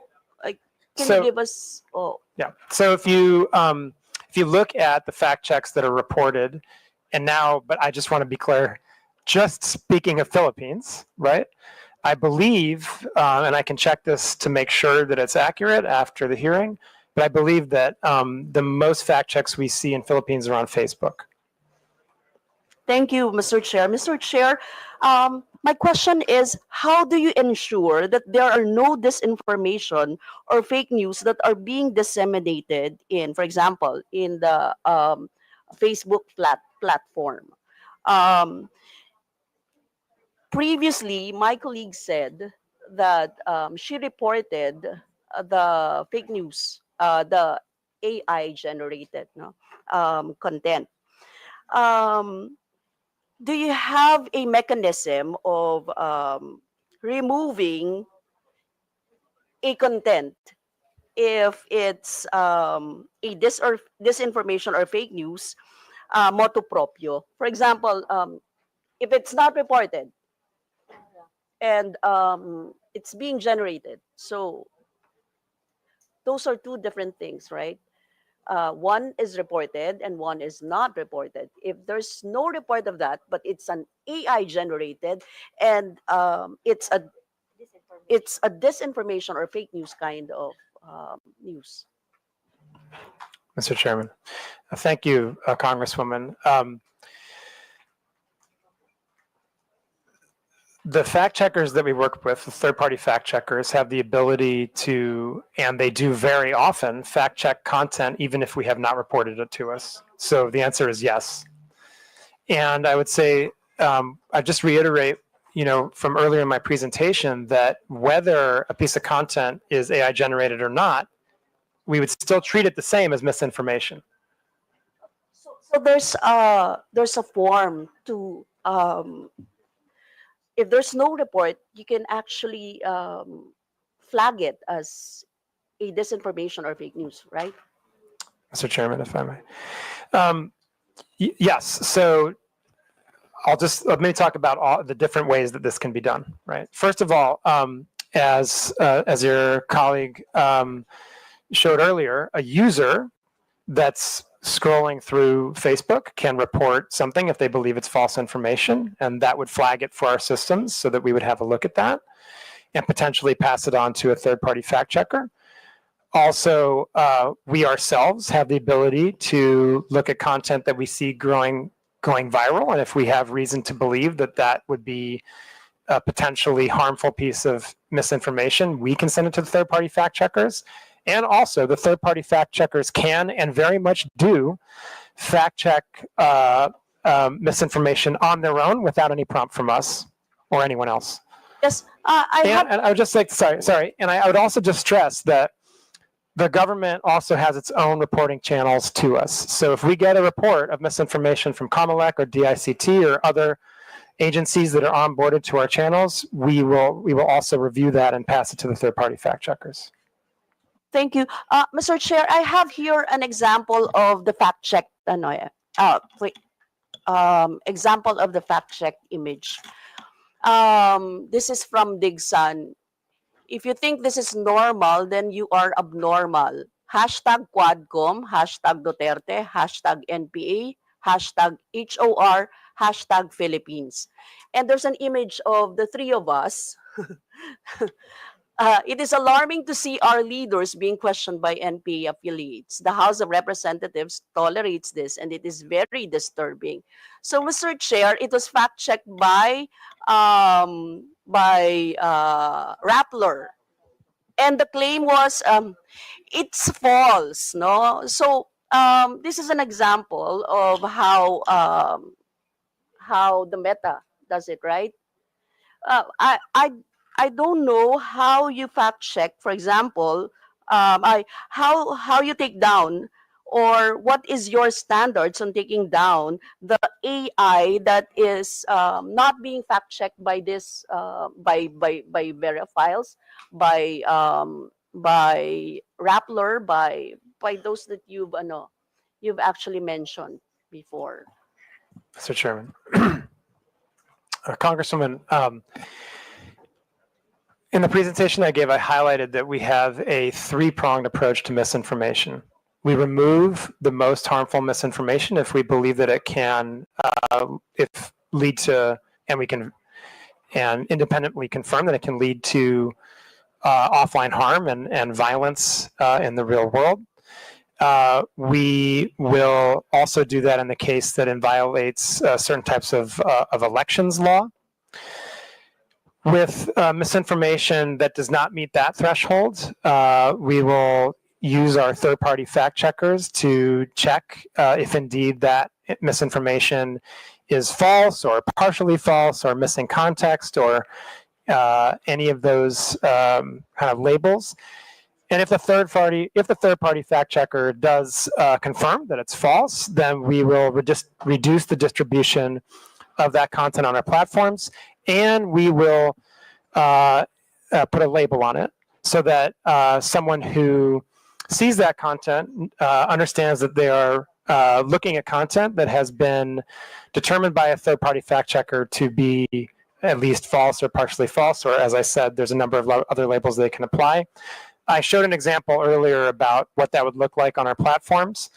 And so when it comes to AI, I think the important thing to reiterate is, number one, that whether a piece of content is AI generated or not, the misinformation policies still apply. Right? They apply across the board. So if there is a piece of misinformation that's generated by AI, it's still going to be the same misinformation policies. Now, there is one additional point to make, which I mentioned previously, which is that if it's a paid piece of content, if it's sponsored, if it's an ad, then there are additional checks that we do, and we require that whoever has placed that ad or boosted that content disclose that it is AI generated, right? And then you'll also be able to go into the ad library and see the details, and these are all publicly available, of who placed the ad, how much was spent on it, and so forth. And if these ads are politically, if they're political in nature, if they are about the election, about a campaign, about a political candidate, if they're about social issues, then they have to go through our authorization process for running political and social ads. That adds another layer of authorization and verification, so that means that, sorry? I mean, my question is, how do you control this? Diba? You have the controls, you have the technology. How do you control this kind of an? I am asking this, Mr. Chair, because we are always the victims of red tagging, and it is a danger to our life, liberty, and property. And we all know that those are actually false contents, but it keeps on proliferating in the internet right now, even right now, as we are speaking. So I'm asking the Meta, how do they do that? Is there, actually, my next question is about how many disinformation have you had banned or removed? Or how do you control this fake news or disinformation? How many are based on complaints? How many are initiated by your platforms, for example? Those are questions that I would like to be, answered. Mr. Chairman. First of all, Congresswoman, I think the issue of red tagging is one that we take very, very seriously, and I would express my sympathy to anyone who's been the victim of that. That's obviously a very, very, very difficult experience, and one that I would certainly not wish on anyone. I would just like to emphasize that red tagging violates our policies. We view red tagging as a form of coordinating harm on our platform, and that is prohibited.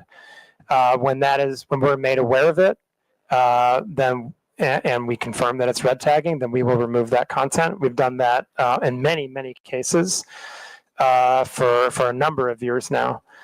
And I would just emphasize again that does violate our policies, and we will remove it when it's reported to us. So I would encourage you or any other victim of red tagging to send a report to us via Comelec, via DICT, or the other channels that we have with the government, and we would review that with the utmost urgency, given the potential for harm. Your second question was about fact-checking, I believe, right? And I would just say that when it comes to fact-checking, there's a publicly available library, and we can share that with the committee of the different types of fact checks that have been placed on our platform.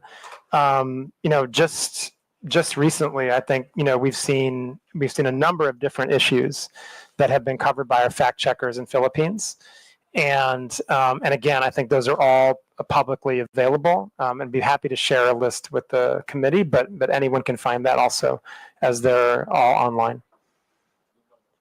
Thank you, Mr. Chair. Just to be clear, in terms of red tagging, you act through complaints. For example, you mentioned the ICT, you mentioned Comelec. So if there's no complaint, you don't act on it. Mr. Chairman, if I may. Congresswoman, we would act on it if we were, in any case that we're aware of it. If a member of our internal teams finds it, they would act on it even without a report. So I do just want to make that clear. I think that we do very much benefit from the reports we get. I mean, it is hard. I think one of the things that we know about red tagging is that, and I kind of mentioned this before, there are different types of content. When we look at violations of our community standards, there's a type of content that very clearly violates. It's not even close. It's a clear violation of our community standards. The really obvious examples are child exploitative imagery, terrorism, graphic violence. I mean, it is much easier to moderate that kind of content. When we get down to the level of speech, and red tagging is one of these issues, it sometimes can be nuanced, right? Now, it doesn't mean we don't take it seriously. We take it very seriously, right? You have guidelines on that. We do absolutely have guidelines on that. We absolutely have guidelines on red tagging. Red tagging per se. Sorry? Red tagging. Do you have guidelines for that? Yes, we have guidelines on red tagging. Rob, do you want to add anything on this point? Just say in general, red tagging often involves doxing, which puts people at risk. So that would be a red line, for example. But I think, again, to emphasize, as Rafi has made clear, this is often very nuanced. But that's why we have what we call the trusted reporting channel. So when we get information from DICT, from COMELEC, from your good office, from law enforcement and others, they're treated with great deference and treated with great priority. But doxing, putting people's lives in danger, that's obviously a red line for us. Yes, thank you, Mr. Chair. Mr. Chair, knowing how bureaucratic and to an extent slow the processing of legal actions in the Philippines, we are more concerned on your mandate and mechanisms as Meta, as a multinational technology conglomerate in terms of taking action on these matters, no? From fact-checking and ensuring the veracity of contents and users, taking down posts and banning users that proliferate disinformation and red tagging, up to instituting protections to users so as to allow for a healthy and humane interactions and discourses on your platforms. That is what we're expecting. Mr. Chair, thank you so much, Congresswoman, for the opportunity to discuss these important issues. And we absolutely share the objective of making sure that the platforms that Meta operates in the Philippines are safe ones. And so that's why we're here. That's why we're having this conversation. And we're always, always happy to take more feedback, to look at things that if the Congress believes we can do better, we're happy to take that back and see what can be done. And I think, as Rob said, I would just emphasize, please do utilize the reporting channels that we have established that are very well functioning with the government, with DICT, with the law enforcement, with COMELEC, to address these issues. Anything that can lead to the potential for physical harm, we treat with the utmost severity and urgency. To share, maybe they can help us in the data. For example, how many complaints have they received? How many are initiated by their platform? For example, the total numbers, at least, no? If we can have that idea of how they actually took an action on those complaints.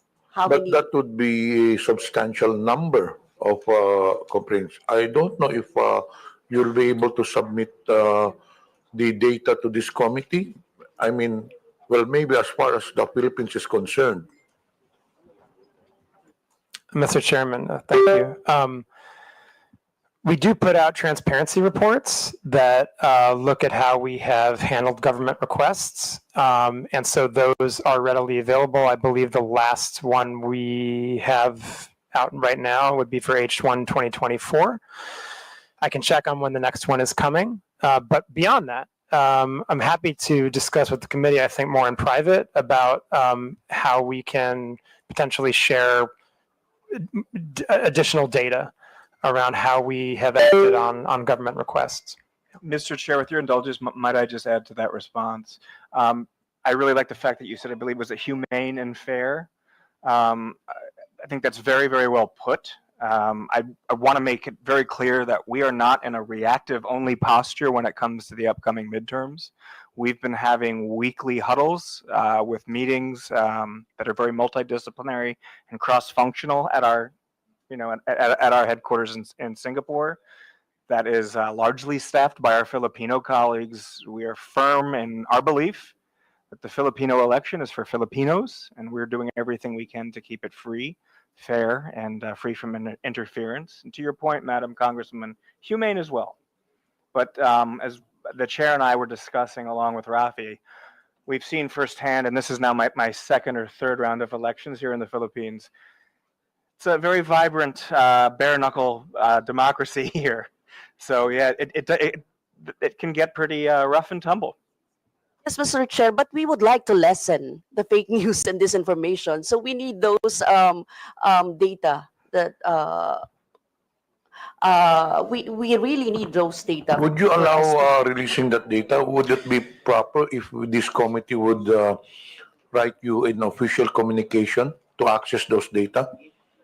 Mr. Chairman, thank you. Yes, I think it would be helpful if you could, as a committee, specify the type of data you'd like to see, and then we can take that under advisement and share what we can, and have a discussion about what type of data we share and kind of what's most helpful to you.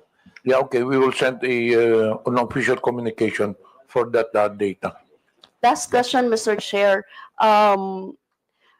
Do you have ways to ensure that the same people, for example, if an account is banned or removed from the platform, or the account holder, they can simply make a new one, right? So how do you ensure that the same people will not be able to make a new account? For example, like banning their IP addresses instead of just removing their Facebook accounts. Do you have that power? Mr. Chairman, if it's so. Yes, so we do have policies against this, which we call recidivism. We can and do, in many cases, try to ban IP addresses. I would say that this is difficult. It's a difficult space because That in it's CSAM, right? In the Yes. in cases of child pornography and OSAIC. Yes, absolutely. For those types of very high severity violations, those people would be banned from our platforms. And we do our best to keep people off once they have been deleted. But what I would say is what we encounter are various levels of adversarial behavior. There are some people, including very well-financed criminal organizations, who are very determined to maintain a presence on our platforms, and that is a hard battle that we fight. We do our best. We continue to fight that battle every day. We do it with the help of our law enforcement colleagues in Philippines and around the world. But it's not always easy. We try to do our best we can. We have also new technology that we use. AI is incredibly helpful and a remarkably helpful tool in helping us kind of try to. Yeah, we've talked a lot today about some of the potential harm of AI, but I think that what I would emphasize is that AI is also the best shield in many cases, right? We've developed AI technology to help moderate our platforms, both at the content level and, as you were talking about, the user level, for many, many years. We're able to delete literally billions of accounts, like the ones you're talking about, because of AI. And so those are capabilities that we have. They're always turned on. They're always active.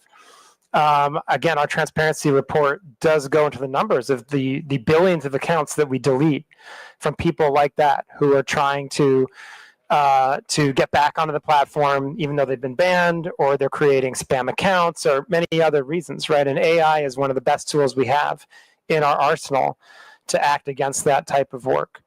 We're also in the process of looking at other technology, as we long have.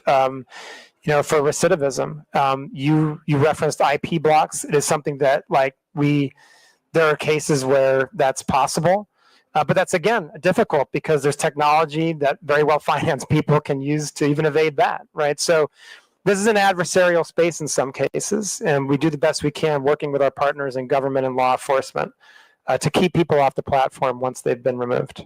Rob, do you want to? Sure, I'd be happy with the chair's indulgence to add some additional context to that. So when we're talking about the use of AI for detection for harmful content, the reason that north of 99% of child exploitation material doesn't make it onto our platform is because of things like machine learning, AI. The reason that the investment scam generative AI issue that was brought to my attention by the Presidential Anti-Organized Crime Commission the other day is no longer allowed on our platform is because we have fed that into our tooling so that it's no longer available. The reason it's a very big step for us to take an entire device offline is because here in the Philippines, there are still places where families share a single device, where internet cafes share a device. So we want to make sure we're still providing voice to people who are lawfully using the same device. We do, however, to your point, have certain absolute red lines. So a terrorist-related piece of content, CSIM, human trafficking. There's no warnings given to users on that. Their accounts are disabled when something like that happens, or when they post content of that nature, is what I should say. Thank you, Mr. Chair. Mr. Chair, may we be furnished a copy of the red tagging guidelines na lang, and for the guidelines that they use for determining fake news and the specific timelines for the violations, for example, of the community standards violation. How long does it take? Is that being addressed to Meta? Yes, Mr. Chair. We'll include that in the official communication. Thank you, Mr. Chair. May I remind the interpolator, I think this would be the last interpolator because before we proceed, may I acknowledge the presence of our co-chair, Honorable Joe Aquino, and Representative Benny Abante. The Meta representatives will have to take the flight at 3 p.m. So can you make your questions concise? The next interpolator would be Honorable Roch Gutierrez. Thank you, Mr. Chairman. I understand the busy schedule that our resource persons have. I'll try to make it quick. Good afternoon to our dear resource persons. I'd like to direct my questions to the Meta while they're here. Mr. Chair, just very briefly, I hope you can bear with us. It's been, it could be confusing for us, especially. Ideally, we would be tackling this together with Google and TikTok. However, understandably, due to schedule concerns or for whatever reason, you've appeared separately. So we'll be going through this all over again. I hope you could bear with us. Before we begin, I'd just like to verify. So Dr. Frankel, is it, Mr. Chair, to the Honorable Chairman, can you tell us what you do in Meta? Mr. Chairman, Congressman, I'm the Director of Public Policy for Southeast Asia. And you are based in where? Singapore. In Singapore. And you are part of Meta, the American company. So I'm an employee of Facebook Singapore PT Ltd. Meta Platforms is the American company. Meta Platforms is American company, the Singaporean company. And Mr. Abrams, to the Honorable Chairman, may we know your position in Meta? So I'm one of the heads of law enforcement and national security outreach, handling a large chunk of Southeast Asia. My employer is the same as my colleague Rafi's. So likewise based in Singapore? Also based in Singapore. Here in the Philippines quite often. Here in the Philippines quite often. And generally for Meta, although Meta Platforms, the American company, when they operate in Southeast Asia, they would do so through Facebook Singapore. Is that correct? Every country, sorry, Mr. Chairman, if it's okay. Congressman, every country has a different legal structure. Here in Philippines, we have a representative office of our Singaporean company. It's important to note that that representative office is not in charge of business or operations. It does not do anything involving content decisions, right? Those are really, those are undertaken by Meta Platforms. Mr. Chair, I'm glad you brought that up, and actually that would be my next question. So if you are representing Facebook Singapore, and you are doing these regulatory work in behalf of Meta Platforms through Singapore, I assume for Southeast Asia, what is it that Facebook Philippines, what do they do? If it's not anything to do with the support services or content regulation or the actual business of Facebook, Meta Platforms, sorry. It's actually very much about the business of Facebook. So we have sales and very robust sales and support team. Our public policy team, who's based here, while not involved in takedown decisions and data disclosure decisions, do work very closely with COMELEC and with DICT and with many NGOs. I think what we're trying to emphasize is that no decisions are made here. Those decisions are undertaken by our parent entity in Singapore or in the US. So this is really a sales and support office that exists here in BGC. I'd also say there are various programs that we run that are supported out of our Philippines office, including some of those I talked about earlier, which revolve around digital literacy. The digital literacy programs with Digital Tayo that we've used to train over 6.5 million people. The digital entrepreneurship programs where we've trained over 60,000 micro, small, and medium-sized enterprises. Those are also examples of the type of work that that our local team here has undertaken. and so forth. There's other examples. And Mr. Chair, just for the record, respectfully, sir, it's Meta Platforms Inc. that controls all of our platforms. Okay. If that's helpful, Paul. Thank you for that clarification. And in fact, it is more helpful. So we have a better idea now. So Facebook Philippines is mostly in the business of, well, the business, which is sales. And I would assume this is advertising. Yeah, we're an ads-based business. So it's advertising. How about Facebook Marketplace? Is that also within the purview of Facebook Philippines?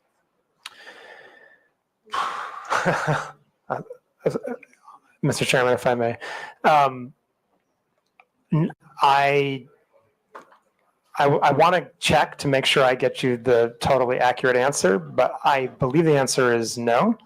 I think that Facebook Marketplace is, again, operated by the parent company in the United States, but I do want to qualify that by saying I definitely do want to check to make sure that's correct. Thank you. So I hope you understand where our confusion is coming from. So I would assume that Facebook Marketplace would be part of the business end of Facebook. So we would assume that that would be something within the purview of Facebook Philippines, considering that there will be regulatory requirements under the DTI and such. Mr. Chairman, if I may, this is where it does get a little complicated, right? I mean, to be clear, so there, there's no commerce that's taking place on Marketplace, right? And so but it doesn't mean that we don't comply with local law, right? We, as a global American company that lives up to the best legal standards in the world, we always want to comply with local law. So just because any of the platforms are being operated by an American company doesn't mean that we still won't comply with local law. Yeah, Mr. Chair, absolutely agree with you, and we are not implying any, disregard for local law. But precisely, I think if you've been listening to our fellow colleagues here, what we're driving at is accountability, which goes beyond just the legal requirements. So I hope you understand where we're driving at with this and why I'm asking these questions.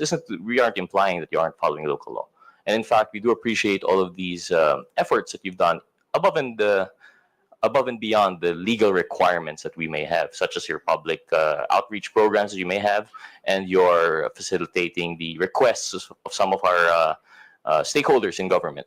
However, I hope you understand that what makes it very difficult for us is that when we have problems, it's very hard to reach Meta Platforms Inc. So understandably, we are of the position that if we have any problems or anything that we have to relay, we have to go through Facebook Philippines. But as you can see from our previous hearings, they've been tossing us around left and right. We go to Facebook Philippines, they tell us to coordinate, they have no involvement with Meta Platform Inc. We go to Meta Platform Inc. and they say that, no, we're an American company, we won't be going there. So we're now trying to understand, for our purposes in crafting legislation, what legislation can we make given the very specific, special structure that social media corporations tend to have. I can understand because generally what we're trying to regulate here now is within the purview of publication, for example, media. But unlike media, which would operate specifically within a country, we're talking now about, a foreign entity that would now be in the business, not just of, public expression, but also the commercial side of it and advertising. As you said, you're a ads-based business. So now we'd like to just differentiate. So going back to my question, I hope you'd bear with that. So Facebook Marketplace is not with Facebook Philippines. Facebook Philippines deals with the public outreach programs that you mentioned and the business side. So anything that has support for the Meta Platforms Incorporated in relation to content regulation and, for example, double-checking terms of use, if compliance with terms of use, these are not within the purview of Facebook Philippines. That much is clear, correct? Mr. Chairman, if I may. Okay. Thank you, thank you, Congressman. And now I understand where you're going with these questions. So let me just clarify again. The platforms, whether it's Facebook, Messenger, Instagram, Marketplace, they are operated by Meta Platforms Inc. in the United States. So for the purposes of these hearings, we are the people that can come and address them. And I just want to clarify, and by the way, also, if you would like to have further discussions on regulation that you're considering, we're happy to do that. And I also just want to really, really clarify and emphasize a specific point. We always intended to come to these hearings. I really do want to make sure I say that and repeat it because it's very true. We always intended to come to these hearings. We needed a little bit of time to make sure that me and Rob could get here. The other times, the dates we were given, there was just very short notice and we had other commitments. You know, we both have profiles that are regional. And so there was always an intention to come to this hearing and answer your questions and demonstrate the accountability, which we absolutely agree you deserve. We know how important our platforms are. We know that they service the vast majority of Filipino people. We know that they're used for commerce, for social connection, for business, for government affairs. We know how important they are. And we believe that we do have the responsibility to show up and answer these questions. I would also just point out there's a lot of other various forms of accountability that we have. We publish transparency reports that look at how many government requests we've acted on. We have 11 different channels for the government to report to us community standards violations or request data or any other problems that they're having, you know, if there's account hacks or anything like that. There are 11 different channels that we have set up with various agencies of the Philippines government and law enforcement, which are, we're accountable to every single one of those channels and agencies. And beyond that, I think that, we try to do the best we can to answer the questions as forthrightly as we can, to explain, frankly, very complex and sometimes nuanced issues the best we can. And I'm always happy to do more of that. And if there are additional conversations we need to have on these topics, on regulation, we're happy to do that. I also just want to point out, and my colleague Rob has already done this, but I'll reiterate it. We know the election's coming. We have been preparing for this for a very long time. In the 2022 elections, Comelec gave us an award afterwards for the collaboration that we had and for the work that we did protecting the integrity of the elections on our platforms. We absolutely are doing that work again, and I just want to assure the committee that that's the case. Do you have anything you want to add? Mr. Chair, with your indulgence, I would just add, sir, with a little bit of humor, but this is absolutely fact-based. My WhatsApp says otherwise in terms of an inability of Filipino agencies to get a hold of me. I think my last message last night before going to bed was a conversation I was having with NBI. If you're having an issue getting a hold of us, I think that's something we can pretty easily remedy. The point being, however, that MPI, Meta Platforms Inc., operates the platforms. Our office here is happy to help coordinate with Rafi and I, others based in Singapore. It occurs to me, while I have the privilege of being in this chamber, I've appeared in the Senate many, many times. So I am grateful for the opportunity to be in the House today. To your point, it is my first time here in the House, but I've had the privilege of representing MPI, previously Facebook, here in the Republic of the Philippines for over 6 years now. And I hope that our relationship simply continues to grow stronger. Thank you, Mr. Chair, respectfully, and thank you. We appreciate those responses, and we do not doubt that you had the intention to attend. But I just wanted to point it out as an example of how difficult it would be for us to demand accountability. Now, on that question, on that point, that you have 11 different avenues to coordinate with your law enforcement. I hope you understand that's our point. These 11 different avenues are going straight, I'm assuming, to either Facebook Philippines or Meta Platforms Inc. Is that correct? You're saying that these 11 avenues are going directly to you, right? Through your WhatsApp personally, and you are No, sir. I apologize. Mr. Chair, if I may, I apologize for breaking etiquette there. The daily sort of informal interactions that I have with the many alphabet soup agencies here represented, and I say that as someone who 6 years ago would be on that side of the table, your side of the table. Those are not the formal reporting channels. Right. The formal reporting channels go to our content review teams based either in Singapore or the United States. Which is, through the Honorable Chairman, precisely our point. The content regulation is not being done by anyone legally accountable in the Philippines. All of these avenues of recourse that you're giving our law enforcement agencies. They have to go to either Facebook Singapore or Meta Platforms Inc. Or in fact, Facebook Singapore will only serve as a coordinating office to Meta Platforms Inc. If I'm understanding this correctly. So can you just correct me if for this statement that if Facebook Philippines does not control the platform, there is no Meta affiliated entity directly accountable in the Philippines? Mr. Chairman, if I may, we're specifically talking about content, then again, the platforms are operated by Meta Platforms Incorporated in the United States. Precisely. So there is no Meta affiliated entity responsible for the content regulation in the Philippines. Correct. There. Thank you. Thank you for that. Thank you for clarifying, because it seems to us that for us to craft meaningful legislation, we have to take into consideration the fact that there is no legal entity here.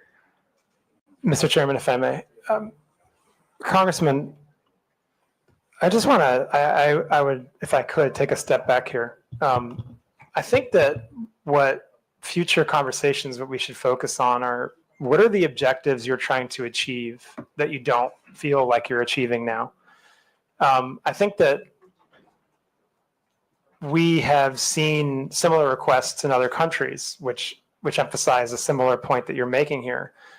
But, you know, I think we've proven through our collaboration that Rob has with law enforcement, through the collaboration that my teams and our other teams have with the government, with the ICT, with Comelec, you know, that we are extremely responsive, that we get to the important things quickly, that we act on reports from the government and good faith trusted partnerships that we have in the country. And so I think that, you know, as a global platform, we have to have global systems in place. There's no other way we can operate it at the scale of 3.2 billion people every day. So if there are specific issues that you feel like we need to address and do better, let's absolutely collaborate to address those issues. But I can say, and I feel very confident in saying, there's an immense amount of connective tissue between Meta Platforms and all the platforms we operate and the companies that are incorporated under Meta Platforms and the Philippines government as a whole. And that relationship that is broad and deep, both, has produced very strong results in terms of collaboration and in terms of removing harmful content, in terms of addressing misinformation. And as I mentioned before, when it came to the last round of elections, it even produced an award from Comelec. And so I think we feel pretty confident that we have the right structure in place. But if there are specific issues that you'd like to address and specific regulations that you'd like to work on, we are very happy to sit down and talk to you about those. Thank you to the Honorable Chairman. We appreciate that response. But as we mentioned, what we're trying to come up with here is meaningful legislation to curb fake news and misinformation. So while we do appreciate that Meta Platforms Inc. and Facebook Singapore are very responsive, what we're trying to do here is to come up with, of course, you have to understand, we're not only dealing with Meta, we're also dealing with Google. We're also dealing with TikTok, ByteDance, right? So we're trying to come up with meaningful legislation that can consolidate our issues with all three. So while we do appreciate, again, it bears repeating that we appreciate the responsiveness of Facebook Singapore and Meta Platform Inc. through your respective offices, it doesn't skirt the issue for us that there is no baseline legal responsibility within the Philippines. There is no Meta-affiliated entity within the Philippines. And that's what I believe makes it hard. To just drive that point, perhaps, Mr. Chair, I'd like to make a quick side question to maybe one of our officials from the CICC, for example. To our CICC, when we have requests for takedown from Facebook, what is the general turnaround time? First and foremost, do you acknowledge that Facebook is very responsive in your requests? Yes, Your Honor. So they are very responsive, and that again, we do not doubt that. But what's the turnaround time? Is it fast? Is it slow? Usually, it will be from 6 hours to 24, most of the time. And in 6 hours to 24 hours, that would be sufficient time for something to go viral, correct? That's very correct. And by then, usually the damage is done, especially when we're talking about public reputation. Yes, Your Honor.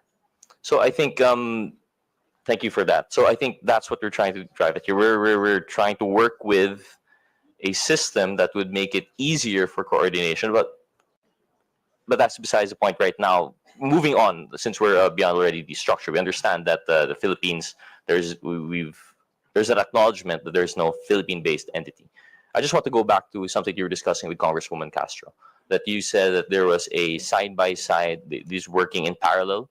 You have the fact-checking, and you have, what was the other system that you have in place? Sorry? Community standards. Yes. Community standards. So community standards would be the more general approach, right? This comes into the general terms of use of your platforms, while misinformation is more specific. Is that correct? If I may, Mr. Chair. Okay, so the community standards, yes, you can look at them as they're not exactly the terms of service. That's a different legal term. But the community standards are the policies and the rules by which we moderate content on our platforms, right? They're the rules that say this is allowed on our platforms, this is not allowed on our platforms. The rules we have around misinformation are part of the community standards. I think the distinction I was trying to make with the Congresswoman earlier is that when it comes to misinformation, because we believe that it's really third parties that are the ones that are most capable and most appropriate to determine the veracity of information, there is a parallel system that we have in place, which is the third-party fact-checking system, right? And that system is in place, and those fact-checkers can proactively act even without any action on our part. They can act if we send them content that we want them to review from misinformation, but they can also act on their own if they think that there's a piece of misinformation that's going viral and could potentially cause harm. That's what I was trying to distinguish between. Whereas the other community standards violations, such as hate speech, incitement to violence, bullying and harassment, terrorism, child exploitative imagery, those community standards, those would be looked at by our content moderators, right? And who will make a determination about whether they violate the community standards or not, and therefore are removed or not. And I think Rob would like to add to that. Your point, Mr. Chair, if I may, your point is very well taken in terms of how the internet works and virality, and we've all seen how that works. The upside to that is when we have a piece of content that's violating, I'd like to just underscore once again that feeds our ability to prevent its future proliferation. So just by way of example, for something that's a very non-controversial sort of content subset, so terrorism-related content and child exploitation-related content, every piece of video or every photograph that's uploaded to Instagram or to Facebook is compared against an enormous bank of hash values, digital fingerprints, if you like. So once we identify one of those and it's added to the bank, so to speak, it can no longer be spread on our platforms. And as members as the GIFCT, the Global Internet Forum to Counter Terrorism, we share those with our partners. We don't compete when it comes to safety, we collaborate. But to your point, yes, 6 hours is enough time for something to go viral. When you're operating at a scale that we are, a little bit south of 90 million users here in the Republic of the Philippines, just on Facebook, 6 hours we think is pretty good. We would love to get it down to 30 seconds. I don't know how realistic that is, but I do want to thank Director Jesolios for the acknowledgement of the progress we've made on turnaround times. Thank you for the response, and we appreciate that point. And I stand corrected. It's not just the terms of use. It's terms of use and community guidelines, which are two different things. But in general, these are the two pillars on which you would base that one part of the parallel operation in screening, and then the other misinformation would be more specific, if I understand it correctly. So in relation to that, if we're talking about response times and going back to the question of the representative process, I believe. So is there a pre-posting screening mechanism? Because, for example, what we've learned from ByteDance is that when you post a video, there's like this buffering, which isn't actually required to post their videos. But during that time, they're already screening it amongst, like you said, it's probably a digital bank of other prohibited content before it gets posted. So is that the same with Meta? Mr. Chairman, if I may. Yes, we proactively screen content. Every piece of content that's posted on our platforms is going to go through some type of automated screening. Yeah. Every piece of content will go through some type of automated screening. It does not mean that our screening is perfect, and I do want to emphasize that, right? And as I kind of pointed out previously, our accuracy rates on really clear violations are very high. You know, if we look at our proactive removal rate on, again, issues like terrorism, child exploitative imagery, we're talking above 99%, approaching 99.9%, right? When we get down to other issues that are more nuanced, that are more contextual, that are borderline, you know, then those proactive systems, they may flag it for a human to review, right, as a next step, because it's just kind of too difficult for a machine to make that determination, right? So the review process is complex, but it involves like many different layers. The first one very much would be an automated one as a proactive measure.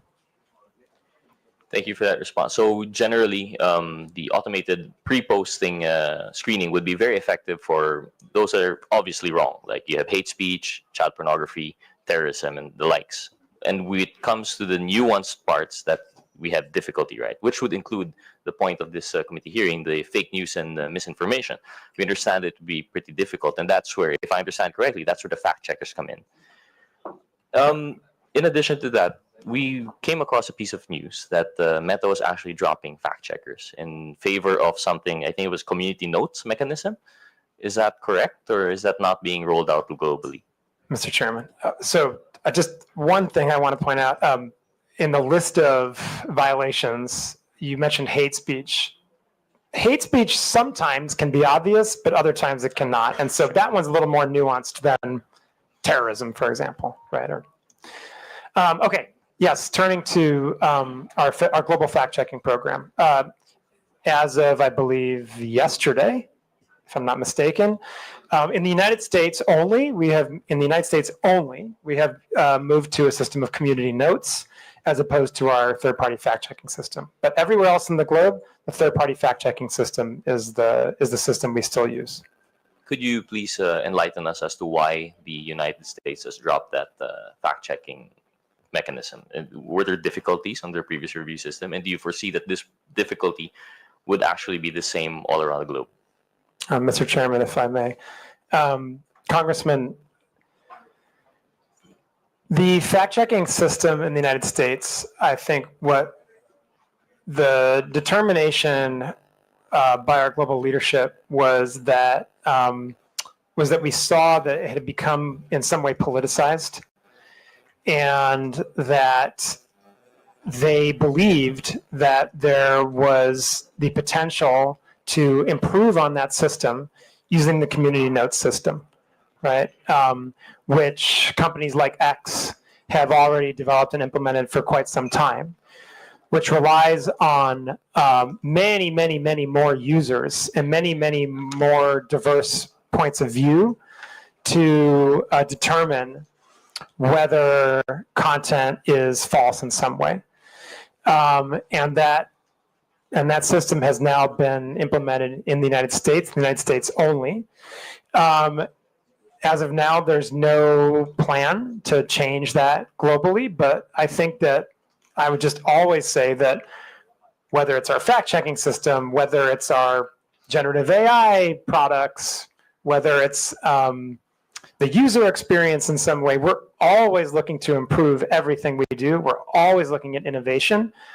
And so, the community notes that are now rolling out in the United States, we're obviously going to be looking at, are they effective? Do they make sense? And testing like the capabilities there.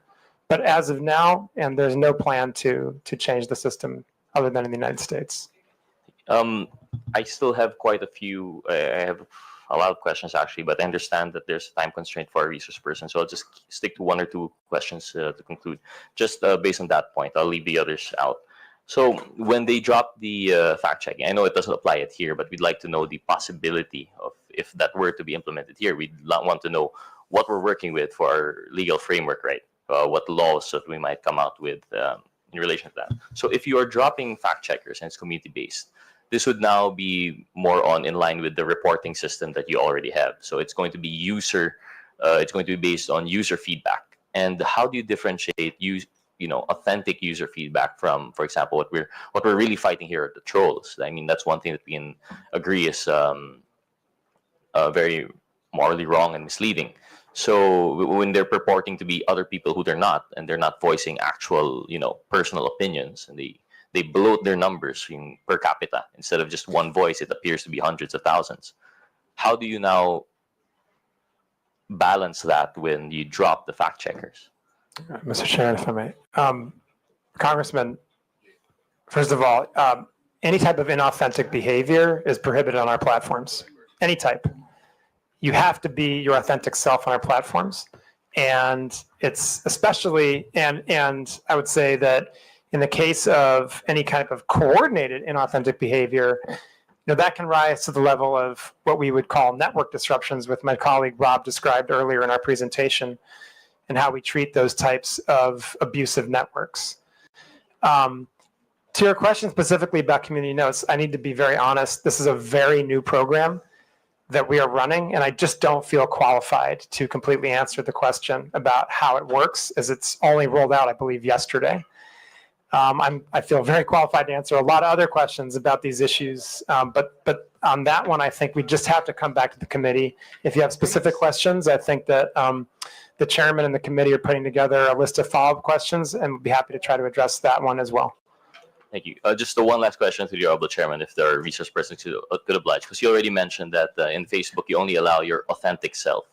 But anecdotally, that isn't the case, especially here in the Philippines. I don't know if it's the same outside the Philippines, but if you've been monitoring, one of the issues that we have are these massive troll farms in which people purport to be other people, and precisely to bloat out their, public, in order to shape public opinion sentiment. So what measures do you have to ensure that? Is it possible to implement something in which, truly, not just, currently, if I understand it correctly, the closest that Meta has come to identifying authentic users would be phone numbers. By requiring phone numbers as a two-factor authentication, ideally it's 1:1, but we've passed the SIM registration bill. It's now a law. It hasn't curbed the number of SIM cards being registered to, being used by one person but registering other persons. So how do we go about it? I see Mr. Abrams doesn't agree, and I know I agree. It isn't the best way, but from my understanding, SIM registry, the phone numbers was being used by Meta to sort of validate whether a person is not. You have verified accounts in which you require them to submit IDs, but not everyone's verified. So what steps is Meta taking? What steps could they take to curb these inauthentic users?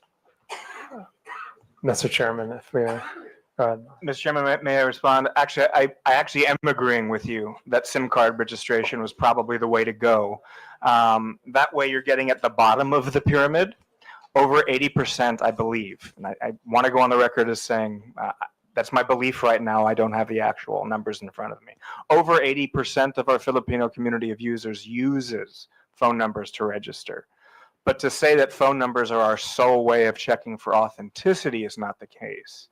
There are many back-end engineering cues that our analysts look at to determine the authenticity of an account. To that end, that's probably what flagged the Honorable Congresswoman's a false positive, and that's why we were able to restore it as well. But to go into too much granularity as to the cues we use would give bad actors an advantage. So perhaps an executive session with your good office would be in line for a further discussion on that, Paul. I would just if I may add, the inauthentic behavior. I think in our latest report, but again, we can go look up the exact figures. But we've used AI, for example, to remove, I think, 2 billion accounts in the last transparency report for inauthentic behavior. And so again, we can get you the exact numbers. We report those transparently. But what I would also just emphasize, and I think this is really important because I get your question is about troll farms. So I just want to address that head on. We would view that type of behavior, generally speaking, under our coordinated inauthentic behavior policy, which prohibits exactly what that sounds like. Any kind of coordination by people not being honest about who they are for the purposes of spreading misinformation, right? And we have very stringent policies on that, where not only if we find someone engaged in that kind of behavior, we don't just take down that account. We do what we call fan outs, and we investigate what other accounts that account is coordinating with. And that is what leads us to undertake much larger network disruptions of accounts that are coordinating in abusive behavior on our platform. We've undertaken, I believe, 9 different types of those actions in Philippines over the last, since 2017 or 2018, I think the numbers are. Again, these are all public. We can get them to you. And I think it's really important to point out, this is where our relationship with law enforcement really comes into play. A lot of those come from leads that we act on from law enforcement. And the intel sharing goes both ways. And so I would emphasize to you, I'd continue to emphasize to law enforcement, although they already know this, and other members of this committee, if you have reason to believe that there are accounts that are engaged in that kind of behavior on our platforms, please do send them to us. And we will do everything we can to investigate to see whether they are engaged in that kind of coordinated abusive behavior. Thank you. Thank you, to the Honorable Chairman. Actually, if you had the time and you stuck around with us, I think you'd see through our other resource persons in questioning later on that it is, while we do appreciate that you have the guidelines and the protocols in place, it doesn't seem to be all that effective. I understand the scale that you're operating, perhaps it's very difficult, but at least in the situation here in the Philippines, you'd see later on that it's very difficult. But I understand with the time constraint, I actually still have more questions, but given that we wouldn't want you to miss your flight, so I'll be yielding to the next interpolator. I'd like to thank Dr. Frankel and Mr. Abrams for their time today. Thank you very much, Mr. Chair. The last interpreter on the meta issue, Honorable Romeo Acop, you have the floor. Thank you, Mr. Chair. Before I proceed, Mr. Chair, I'd like to briefly manifest that the absence of a clearly accountable and empowered meta entity here in the Philippines is a crucial issue. And I hope the meta people would agree with that. As we have heard, Facebook Philippines does not control the platform, nor does it handle content regulation or policy enforcement. This makes it difficult for Filipinos to seek timely and effective recourse when harm occurs online. That is why we are exploring the idea of requiring accreditation or registration for social media platforms operating in this country to ensure that there is a readily accessible, responsible point of contact that understands and complies with our laws. It's a matter of accountability, Mr. Chair, not just for regulation, but for the protection of the Filipino people. And may I proceed, Mr. Chair? I'll touch on accountability, which was a little bit touched by the Honorable Gutierrez. May I ask, Meta, are you aware of the number of Filipinos who use Facebook and Instagram? Are you aware of the number? Mr. Chairman, if I may. Congressman, I assume you're referring to here in the Philippines or globally? Philippines. Yes, I think the last numbers that we've reported were over 90 million. 90 million. Over 90 million. Okay. And would you agree that you have a responsibility to these users to keep the space you provide them free and open? You have that responsibility, would you agree? Sorry, do we have the responsibility to keep our platforms free and open? Yes. Sir?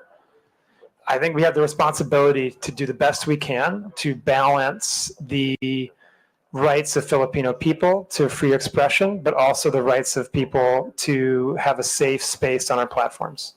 I believe that's what you're getting at. Yes. And because of such, the posting of false information and misleading news, the content that harms not only the subjects of the questionable post, but also the public trust in state institutions should not be tolerated. Would you agree with that also?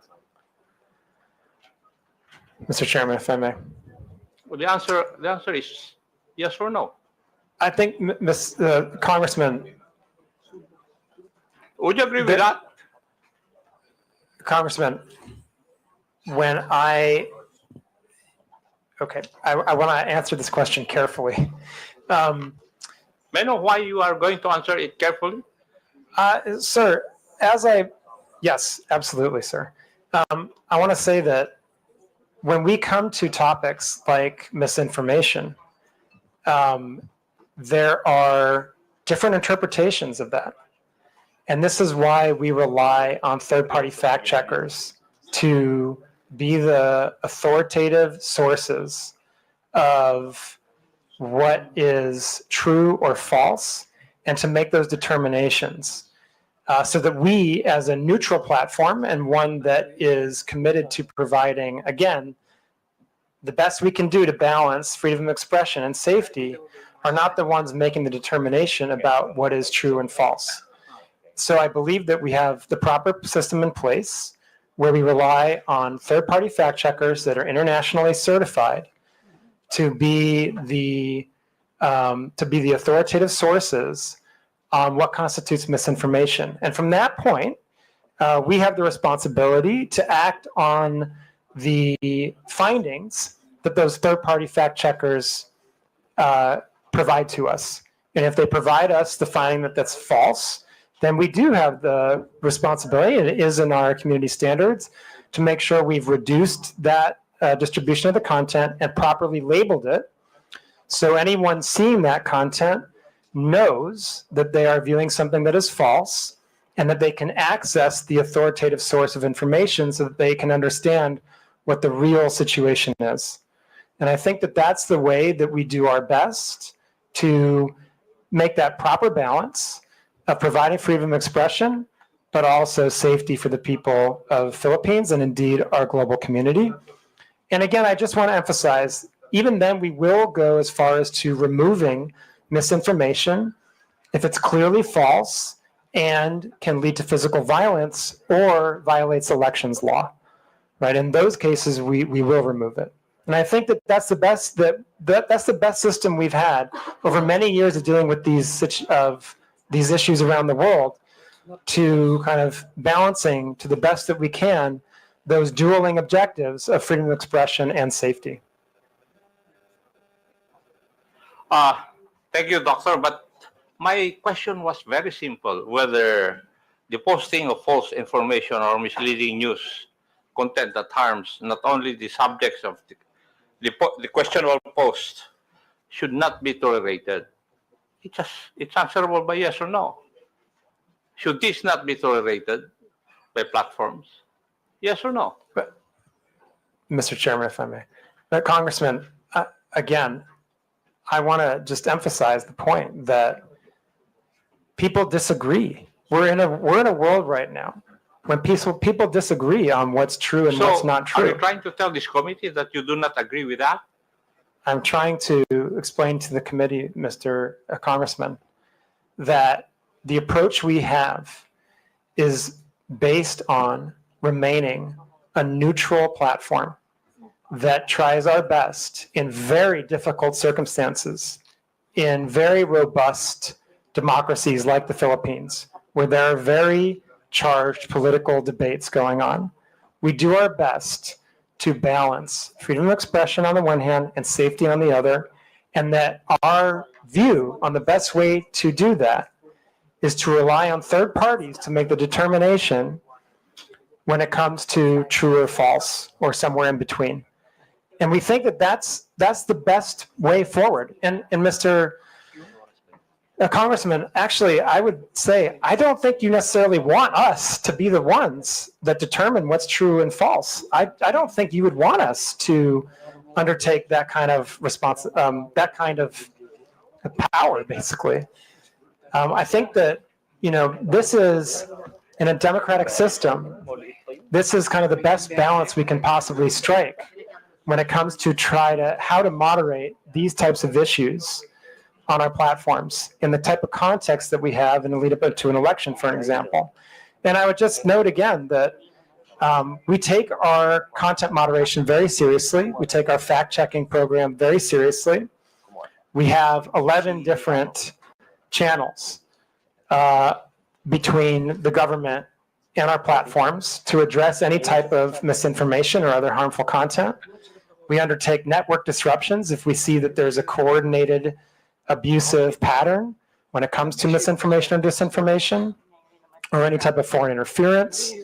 And as a result of that, and I would just, again, in the last election cycle, we were given an award by Kamala for this work. And so I just have to continue to lean on that posture and on that approach as the best way that we can support the community that we have here in the Philippines. Thank you. But as we have discussed earlier, that there are systems and controls in place to remove posts that violate community guidelines. So we can both agree that some posts do not belong on the platform. Yes, we can absolutely agree. We can absolutely agree on that. Yes. You can agree with that already. If there are some posts that don't belong on the platform, yes, absolutely. And as the platform itself, you would take action to remove these posts? Yes, sir, that's correct. And if they therefore, violate our community standards, we would remove them. yes, thank you. And therefore, it's fair to say that the platform has a duty to prevent the spread of such posts because they can cause harm. Would that also be correct? Mr. Congressman, we have a duty to act on content that violates our community standards, and in some cases, specifically if it violates local law. No, Doctor, my point is that you have a duty to prevent the spread of such posts because they can cause harm. That's the gist of my question. We have a duty to remove posts that we're aware of that violate our community standards. Yes. Thank you, Doctor. Now, could I say that you recognize that Meta bears some responsibility for what is shared and posted on Facebook or Instagram? Mr. Chairman, if I may. Sir, every individual user bears the ultimate responsibility for what he or she posts on our platforms. I think that it's important to underline that That's point. a given. That's a given. Okay. Now, Right. what So I'm asking is whether Meta bears some responsibility for what is shared and posted on Facebook and Instagram. That's my question. Yeah. So what I would say is we absolutely. Do you? Sir, if I may, we very much believe that we have a responsibility to provide a safe platform for our users around the world, including in Philippines. That's your obligation. But my question is, would you bear some responsibility for what is shared and posted in your platforms? Yes or no? It's a very simple question. Sir, I just want to be really clear about this again, okay? Our responsibility is to make sure that we are doing the best we can to balance between voice and safety, okay? And the ultimate responsibility, for the people, for the content posted is the people that post it. I think the doctor is evading the answer to my question. Any Tom, Dick, and Harry will say that it's answerable by yes or no. Mr. Congressman, the ultimate responsibility lies with the user who posts the content. But what I'm asking is if Meta bears some responsibility. I did not. I'm not asking whether you are the primordial entity to be responsible. No, I'm not asking that. My question is whether you bear some responsibility. Mr. Congressman, if I may, I believe I've answered the question that I think the user bears the responsibility for what they post on our platform. Now, we have a set of community standards that we do our best to uphold because we want everyone to have a positive experience on our platforms and a safe experience on our platforms. And that's what our community standards are for. That's what our fact-checking programs are for. That's why we take these hearings very seriously. That's why we have the 11 different relationships with the government agencies in the Philippines so that harmful content can be reported to us. And I think that's how we do our best, like I said, to ensure that people have a voice and the freedom of expression while also a safe experience. But as I said, I think the ultimate responsibility for content lies with the user that's posted it. Mr. Chair, the questions I would be asking would depend on the answer of Dr. Frankel insofar as whether Meta bears some responsibility, and therefore, since he has said that he cannot answer me directly, I will not ask the other questions. But may I make a manifestation, Mr. Chair? It seems from our discussion that social media platforms are making some effort to curb the spread of fake news in this country. However, I disagree with the impression that acting merely as host of user-generated content exempts these platforms from any liability for the harmful content they allow to be exhibited. As part of our legislative duties, I think it may be time to revisit the current legal framework regarding these social media platforms, if only to incentivize them to further crack down on these types of illegal posts. Now, may I go to another issue, Mr. Chair? Yes, Mr. Chair. Regarding monetization. Doctor, can you confirm whether Facebook or Instagram allows content creators in the Philippines to earn revenue directly through the platform? Yes or no?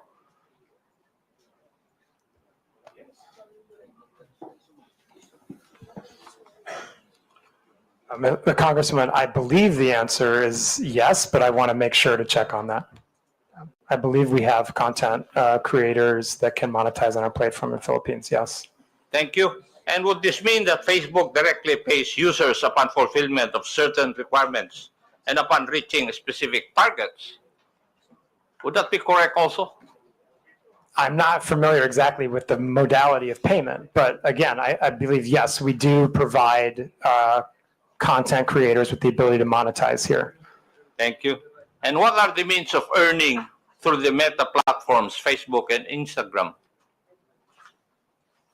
I'm sorry, sir, what? What are the means of earning through the Meta platforms, Facebook and Instagram? There's different ways. You can monetize your content using something we call stars. There's ways that we can have partnerships. I think there's 2 or 3 different ways that creators can monetize. Thank you. And are there specific content guidelines that monetized accounts must follow? And Yes, absolutely. How are these enforced in our country or in the Philippines? Yes. Yes. Yes. So there are content guidelines. Creators, like anyone else, must abide by our community standards. Now, is there a process also for demonetizing content that is later found to be false, misleading, harmful, or otherwise violative of the community guidelines? Any user that is monetizing on our platform can be demonetized if they have repeated violations of our community standards, including repeated violations of misinformation. Yeah. No. Can you describe to this committee the revenue sharing model? How much of the ad revenue goes to Facebook and how much goes to the content creator? Sir, I honestly don't know the answer to that. I'm happy to provide that if we can take that under question to come back to the committee. And who would be the proper authority from your group to answer that question? We can come back to you on that. There's a few questions I think that we're going to put together as part of the follow-up to this, and we can happily add that as one of them. Thank you. Now, my last question, how does Facebook ensure that creators don't exploit the algorithm by posting inflammatory or misleading content just to gain more views and earnings? Mr. Chairman, again, if I may, as you pointed out, sir, we have policies that will demonetize pages if they engage in repeated violations of our community standards, or if they engage in repeated instances of misinformation. For curiosity's sake, can you provide data available on how much content creators in the Philippines have earned through Facebook's monetization programs over the past years? Mr. Chairman, I'm sorry, I do not have that data. And who would have that? Again, we can take that question under advisement and see if we can come back with something, but that may also be subject to privacy, and so I would have to see what the exact question is and see if we can come back to you on that. Thank you. Thank you, Mr. Chair.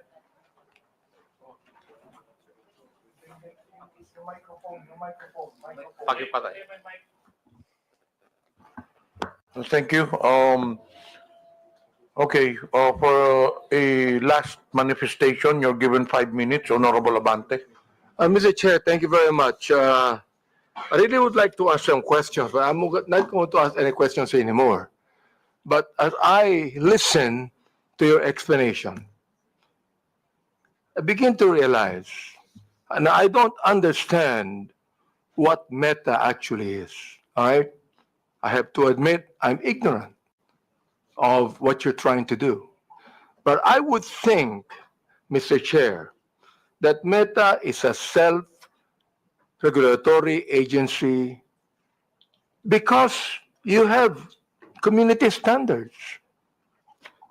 Content and accounts that violate our community standards, including harmful misinformation, and you remove it.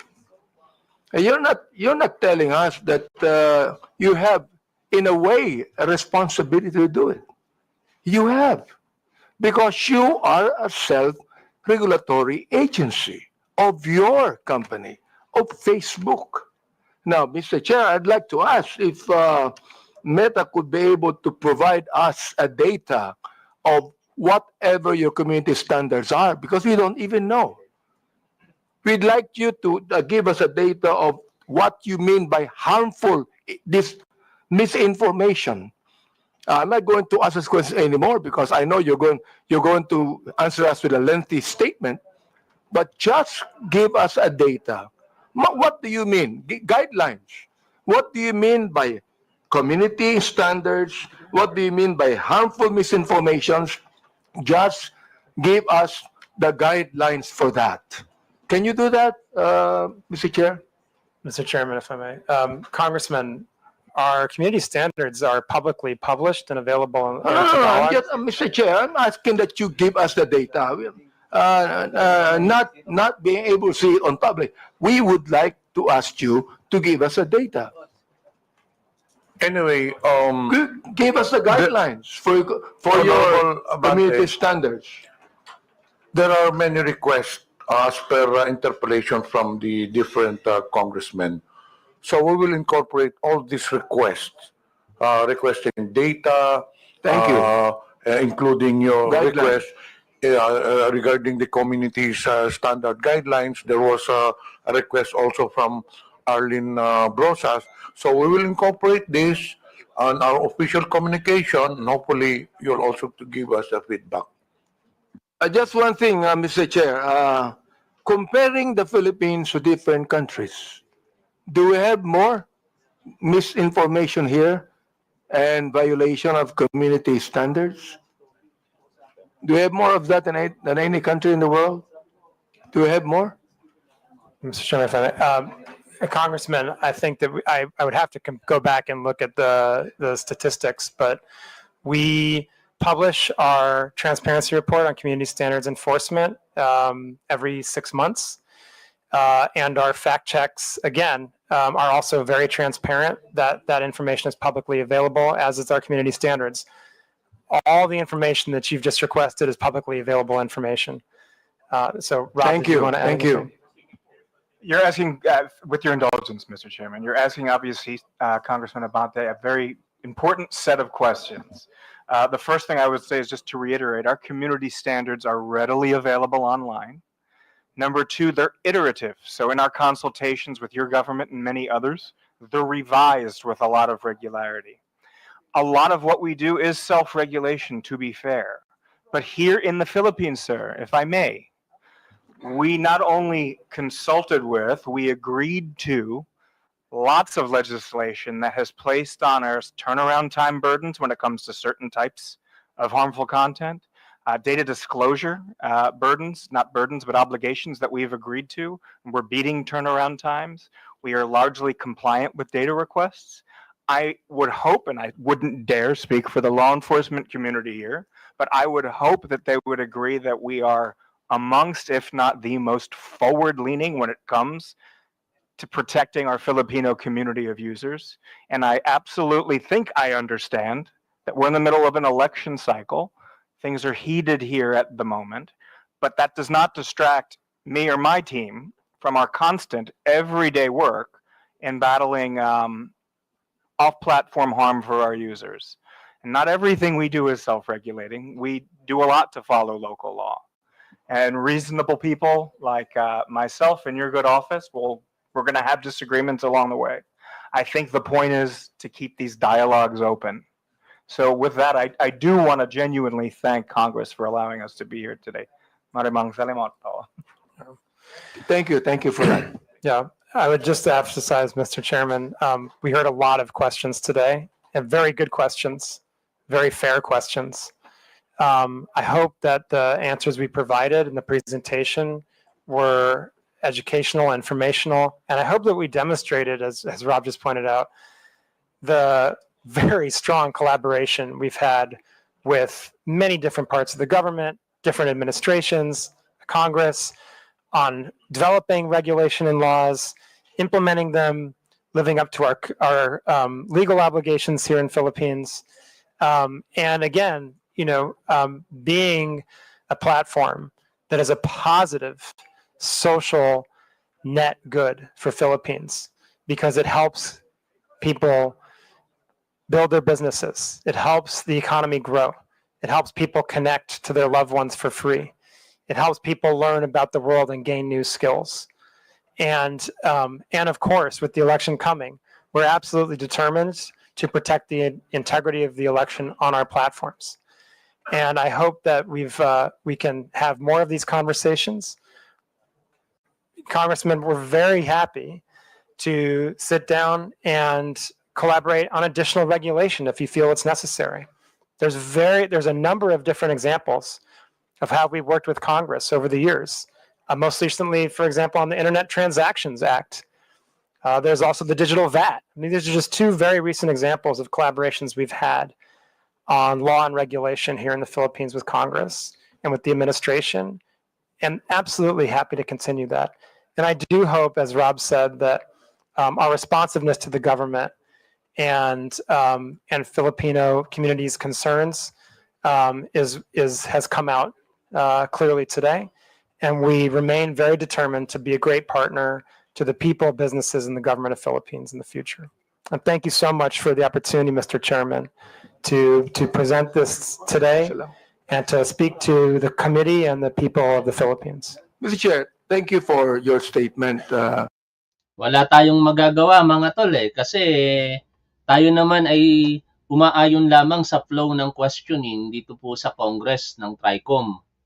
At so far, mas pinipili po nilang tanungin muna ito pong representative from Meta, kaya sumabay lang muna tayo sa Agos. Nakaka-boring talaga dahil yung mga sinasabi naman ng Meta ay most of us alam na rin naman natin, dahil katulad nga po nung pinagbibigayan nila ng pansin na sila ay nasa gitna lamang. 'Di ba? Kaya may mga fact checker, no? At sabi nga nila, tayo naman ay dapat sumunod din sa community guidelines. And that's it. Ganun lang no? Kaso lang maraming mga nagtatanong ng mga kongresista sa mga meta representative Wala tayong magagawa doon. We have to wait, no? Patience is the key. Sabi nga. Ayan, mukhang tumayo na. Ano namang nangyayari diyan? Junicio Junior and online, present online, Honorable Arjo Ataide, Honorable Jonathan Flores.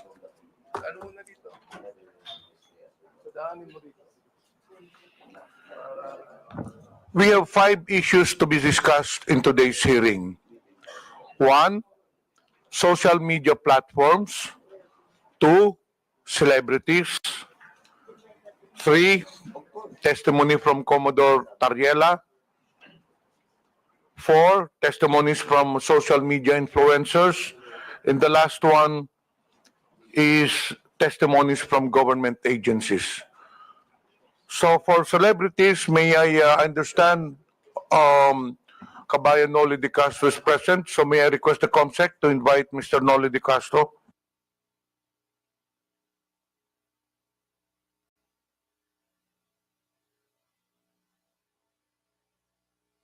COMSEC, pwedeng maimbita natin si Mr. Noli De Castro so that we will have an orderly hearing and a smooth flow of discussion. We will tackle the issues as mentioned earlier by the chair one by one. Yan nadidinig natin. Sino yung Noli De Castro na sinasabi nila? Bakit hindi nila ina-address ng former Vice President Noli De Castro? Kahit hindi natin kapanalig sa politika yan, dapat bilang Vice Presidente, i-address as former Vice President. Anyway, baka ibang Noli De Castro, pero kabayan, di ba? Kabayan Noli De Castro. O baka yun naman ang gustong tawag na sa kanya nitong si Noli De Castro. Mr. Noli De Castro na lang. Oh, yan nga. Si former Vice President Noli De Castro. No? COMSEC, paki-escort lang sa upuan si Mr. Noli De Castro.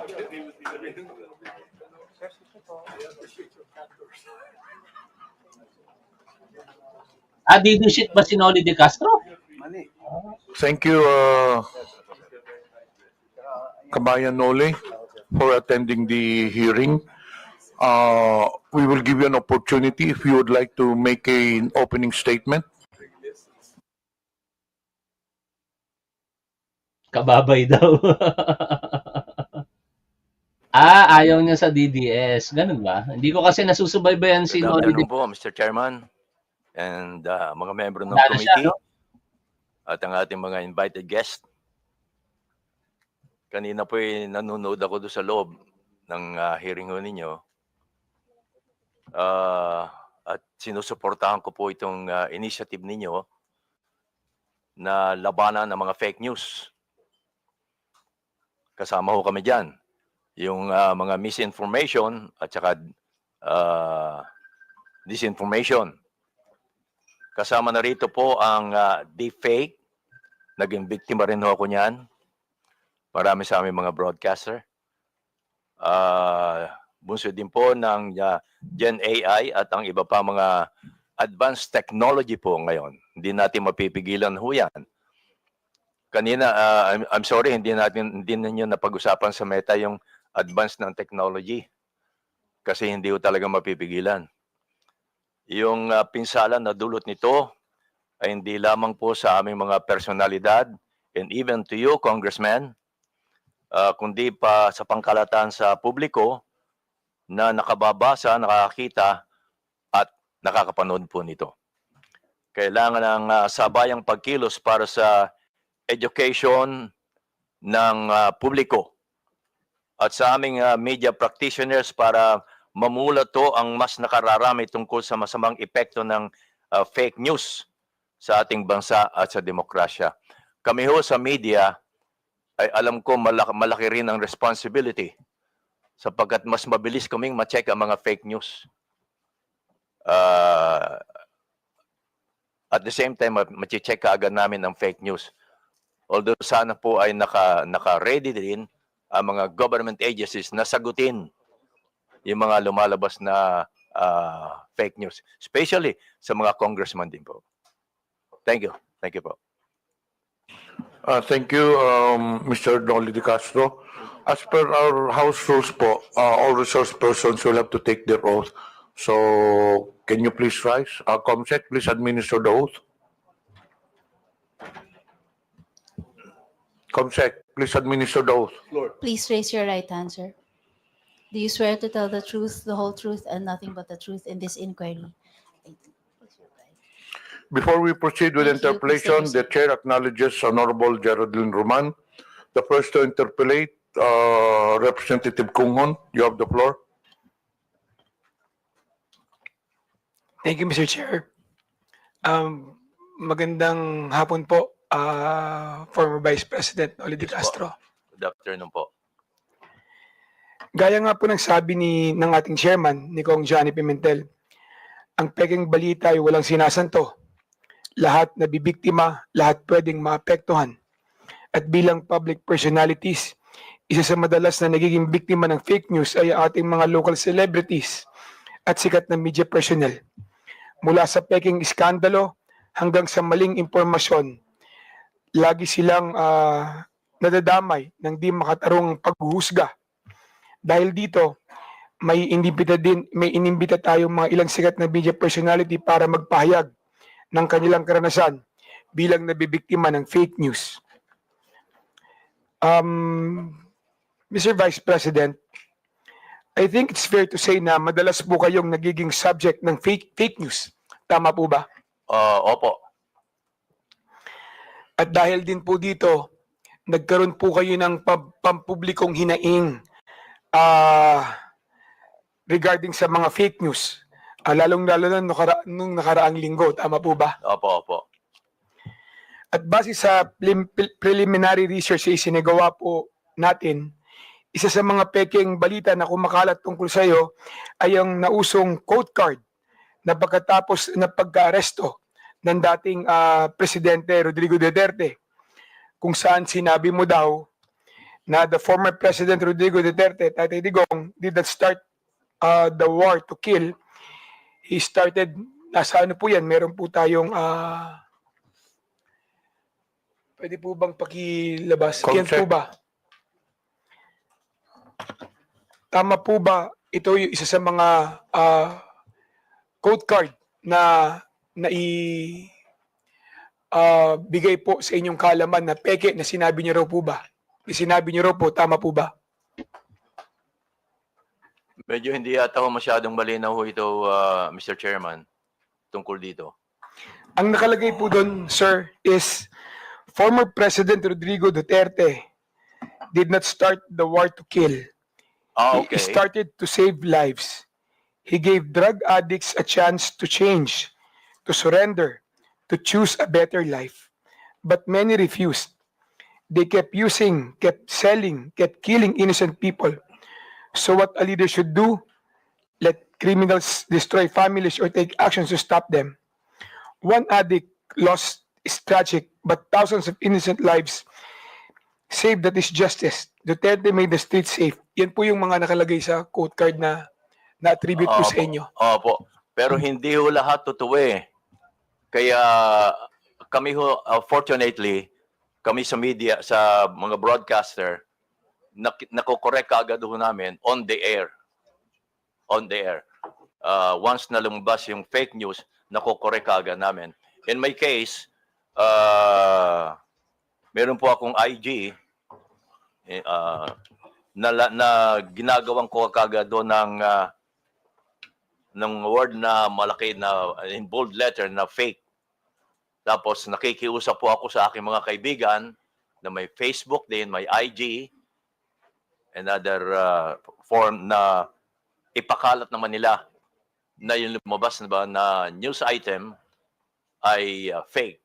Yun ang mga ginagawa ko para mabilis na nakakakalat yung information na that item ay fake. Thank you, Mr. Vice President. Mr. Vice President, nakikita niyo po ba yung nakalagay sa screen natin ngayon? Opo. Ito po ay galing kay ito po ay pinost, no? Ni JM, di ko alam kung paano i-pronounce itong Almine o Almine. Oh. Almine. Ayan, JM Almine. Nakalagay po dito, sabi niyo raw po na di ko binoto si PRRD dahil gustong-gusto ko talaga si VP Lenny. Aha. Familiar po ba kayo sa napabalita ang sinabi niyo daw po? Opo. Alam ko ho, fake ito. Kaya gumawa kaagad ako ng version ko at nalagyan ko ng in bold letter na fake. Mr. Vice President, kilala niyo po ba si JM Almine? Hindi po. Hindi ko po siya kilala. Sinubukan niyo po bang kilalanin kung sino yung nag-post nito? Hindi na po dahil baka mamaya hindi tunay na tao ito eh. Uso ho ngayon yun. Ano po ang naging reaksyon niyo na nakita niyo yung post na ito? Well, sanay na ho ako sa mga lumalabas na ganito eh. So ang first reaction ko ay gumawa ng paraan para may pakalat ko na fake nga ito. Lagyan ng bold letter na fake. Kuminsan no, ginagawa ko pa ay naka-flash yung fake. At makiusap sa mga kakilala ko na may mga Facebook, IG at iba pa, na ipakalat din nila para marami po makabasa. Nung nakita niyo po ito, ano po yung personal na naramdaman ninyo? Dahil karamihan po sa nakabasa nito, naniniwala na sinabi niyo raw po ito. Well, of course, ang iba maniniwala ho, lalo na kung hindi ako kilala. Pero sa newscast, nako-correct naman ho namin ito eh. Itong ganito. Kaya madali lang ho eh. Hindi ho ako masyadong naapektuhan kapag ganito. Maswerte lang ho kami dahil mga broadcaster ho kami. But kung pag-uusapan ho yung pangkaraniwan tao, yun ang madaling maapektuhan. At wala silang means, wala silang source para makorek agad yung lumabas na fake news. Mr. Vice President, pagkatapos po kumalat itong mga fake na quote card na ito, madaming organisasyon ang nag-post at nag-fact check din ng balita na ito. Alam niyo ba kung ano-ano yung mga organisasyon na ito tulad ng ABS-CBN Fact Check, Opo, meron po kami ganon. etc.? Opo, meron po kami ganon. Ang ABS-CBN may fact check at inilalabas po namin yan sa TV Patrol. Yung mga fina-fact check po namin. Sa inyong personal na opinion po, Mr. Vice President, nakakatulong ba sa pagtigil at pagkalat ng fake news ang pagpa-fact check ng ABS-CBN, Rappler, Verifiles? Nakakatulong po ba ito? Well, nakakatulong ho, pero hindi ko alam kung ilang porsyentong na itutulong nito. Pero nakakatulong ho. Definitely. Thank you.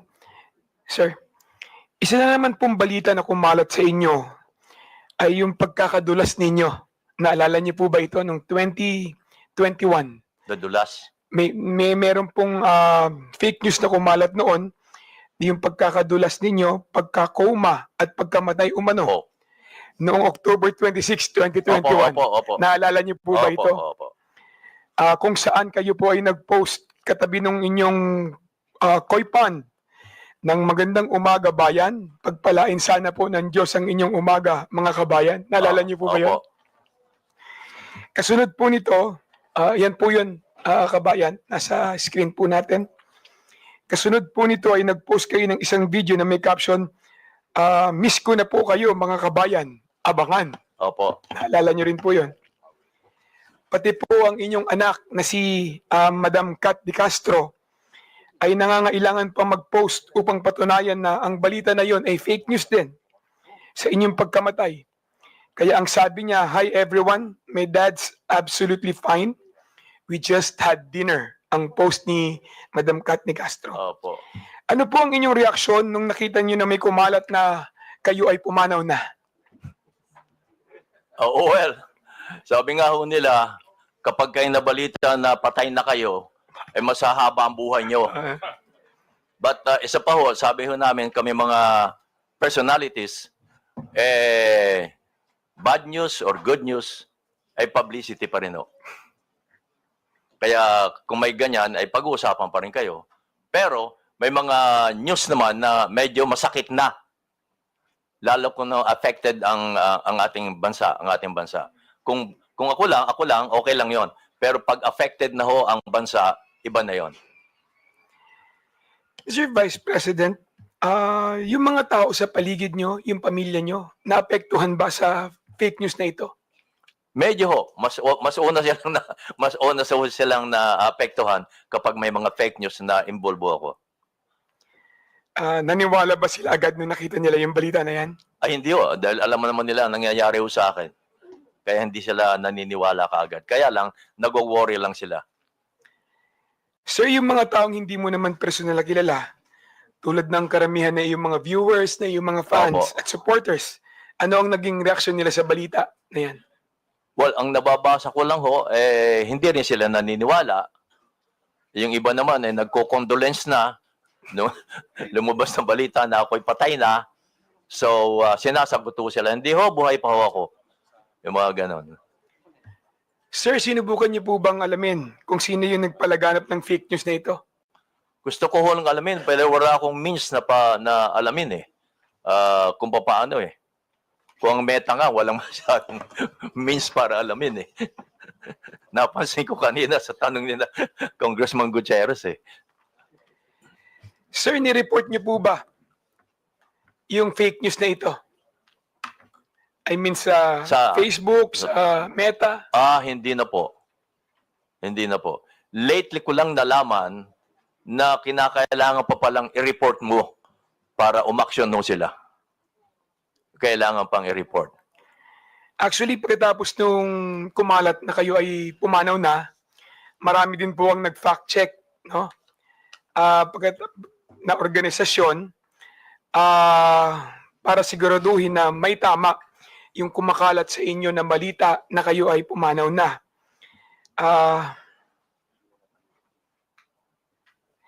Paano naman po yung mga social media website, no, Mr. Vice President, kung saan kumalat yung mga post na ito?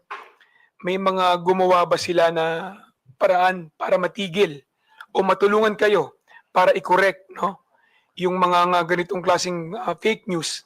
Meron po bang mga tumulong na mga website? May mga tumulong po bang mga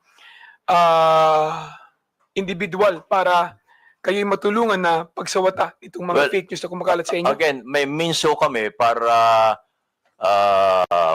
maharang kaagad yung mga fake news na yan because nakikita nila ako sa television na nagbabalita pa rin ng live. So that means yun ang patunay na hey, buhay pa pala si kabayan nagbabalita pa ng live. Yun ang sinasabi ko na kami ay maswerte pa ng katulad namin personality. But ang kawawa ay yung walang means para maharang kaagad nila mga fake news na lumalabas against them. Kanina tinanong po ni Congressman Acop kung may responsibilidad ba ang Meta at Facebook sa mga ganitong klaseng kumakalat na fake news. Tingin niyo po ba, kabayan, merong responsibilidad ang Facebook at Meta sa mga ganitong klaseng fake news na lumalabas at nakaka-apekto, lalong-lalo na sa buhay ng mamamayan? Opo, naniniwala po ako doon. At naniniwala din akong negosyo ito Pati na po sa mga vlogger, kaya sila naingganyong mag-vlog, ay dahil sa kumikita rin sila. Aminin natin, huwag na tayo maging hipokrito dito.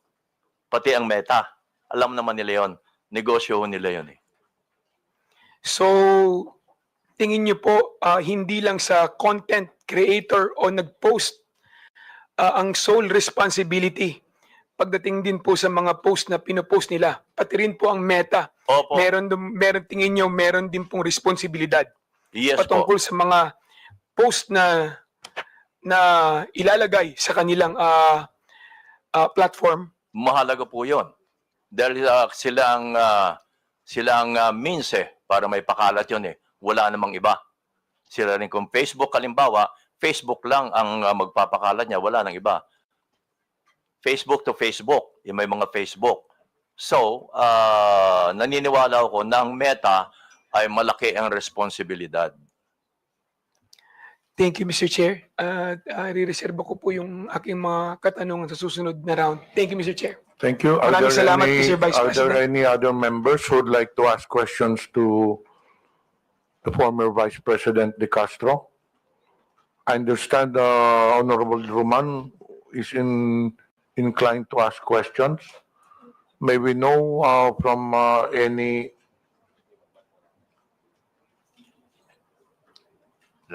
Nagpalista po si si General Honorable Roman. But it seems that Lumabas.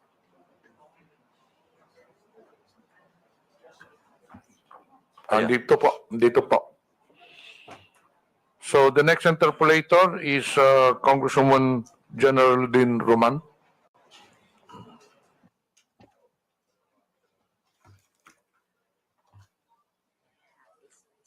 Ay.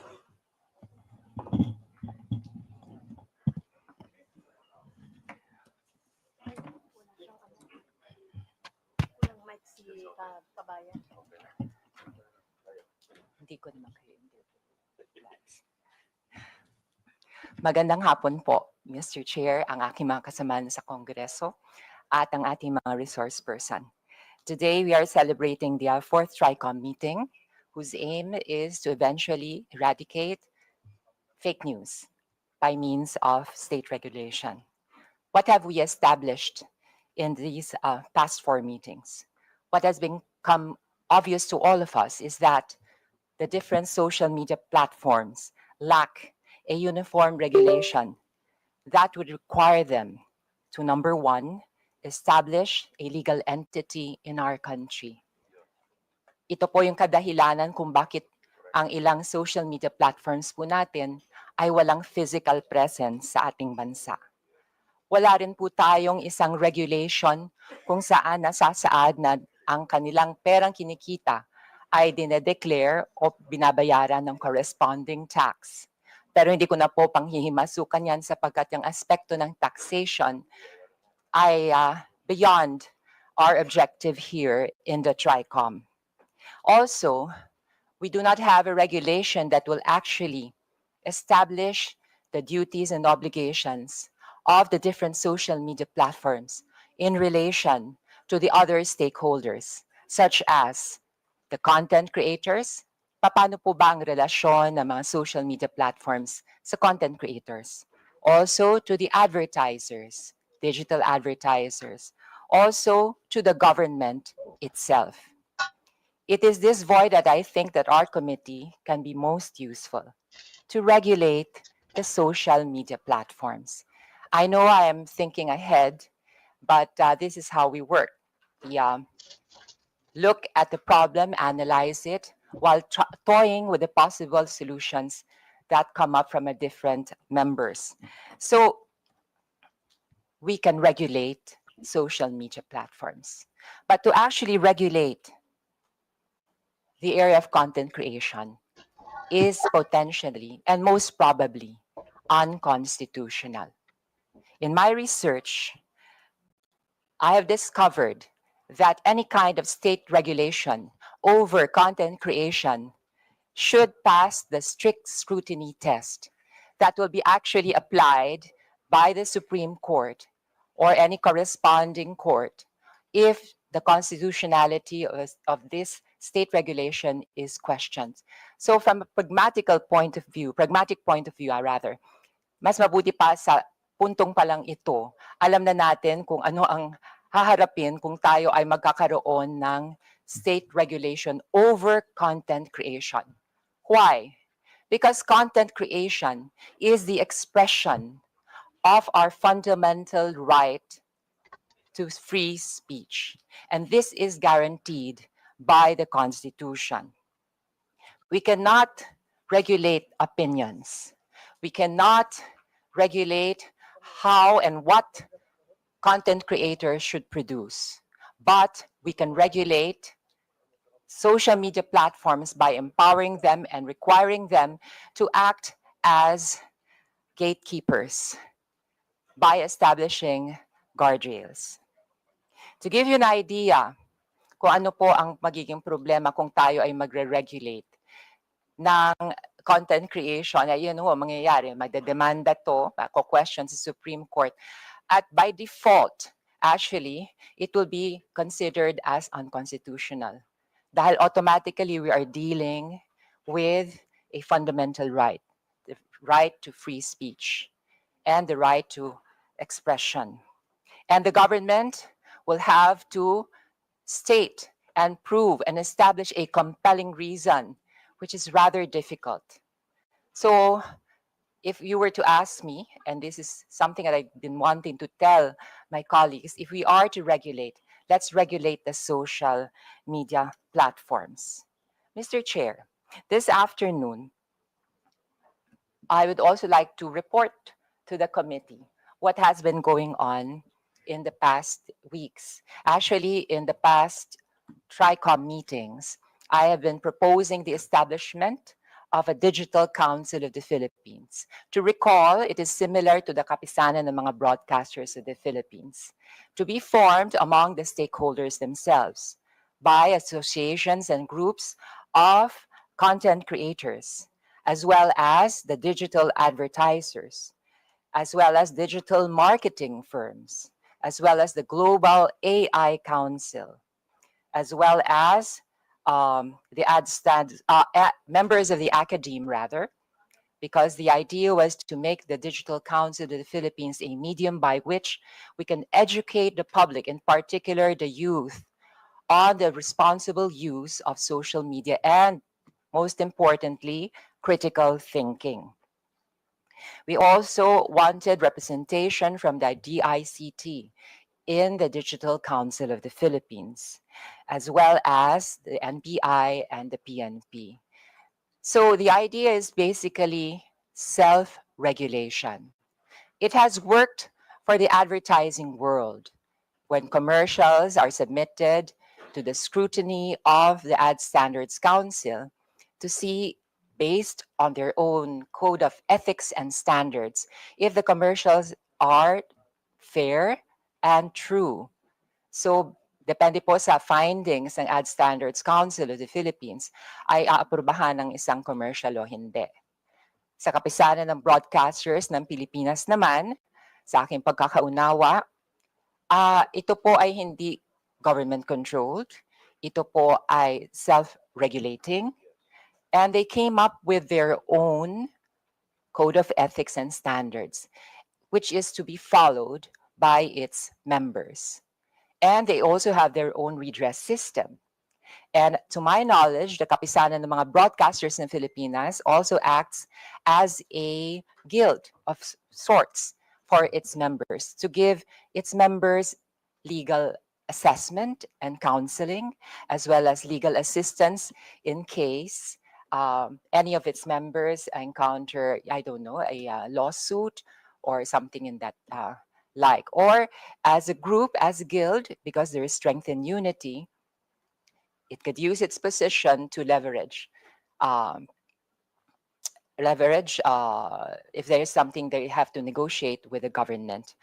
So going back to the Digital Council of the Philippines, in the past weeks, I have met with the CICP, I have met with the Global AI Council. I also met with the Digital Marketing Association of the Philippines. And they are all in agreement that they would rather that they form their own council and that they come up with their own code of ethics and standards than being regulated by the government. Now, you may ask me, para pa tayo entonces nag-investigation? Well, as I said, the regulation should come with regards to the social media platforms. Okay.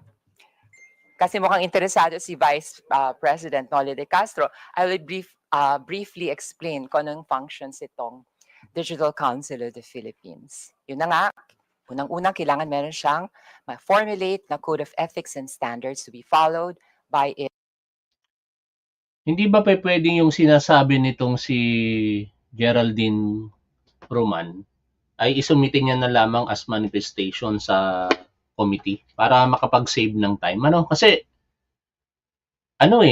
parang nangyayari, parang grandstanding itong nangyayari sa hearing eh. Pwede naman siguro para mas mapadali, mabasa na lang ng mga kongresista yung sinasabi niya, isumitin niya na lamang sa committee. Tapos mag-proceed na sila doon sa pagtatanong sa mga resource person. Anyway, wala tayong magawa. 10 minutes po yung binibigay ng panahon sa bawat kongresista to interpolate. At bahagi ng interpolation na yan, yung manifestation. Kaya tiyagain na lang natin, ano? Nagbo-boring na tuloy yung mga manonood natin, nag-aalisan talagang interesado kasi tayo doon sa mga vloggers na invited dito sa hearing, hindi naman dito sa mga sinasabi ngayon. Ditong si Congresswoman Geraldine Roman. By TikTok, to my knowledge, and also by some other social media platforms that have community annotations, community notes, no, na nagsasabi itong information na to ay lacking information o ito'y walang basihan.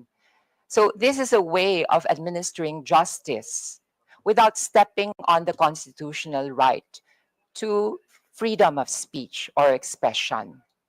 Kasi sa laban po sa fake news, ang kalaban po natin talaga dyan, syempre, of course, is the piece of news itself. Ako po ay naniniwala kapag ang isang piece of information ay walang matibay na pundasyon na nakapatong at nakasalalay sa katotohanan, ito po ay babagsak. Pero kailangan nga lang ho ay mag-cooperate ang ating mga social media platforms. Maaring tanong po ng iba dyan, paano mo ma-ensure na lahat ng content creators na magiging miyembro nitong Digital Council? Kasi hindi po ito ang pangarap ng Digital Council of the Philippines. Kahit hindi ikaw ang miyembro ng Digital Council of the Philippines, kapag ang isang piece of information na generate mo ay nireklamo dahil wala itong batayan, ay mafa-flag ito at madetect ng Digital Council. At eventually, if we pass a law that would require social media platforms to adhere to the findings, recommendations, instructions of the Digital Council, ay mafa-flag ito as fake and it could be taken down.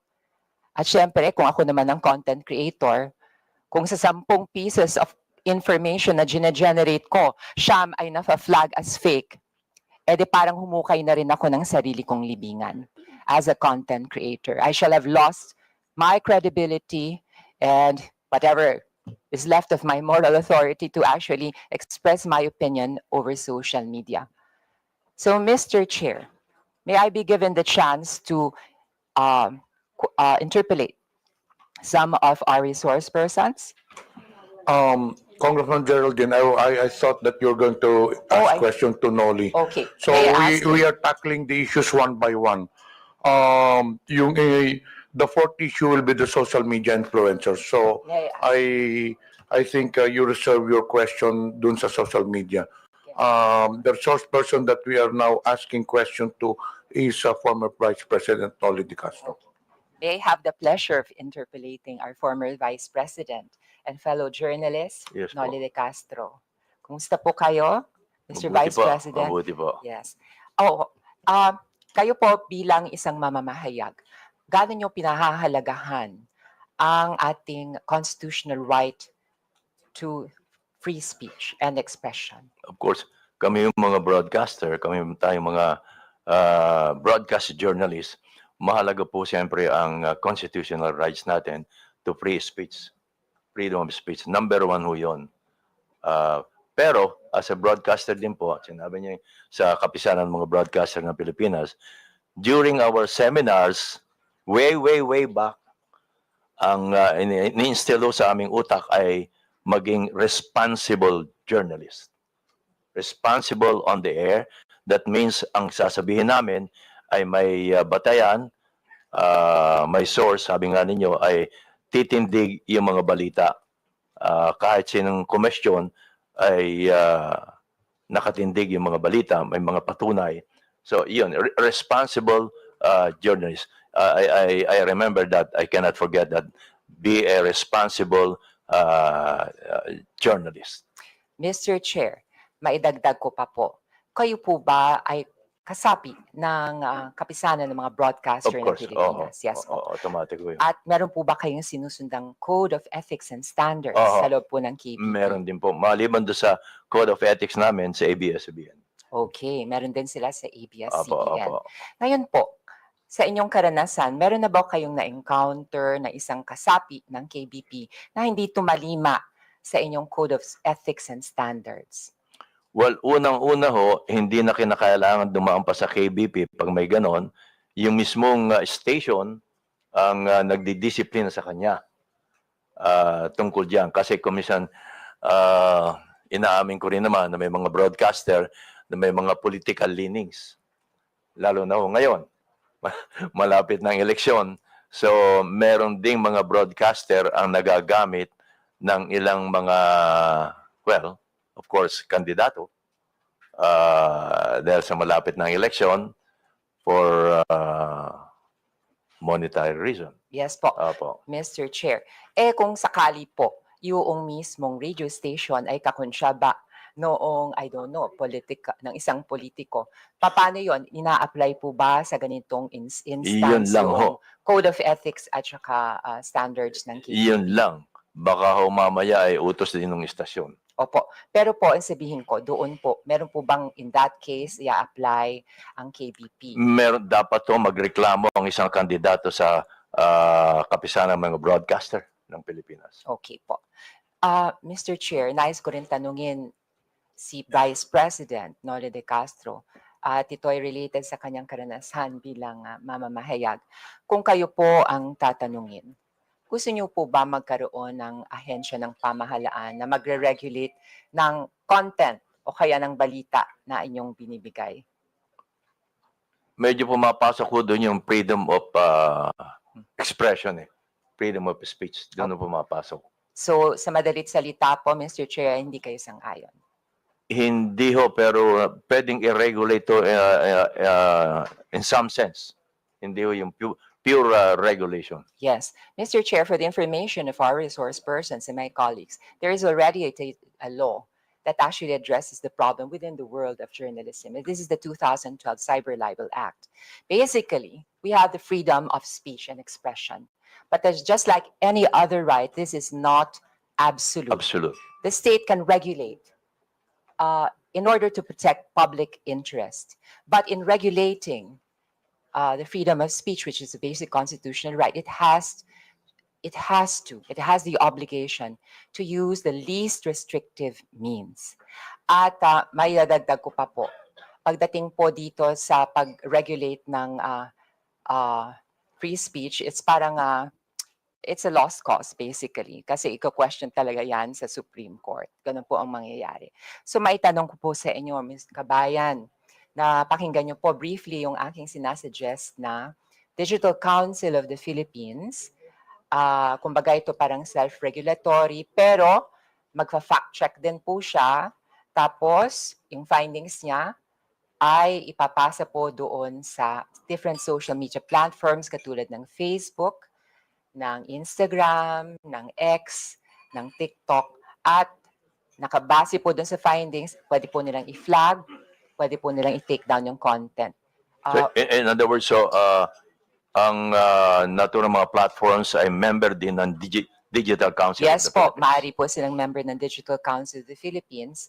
At yun nga ho, sinasangguni ko na maaari po tayong magkaroon ng isang batas para obligahan itong mga social media platforms na i-flag itong mga pieces of information na matutuklasan na fake. Opo, dahil malaga po ang sa hearing ho kanina at yung mga guests mula sa Meta, importante talaga ho yung mga platforms na sila ang mag-control, or mag-monitor ng mga lumalabas sa iba't ibang platform nila. Yes po.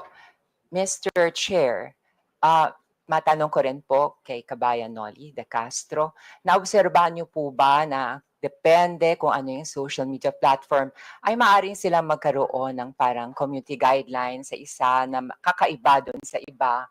Kumbaga, Facebook, meron siyang sariling guidelines, ang Twitter may sarili siyang guidelines. Sa inyo pang karanasan at obserbasyon ay nakikita niyo po itong ganitong sitwasyon. Well, nakikita ko dito halos pare-pareho lang ang mga ang Twitter, ang Facebook, ang Instagram, pare-pareho din ng nilalaman nila.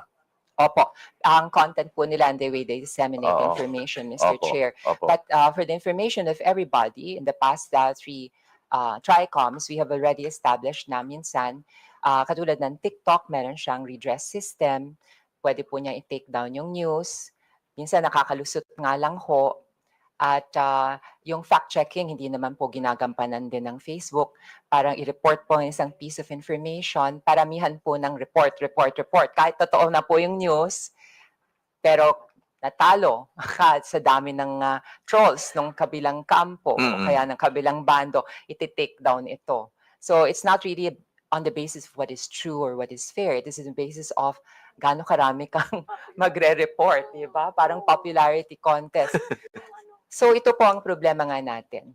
So with that, Mr. Chair, I would like to conclude by asking, would you agree to the idea of a digital council of the Philippines? Yes po, Congressman. Itong Digital Council of the Philippines, just like kapisanan ng mga broadcaster ng Pilipinas, ito ho ang maaring, kasi sabi nga ninyo ay hindi ho tayo pwedeng maglabas ng batas dahil makikwestiyon hanggang Supreme Court. So itong Digital Council of the Philippines, ang pinaka mabilis na maaring kumestyon sa mga content providers na lumalabas, lalong-lalo na ang mga fake news.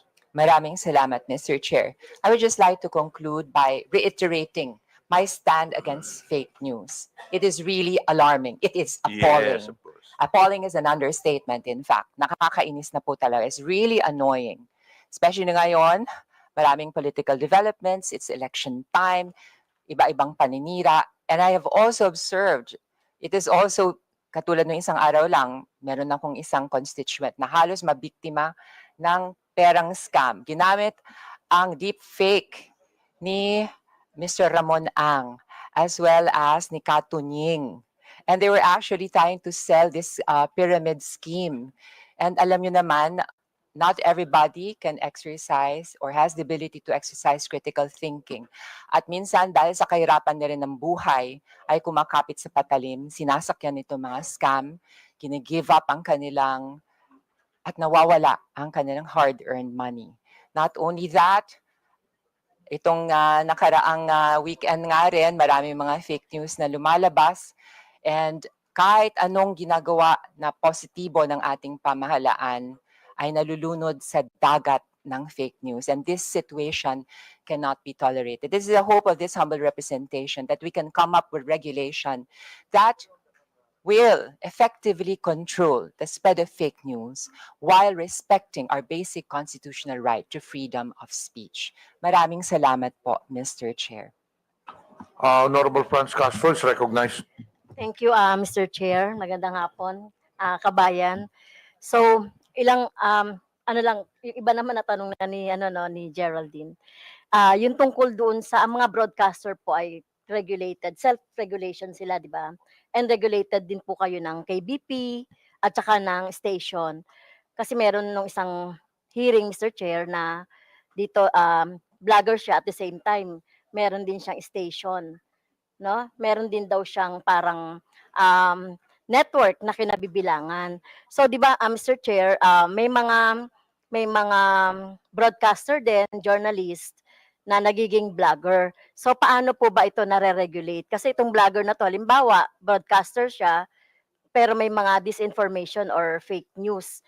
Nire-regulate din ba ito ng station o yung network na kinabibilangan niya, kabayan? Dapat po, kasi kung mga fake news ang sinasabi niya at hindi lang once, twice, or thrice, dapat ay kumilos na ang istasyon or even ang kapisanan ng mga broadcaster ng Pilipinas. Okay, so nag-a-announce ba ang network na may mga ganitong disciplinary doon sa mga broadcaster at the same time vlogger na nagbibigay ng disinformation? Normally ho, ang aking experience ay sinasabihan lang ho sila Okay. to stop yung ginagawa niya. At nagko-correct. Tama po ba? Dapat i-correct Dapat niya. kino-correct, no, yung Oo. mga disinformation. Kasi kung hindi niya i-correct, paulit-ulit na siya sasabihan or until isuspindi siya. Okay. Kahit na po ito ay information, dapat po kung meron siyang sasabihin na opinion, ay dapat nakabase pa rin sa facts. Sa tamang impormasyon. Yes, sa Opo. tamang information. Opo. Pangalawa, Mr. Chair, ito syempre, kanina sinasabi natin na hindi naman maiwasan na yung isang broadcaster o kahit na kayo po kabayan, meron kayong sariling opinion Opo. sa mga bagay-bagay. So, paano nyo po yun masasabi? I mean, di ba, freedom of expression. Pero kung kayo po ay nakapaloob sa sa isang network na halimbawa may political leaning, paano po nyo ma-express yung inyo pong sa programa ninyo? Well, sa akin pong experience, hindi ko po tinitingnan yung kung ano man political leaning ng istasyon.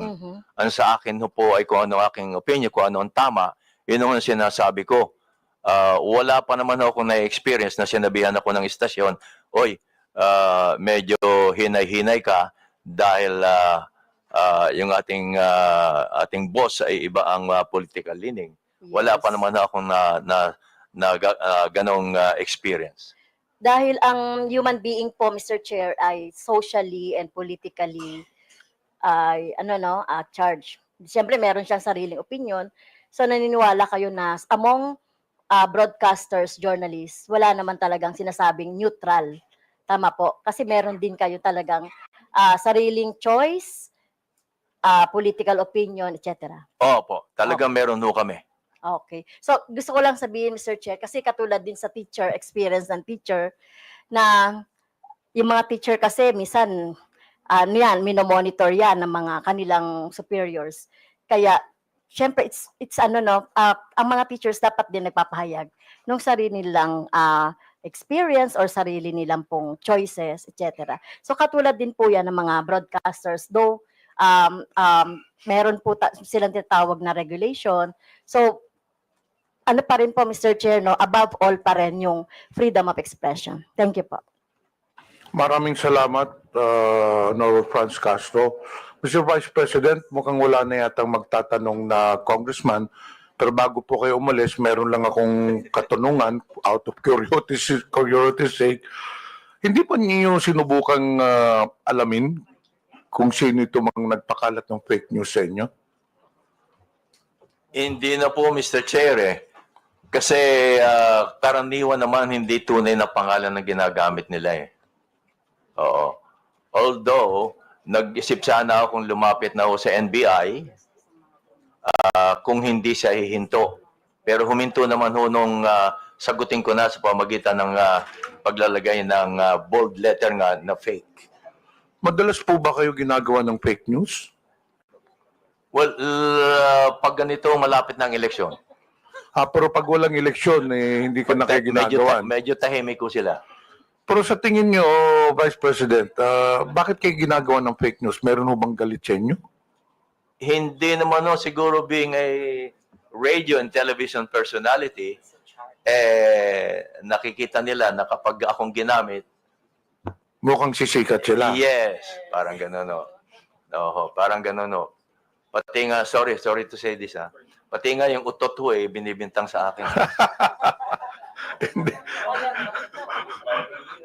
Nag-viral ho yun Sikat ho talaga kayo You're well known all over the country. So probably some of these, I would say, bloggers are taking advantage of your popularity. Ika nga ginagamit kayo para naman sila maging popular din po.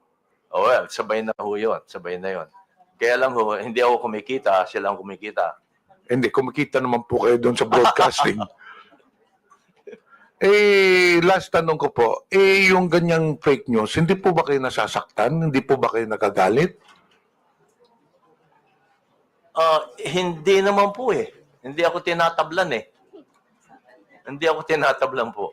Hindi kayo naapektuhan, kagaya noon na pinagbintangan kayo na hindi kayo bumoto kay PRD, bumoto kayo ano, o yung sinabihan patay na po kayo, hindi well, ba kayo tungkol doon sa- nadidepress o hindi ho. nagagalit? Hindi po kasi nasasagot ka agad. Yun ang advantage ho namin, nasasagot namin kaagad bilang isang broadcaster. Oo. Pero sa pangkaraniwan tao nga po, sabi ko nga, baka mahihirapan nung sila dahil hindi kaagad nila masasagot. Wala silang means para masagot kaagad. Alam niyo, Vice President, you're very well known sa broadcasting industry. And I believe that you are liked by the people around the broadcast industry. Pero nakikita mo kahit na magandang ang ikangang image mo sa broadcaster industry, wala ka namang kinakalaban, wala ka nang kinakaway, pero meron talagang mga tao na gusto lang talagang sirain ang isang tao. Hindi po ba? Kahit kayong mga congressmen, ganun din. Lalo na po kami, lalo na po ngayong eleksyon.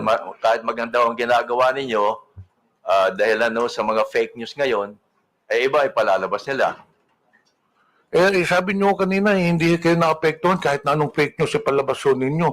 Ano bang pwede nyo i-advise sa amin? Kasi kami naapektuhan minsan Ay sagutin ka agad doon nyo. Ganun po ba? Sagutin ka agad. So, kailangan sagutin ho namin. Opo. May mga kaibigan naman ho kayong may mga YouTube din, may mga Facebook. Gaya ng ginagawa ko nga ho, bold letter, at kung minsan nagpa-plus pa, fake. Tapos pinapakalat. Pinakikiusap ko sa mga kaibigan na ipakalat. Yan, no? Kasi hindi naman kayo pwedeng o kaya, tumawag ho kayo sa mga broadcasters, sa mga broadcast journalists. At ipakiusap nyo kung pwedeng ma-interview kayo para ipaliwanag nyo itong lumabas na balita. Siguradong tatanggapin naman po kayo. Basta open lagi po. Yan ang pinakikiusap ko sa mga government agencies na open lagi sila kapag may lumalabas na balita. Kasi kung minsan ho ay kumakalat na yung balita ng mali, hindi kaagad nasasagot ng mga government agencies. Sa tingin po ninyo, kailangan ng Kongreso gumawa ng batas para mapigilan ang paglaganap nito mga fake news, para naman maprotektahan yung mga reputasyon ng mga tao. Kasi nakita naman ho ninyo, marami yung mga personalidad nasira rin ng reputasyon because of fake news.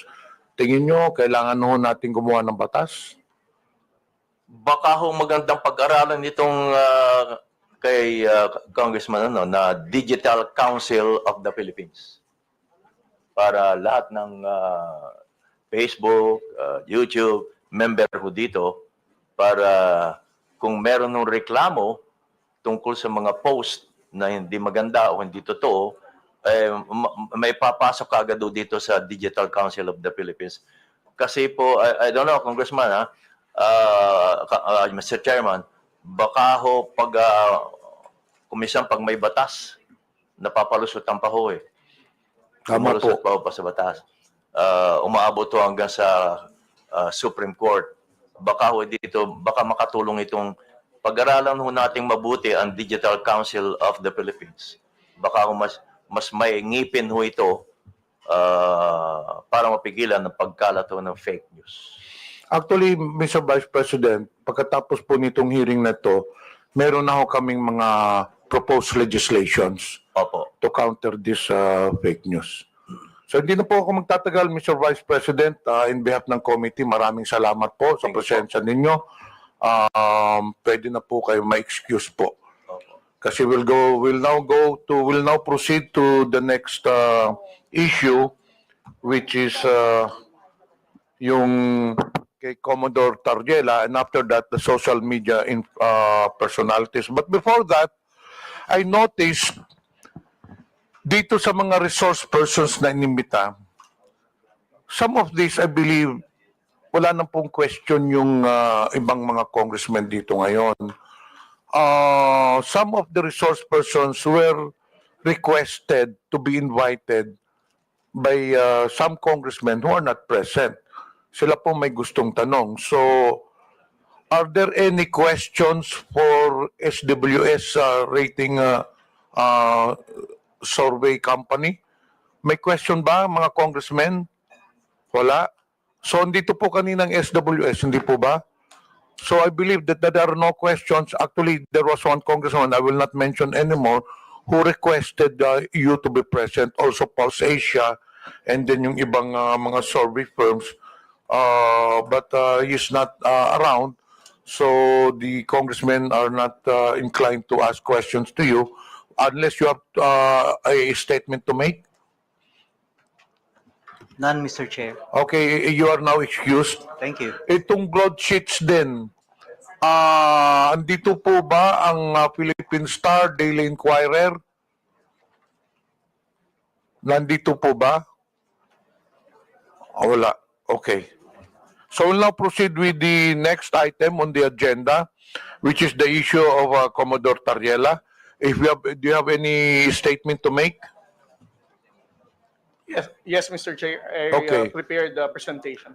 Okay, let us proceed with the presentation. Afterwards, the first to interpolate will be Congressman Ernest Junicio.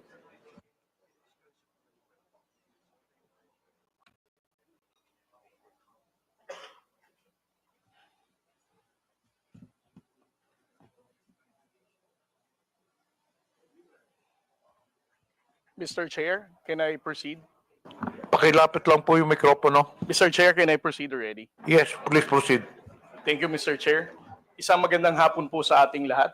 Sa loob po ng 2 taon, nagsimula po ang ating administrasyon sa pagpapublicize ng mga insidente na nangyayari sa West Philippine Sea, ay nakita po natin ang mataas na bilang ng pagtaas ng fake news and disinformation and misinformation pagdating sa usapin ng West Philippine Sea. Sa loob po ng 2 taon na inanalyze po namin ang mga fake news, peddlers, and trolls na nagpapakalat ng maling informasyon. According to our analysis, we can actually came up with 3 levels of fake news purveyors in terms of social media platforms. The first one is what we call the initiators. Ito po ang mga kilala po nating social media influencers na nagbibigay ng maling impormasyon pagdating sa usapin ng West Philippine Sea. On the later part of my presentation, I will discuss what are those information that they are using to counter the factual narrative of the Philippine government. At the same time, the initiators have high number of followers. Marami po silang followers sa different social media platforms, whether sa X, sa Facebook, sa Instagram, or sa TikTok. Sila po ang kinikilala nating mas known figure pagdating sa pagpapakalat ng maling impormasyon. We call them initiators because if we're going to trace the misinformation and fake news about West Philippine Sea, sila ang pinakaunang mga tao na nagpakalat ng maling impormasyon na to. The next level is what we call the disseminators. Gaya po ng sinabi ni Kabayan Noli de Castro, marami po tayong trolls sa social media na soulless account.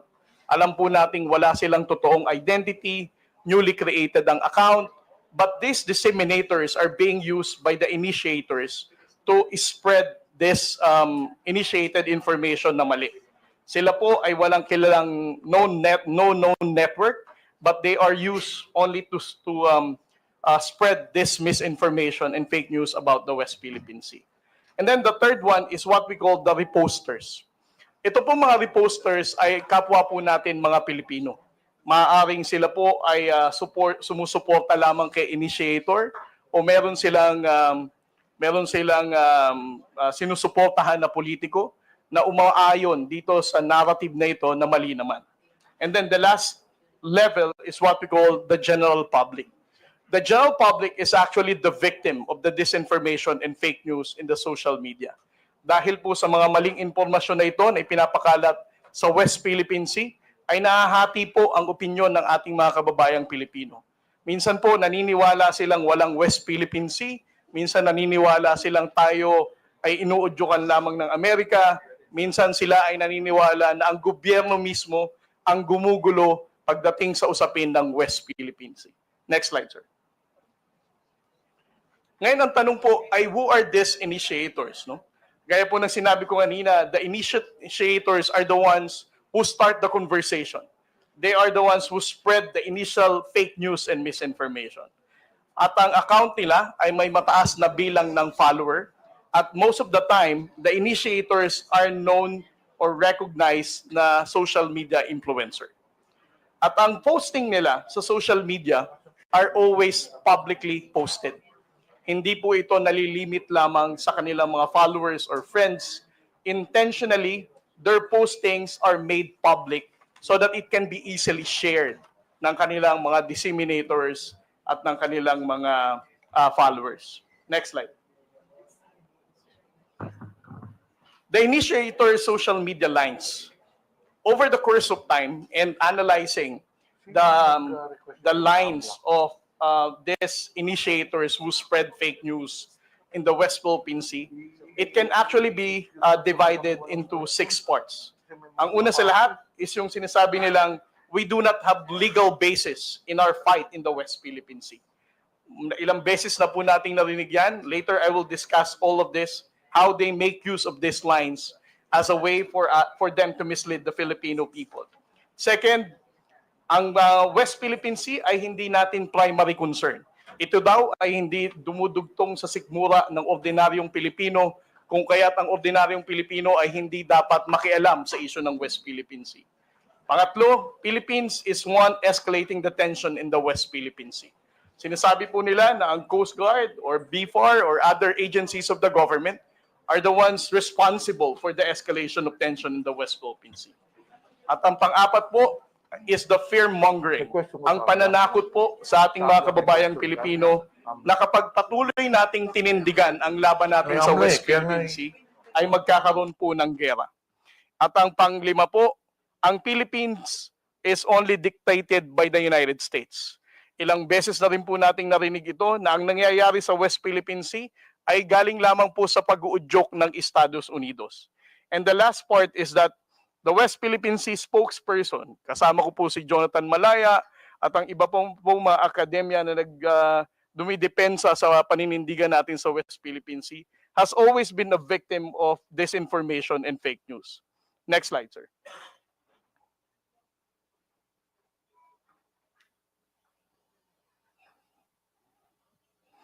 For their line na we do not have legal basis, paulit-ulit po nilang sinasabi na ang West Philippine Sea is just a fiction. Ito po ay gawa-gawa lamang daw nung panahon ni Pangulong Noynoy Aquino at wala naman daw po tayong basihan. Secondly, they always downplay the 2016 Arbitral Award.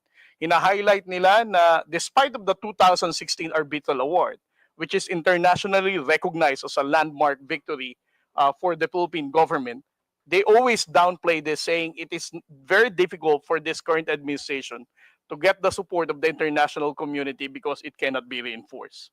The second one is, we're the one escalating the tension. Kung makikita po natin ang mga posting ng mga tao na to, lagi nilang ang sinisisi ay ang Philippine Coast Guard. Kami daw po ang bumangga sa China Coast Guard. Kami daw po ang dahilan kung nagdala ng mga isda doon, kaya nagkaroon ng gulo sa Baho de Masinloc. Instead of criticizing the aggression and unlawful activity of the Chinese Coast Guard, Philippine Coast Guard po ang nilalagay nila sa kanilang mga posts trying to distort the reality of what's really happening in the West Philippine Sea. Next slide, sir. At ang narrative na ang Pilipinas po ay inuudyukan lamang ng Amerika. Ito po ay paulit-ulit din nilang sinasabi, ang West Philippine Sea ay gawa-gawa lamang daw po ng Amerikano. Ang Amerika din daw po ang nagdikta ng naratibo natin pagdating sa usapin ng West Philippine Sea. At ang kanila pong favorite line, the transparency initiative of the Philippine government is actually dictated by Mr. Ray Powell, na paulit-ulit din binabanggit ni Mr. Mark Lopez sa kanyang social media post. And then the next one is, West Philippine Sea spokesmen are pro-US and accepting bribes. I have been a victim of disinformation and fake news. Sinabi nilang CIA ako, sinabi nilang pro-US ako, sinabi nilang pumunta ako sa bahay ni Speaker at meron daw akong 3 black bag. Sinabi rin nilang tumatanggap ako ng $4 million as part of my talent fee sa US Embassy. Panglima po, WPS is not our primary concern. They are confusing the Filipino people by saying poverty is the main issue of the Filipino people and not the West Philippine Sea. Kanila pong binibigyan ng confusion uli ang mga kababayan natin para sabihin they should not care about our fight in the West Philippine Sea. And then the last one, sir, is fear-mongering. There will be war. Ilang beses na po nating narinig ito sa ating mga social media trolls. Sinasabi nilang kapag patuloy na pinanindigan ang ating laban sa West Philippine Sea, ay maraming mamamatay na Pilipino, hindi kaya ng Armed Forces of the Philippines na tindigan ang pakikipaglaban sa China. Pero simula po na naging Pangulo, si Pangulong Bongbong Marcos, for almost 3 years now, he has been standing firm of not surrendering a square inch of our territory to any foreign power. Pero wala naman po tayong digmaan na naririnig pa. And then the last one, sir. Next slide. Next slide. Kung makikita po natin ang posting netong tinatawag nating mga initiators, there are actually 3 intersection points na common sa kanila. Una, they always counter our position in the West Philippine Sea. Secondly, kung titingnan din po natin ang posting nila, they also defend Alice Go and the Pogo. Third, they are also denying the presence of Chinese spies na nahuli ng NBI noong mga nakaraang buwan. Just to give you an example, I would like to share with you the posting of certain Miss Ana Malindog-Uy. I'm not saying that she is the one really managing this expose because I don't know her personally, but this is actually a public post. She said, with regard to Pogo, ano daw ang sabi ni DASA, upgraded ang Pogo seriously? Last August 6, 2024. She also commented, investigasyon ng Kongreso sa issue ng Pogo, nakakahiya. And then when it comes to the issue of the spies, last January 29, 2025, she also posted, do we really think that a superpower like China would send someone unqualified to spy on the Philippines? And when it comes to the harassment of the Chinese Coast Guard, she also said, study the footage carefully and draw your own conclusion. Note the time that when the collision happened, according to the reports and based on the footage, the Philippine Coast Guard ship MRB 4410 suddenly turned right and rammed into the Chinese Coast Guard. Again, she is actually narrating a narrative that it is the Philippine Coast Guard who rammed the China Coast Guard vessel. Miss Ana Malindog-Uy, I don't know her, but again, these are public posts.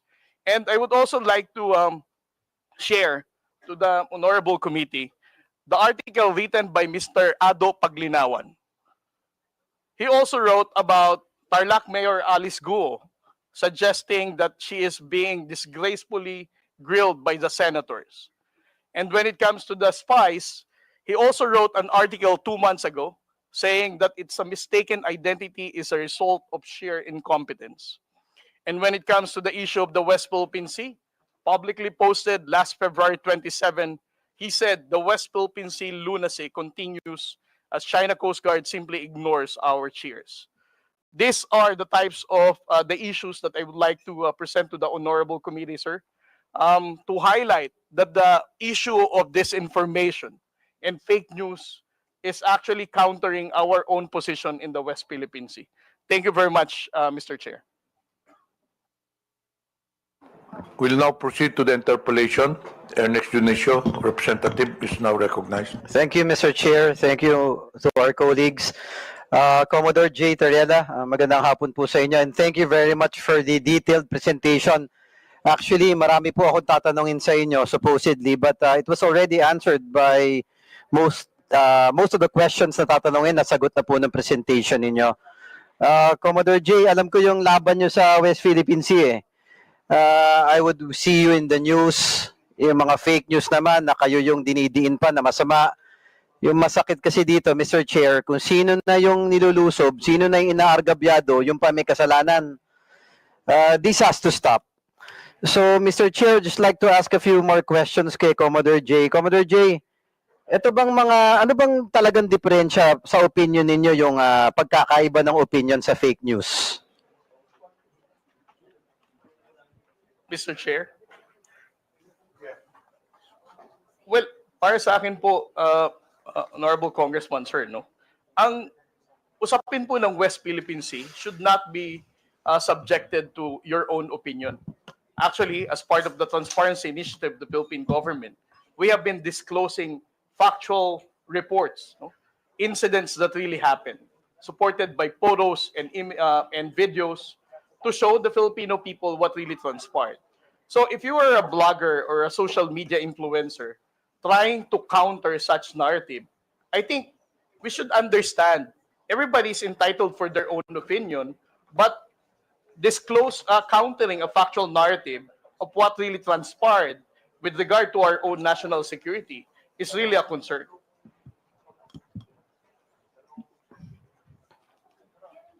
Yes, thank you for that. Mr. Chair, kasi yung West Philippine Sea, in my humble opinion, di lang naman kasi to geographic location, it's a symbol of our sovereignty. If I remember it correctly, Commodore J, di ba, nung last hearing natin, meron pa nga na nagke-claim na lumalabas sa mga fake news na yung Palawan pagmamayari ng China. Tama po ba? Yes, sir. Yeah, it's very alarming, Mr. Chair, lahat ng nangyayari na to eh. So, alam ko nag-imbestiga na kayo dito, Sir Commodore J. Ano po ba mga naobserbahan nyo? You mentioned kanina mga initiators. Ano ba to? Mga Pilipino ba to? Chinese? Or we don't know for certain? Well, right now, Mr. Chair, what we have are only public posting of social media accounts. Just like what the former Vice President mentioned, we cannot really ascertain whether these people are the ones managing those accounts dahil hindi naman talaga natin alam kung sila yon. Mr. Chair, may nabanggit po kanina na si Ana Malindogoy. Yes, Mr. Chair. Do we know, Mr. Chair, does this committee have any information na bisita po ba natin siya ngayon or Filipino vlogger po ba to? Or... Sino? Si Mark Lopez? Hindi po, si Ana Malindogoy, mentioned by Commodore Tariela earlier, Mr. Chair. Did we invite this personality? Unfortunately, she was not included. Is that a female? Yes, Mr. Chair. She was not included in the invitation to the resource persons. Maybe, thank you, Mr. Chair. Maybe it would be prudent since Commodore Tariela mentioned some posts that are very detrimental for our sovereignty and for the safety and security for our country, that probably this individual, be it true or not, we can try to find out through the committee and have this person invited and probably shed more light to the posts that was shared by Commodore Tariela. Mr. Chair. Please take note. This individual will be invited for the next hearing. Moving on, Mr. Chair, yung 2016, as mentioned by Commodore Tariela, yung arbitral award. In my humble opinion, ito napakalinaw na eh, na pagmamayari ng bansa natin, yung kinokontest ng ibang bansa eh. What I don't understand is bakit kinokontra pa to. Commodore Tariela, ang gusto ko lang malaman, meron po ba tayong specific Filipinos identified who are, masasabi natin na pro-China? Well, Mr. Chair, if we're going to base on the social media posting of what they, how they appreciate the 2016 Arbitral Award and how they downplay our fight in the West Philippine Sea, I would say that they are really going against our national security and that they are not pro-Philippines, Mr. Chair. However, I would also like to add that what is difficult for us on the Philippine Coast Guard is that we cannot really identify whether these people who are using such accounts are those actual people named with that social media account, sir. Thank you. Mr. Chair, I'd like to request that all the information that has been presented by Commodore Tariela, also yung mga vloggers na hindi naman natin ma-determine kung tao ba o Pilipino ba, baka makuha natin yung mga handle nila and maybe NBI or someone from our government can really check. Mr. Chair, this has to stop. We have to find out who these people are. Okay, baka mga Chinese to o hindi man, baka mga Pilipino na pinagkakalulo yung bansa natin. This has to stop. This is the reason why we have this hearing, to shed light and to stop the fake news na nakaka-apekto na do sa sovereignty ng ating bansa, Mr. Chair.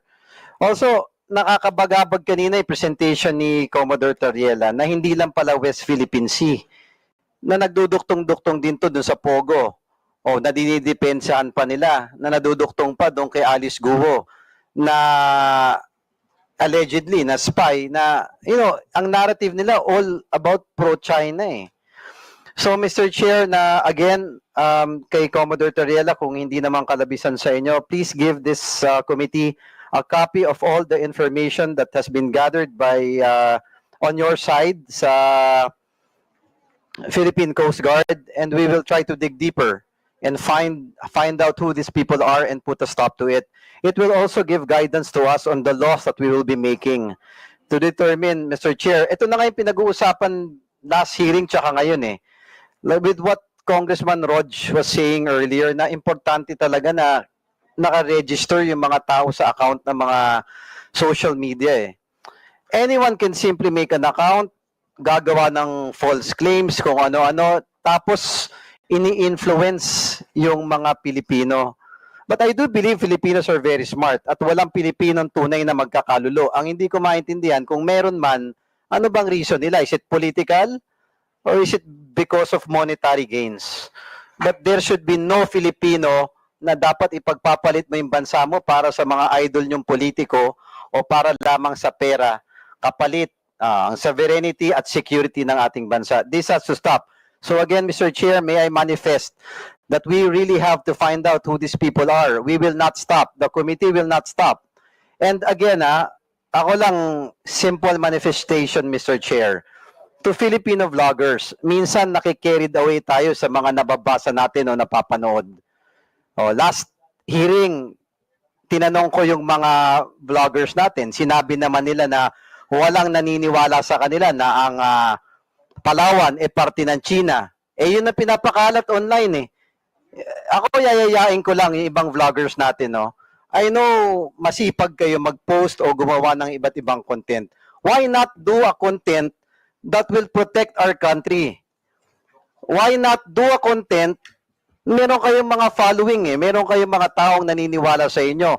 Isn't it prudent enough for a Filipino na kung gagawa ka na lang ng content mo, it's to fight for our country. Sometimes nalulungkot ako kay Commodore Tariela, tinitira pa ng ibang tao na tuta daw ng Amerika. Tapos yung Amerika minsan tinitira na yun daw may gusto ng gulo. No. Let's try to dig deep. Sino ba nang gugulo sa Pilipinas? Sino ba ang pumapasok? Sino ba ang aggressor? Mr. Chair, enough is enough. Kami sa Tondo, mga batang Tondo, hindi kami papayag sa mga taong ganyan. So Mr. Chair, again, I appeal sana sa mga kaibigan nating vloggers, if you are true Filipinos, let's all work together. O i-prove natin na maka-Pilipino tayo at makabansa tayong Pilipinas. Labanan natin ang negative news ng China and let's stand for our country. One flag, one country, and one Filipino. Thank you, Mr. Chair. Thank you. Mr. Chair, Honorable Pamante. gusto ko lang pong tanungin si Commodore Tariela kung sino yung mga vloggers na yun. Can you identify those vloggers now? Isa lang ba o meron pang iba? Can you identify them? Well, Mr. Chair, I cannot attribute it to the person, but what I can quote are the name of their handle accounts, social media handles. I cannot attribute it to a person, but I can attribute it to a social media account. So, ano ibig sabihin?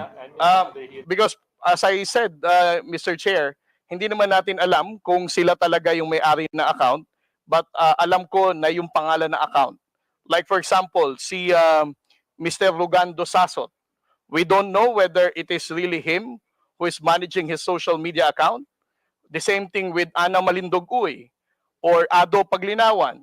Those names are known to be writing about pro-China narrative. Well, Mr. Chair, why, Commodore, why don't we ask the NBI or the DICT to identify?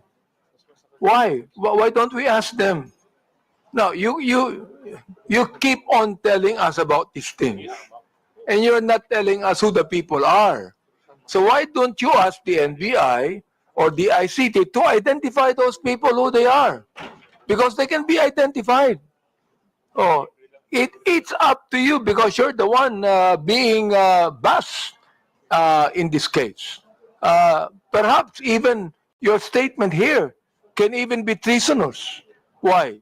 Because these are Filipinos who are actually siding with China. Oh, saying things that are against our own sovereignty. So, Mr. Chair, I would like to ask to Commodore Tayela to ask the NBI and the ICT to finally identify these people. And if you do that, Mr. Chair, we're going to invite them here so they could be able to shed light to what they're saying. And also, let them realize that this committee is now crafting a bill that will regulate these things. Akala ba ng mga vloggers natin, malilibre sila lahat sa mga bagay na yan? No. There should be certain regulations on this, Mr. Chair. Do you know why? Because freedom of expression is not absolute. Are there any further questions with regards to this issue from the members? Mr. Chair, I would like to ask Commodore Tayela if he's willing to ask the NBI and or the ICT or the Department of Justice to finally identify these people. Yes, Mr. Chair, on the part of my office, I will be forwarding the report and the post of those known social media influencers that we have identified that are countering the factual narrative of the Philippine government when it comes to the West Philippine Sea. I believe we have the presence of the NBI resource persons. Andito po bang NBI? Ano mo nga yung anong pwedeng gawin doon? Good afternoon, Mr. Chair. Good afternoon to the members of our Congress.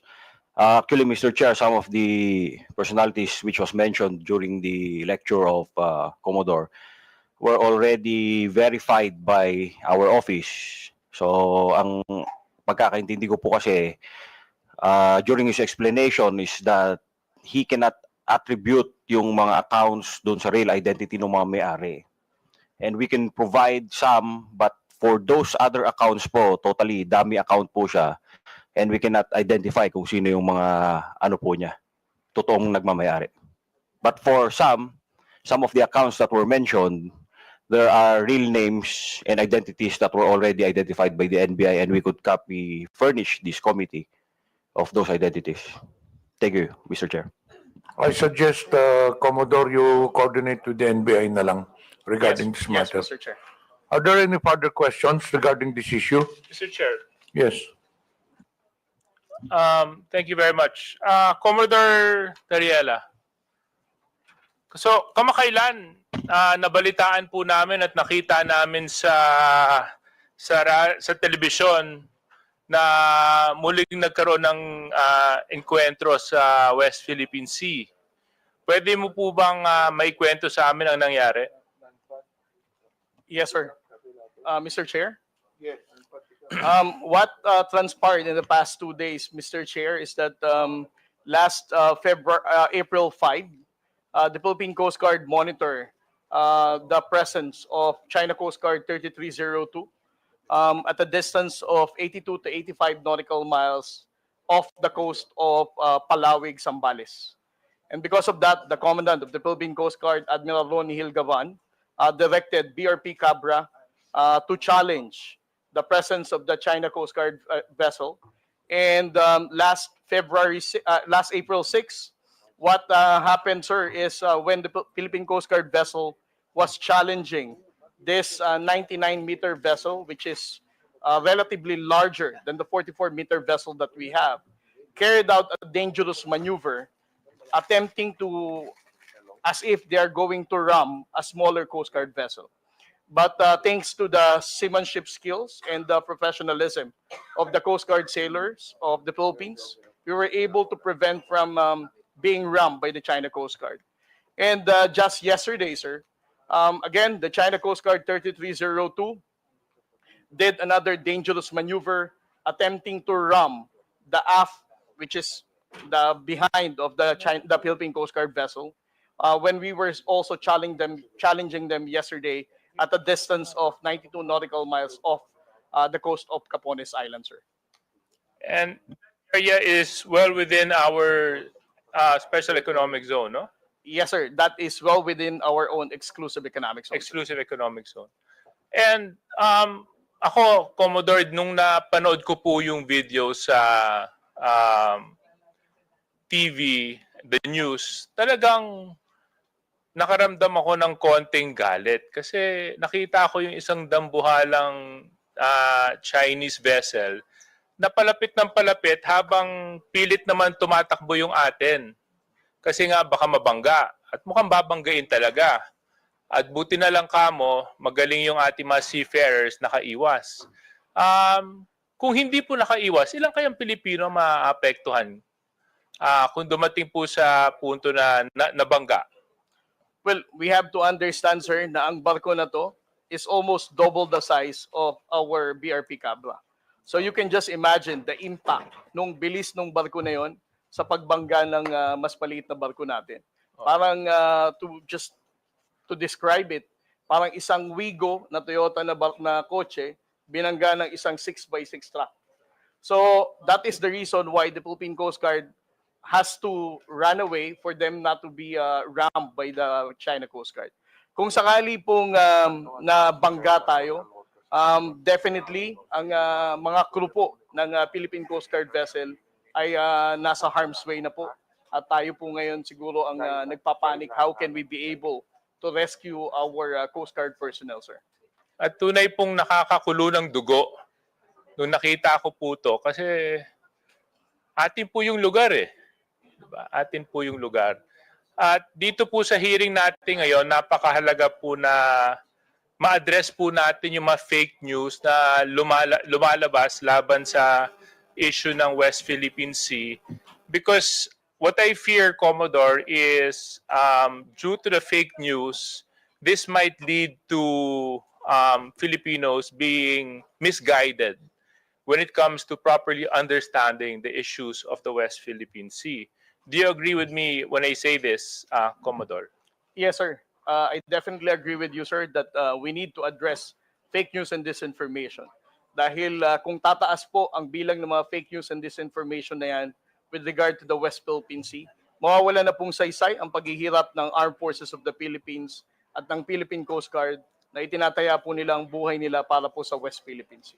So sa isang bahagi, Commodore, would you agree with me when I say that maaaring isang strategiya to na ginagamit ng isang banyaga laban sa Pilipinas para magkaroon ng confusion sa ating mga mamamayan sa paglaganap ng fake news laban sa Pilipinas sa usapin ng West Philippine Sea?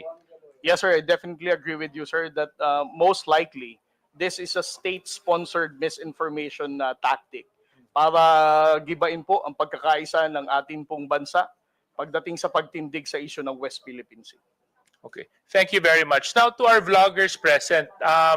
Mr. Chairman, can I get a show of hands kung sino-sino po sila nandito ngayon? Actually, we will proceed on that. Tapusin na lang natin yung kay Tariela. Yeah, patapos na po ako, but critical lang po kasi sa akin yung mga vloggers dito. The social media personality that was mentioned by Commodore Tariela, George Paglinawan, is here. May know where George Paglinawan is? Oh, yan. If you have any questions. He was Sir, mentioned by if I may. Commodore Tariela kanina. If I may, Mr. Chairman, I am George Ahmed Mr. Paglinawan. Chairman, I think I have the floor. Okay. Yeah. So anyway, Mr. Chair, I just wanted to ask first, I don't have any particular questions to Mr. George. Yung gusto ko lang malaman yung mga vloggers na nandito ngayon, pakitaas nga ulit yung kamay ninyo. Hindi ko kasi kayo kilala isa-isa eh. Kanina, kung susubaybayan po natin yung takbo ng hearing, makikita po natin na napakahalaga po ng papel na ginagampanan ninyo sa paglaganap ng balita at sa mga pangyayari sa ating bansa. And in a certain way and in a certain form, you influence the manner of thinking of certain Filipinos, no? And I'm sure you agree with me that when I say the Philippines is a sovereign country. Now, I just want to find out from the vloggers present, do you condemn what China is doing in the West Philippine Sea? Yes or no? Can you raise your hand? Can I just, all of you? All of you? Yung mga nasa dulo, hindi ko po masyadong, sorry malabo kasi yung mata ko. Are those vloggers as well at the end? Yes? Do they also, do you also, are you also raising your hand? Yes? Okay, so you also condemn what China is doing in the West Philippine Sea. Is this correct? Yes, okay. If so, then, Commodore Tariela, you mentioned na maraming mga disinformation, fake news na lumalabas patungkol sa usapin ng West Philippine Sea. Can you further elaborate on this? Yes, sir. Just like what I mentioned a while ago, sir, no? There are 7 types of narratives that they're saying. Una, wala tayong legal basis. Second, dinidiktahan lang tayo ng Amerika.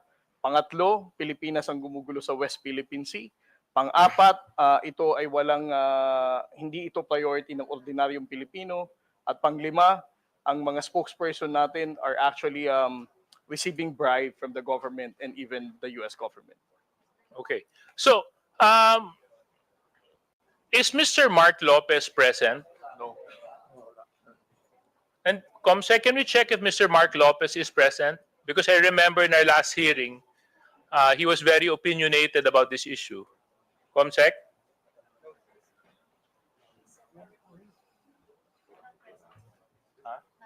Not present. Okay, not present. So, since he's not present, siguro I'll just reserve my questions for him when he decides to present himself. For the vloggers na nandito, dahil kayo naman, inamin nyo rin na kinukondenan nyo yung ginagawa ng China sa West Philippine Sea. Siguro ipapakiusap ko na lang sa inyo sa pamamagitan ng boses ninyo at sa pamamagitan ng kakayahan ninyo, baka pwede nyo lang suportahan ang Pilipinas. Pwede nyo suportahan ang ating pamahalaan. Pwede nyo ipakita sa pamamagitan ninyo na maski ano man ang hindi natin pinagkakasunduan, Pilipino at dugong Pilipino pa rin ang nangangalaytay sa ating lahat. At yun po ay dapat pinaglalaban natin. I think for our armed forces right now, this is very important that we show that the country is in full support in protecting the rights and the sovereignty of our country. That's all, Mr. Chairman. That's the only questions I have for Commodore Tariela. And baka pwede pong humabol ng isang pakiusap. Alam mo, campaign period ngayon eh. Kami mga kandidato nakikiusap. Baka pwede ko ipakiusap sa inyo. Sana maging boses din po kayo sa Twitter, sa Facebook, sa TikTok o anumang medium ang ginagamit ninyo na let's support the Philippines and let's support our claim to the West Philippine Sea. Maraming salamat. Mr. Chair, Yes, Honorable. gusto ko lang po sabihin kay Commodore Tayel sa kayong NBI, no? Because you mentioned na these are dummy accounts, di ba? Dummy accounts po ito. And you also mentioned that it's possible that they are being used by the Chinese, no? To speak against the West Philippine Sea. So, Mr. Chair, gusto ko lang pong i-manifest dito, kung dummy accounts yan, walang pinagkaiba yan ng panahon ng hapon. O, yung makapili na mayroong bayong, mayroong bayong hindi nagpapakilala. Oo, walang pinagkaiba yan sa mga makapili. Kaya yung mga vloggers natin dito, na mga makapili, palagay ko, merong kalalagyan din yan. Siguro, no? NBI. Meron din, no? So, it means that you could be able to really identify those makapili today. No, NBI. Kaya, no? Mr. Chair, if I may. Yes. Yes, Your Honor. As long as makumpleto po natin yung mga verification. But still, we depend on the information na kayang ibigay sa atin ni Meta as well as yung kaya ibigay ng mga telco sa atin na information. Kasi ang point po natin dito for purposes of identifying attribution is that we could determine kung sino yung gumawa ng account. Yun po ang ating basis po. Well, the fact na, Mr. Chair, that our bloggers are here with us today, hindi po ito makapili. Mga Pilipino po ito that they're appearing with us today to be able to help us craft a legislation finally, to be able to put a stop to this fake news, especially those people who are using dummy accounts. Finally put a stop to it, Mr. Chair. Yun lang po gusto kong sabihin.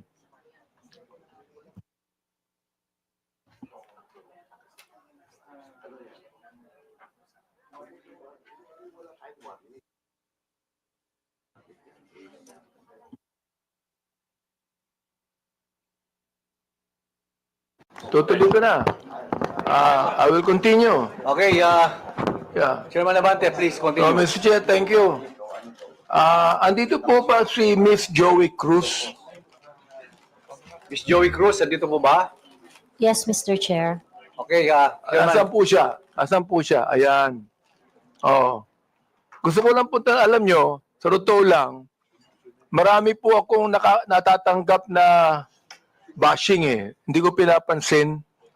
Hindi ko pinapansin yon. Katulad ni Kabayan, hindi ako naiinsulto, hindi ako nababagabag, hindi ko pinapansin, wala namang katotohanan yun eh. Kaya hindi ko pinapansin yan. Alright. Ngayon, ang gusto ko lang pong sabihin kay Miss Joey Cruz, in one of your blogs in YouTube, you directed this statement sa akin. No? Akin mismo.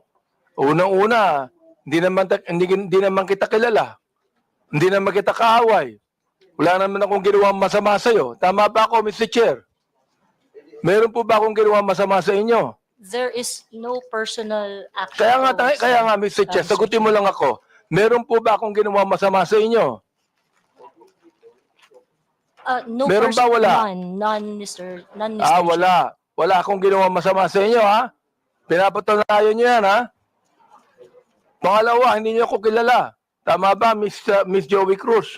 You do not know me personally. Correct, Mr. Chair. And Mr. Chair, I do not even know Miss Joey Cruz personally. Am I right?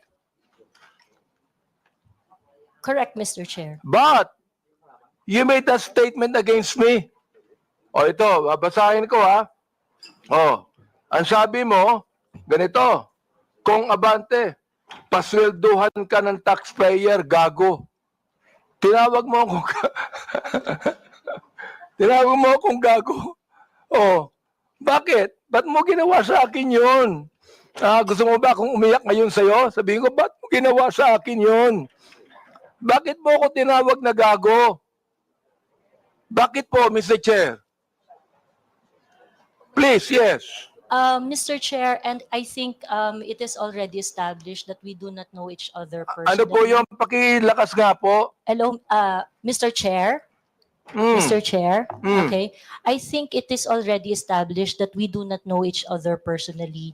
Therefore, the statement was said based in a not personal way, but it is an observation of my reaction. Mr. Chair, on meron ka pang salita. Your observation is that I'm gago? Is that your observation?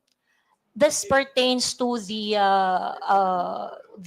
public function as I perceive it, Mr. Chair. No, you're public what? Public action, Public Mr. Chair. action. So you mean that is the public that is actually telling me that I'm gago? No, Or Mr. is it Chair, you? the statement Let me came ask from you, me. Mr. Chair, is it you? Yes, Mr. Chair. So you were the one that said that, right? Correct, Mr. Chair. Ayun. Pero hindi mo ko kilala. Wala akong ginawa masama sa'yo. Yes, Mr. Chair. It What is your already right to established. tell me that I'm gago? Because I am a citizen of What the is your Philippines. right to tell me I'm gago? That is part of my freedom of speech, Mr. Oh, Chair. is that right? Yes, Mr. Chair. So your freedom of speech is to tell a person that he is gago? Freedom of speech ba yan? My freedom of speech, part of my freedom Ang of galing speech is mo. to react Ang on the galing mo. action of Ito a pa, public sinabi official. mo ha, in another post, ito sirahin mo. Pero alam mo, kaya tayo nagmi-meeting dito, parami na mention ko ito, no? Pero sa totoo lang, hindi ko pinansin yan, matagal na yan eh. Di ba? Hindi ko pinansin yan. Ito ha, ang sabi mo, you know, Kong Benny Abante, I can find all of this. Isasampal ko ito sa pagmumukha mo. Is that still freedom of speech? Mr. Chair, I am not very familiar. Yes on or that no, post. Mr. Chair? Is that still, you think, freedom of speech? When you said, isasampal ko ito sa pagmumukha mo. Mr. Is Chair, that freedom of speech? yes, Mr. Chair. Ganon. Oo. So, ibig sabihin, ganito. If I tell you right now, sasampaling kita, freedom of speech yan. That's part of your freedom, Mr. Chair. Pag sinampal kita, hindi na freedom of speech yan. Of course, sir. It's overt Hindi action na. already. Yes, Hindi sir. na, no? Yes, sir. Oo, ang galing. Mahusay ito. Oo, magaling ka. Oo. Ang sabi mo, I'm going to be Hindi ko masabi to, Mr. Chair. F-U-C-K-E-D. Prepared. Binanggit mo yon? Mr. Chair, Bakit naman? Mr. Chair, Ano may ba I nagawa know kong when kasalanan that post sa'yo? was posted?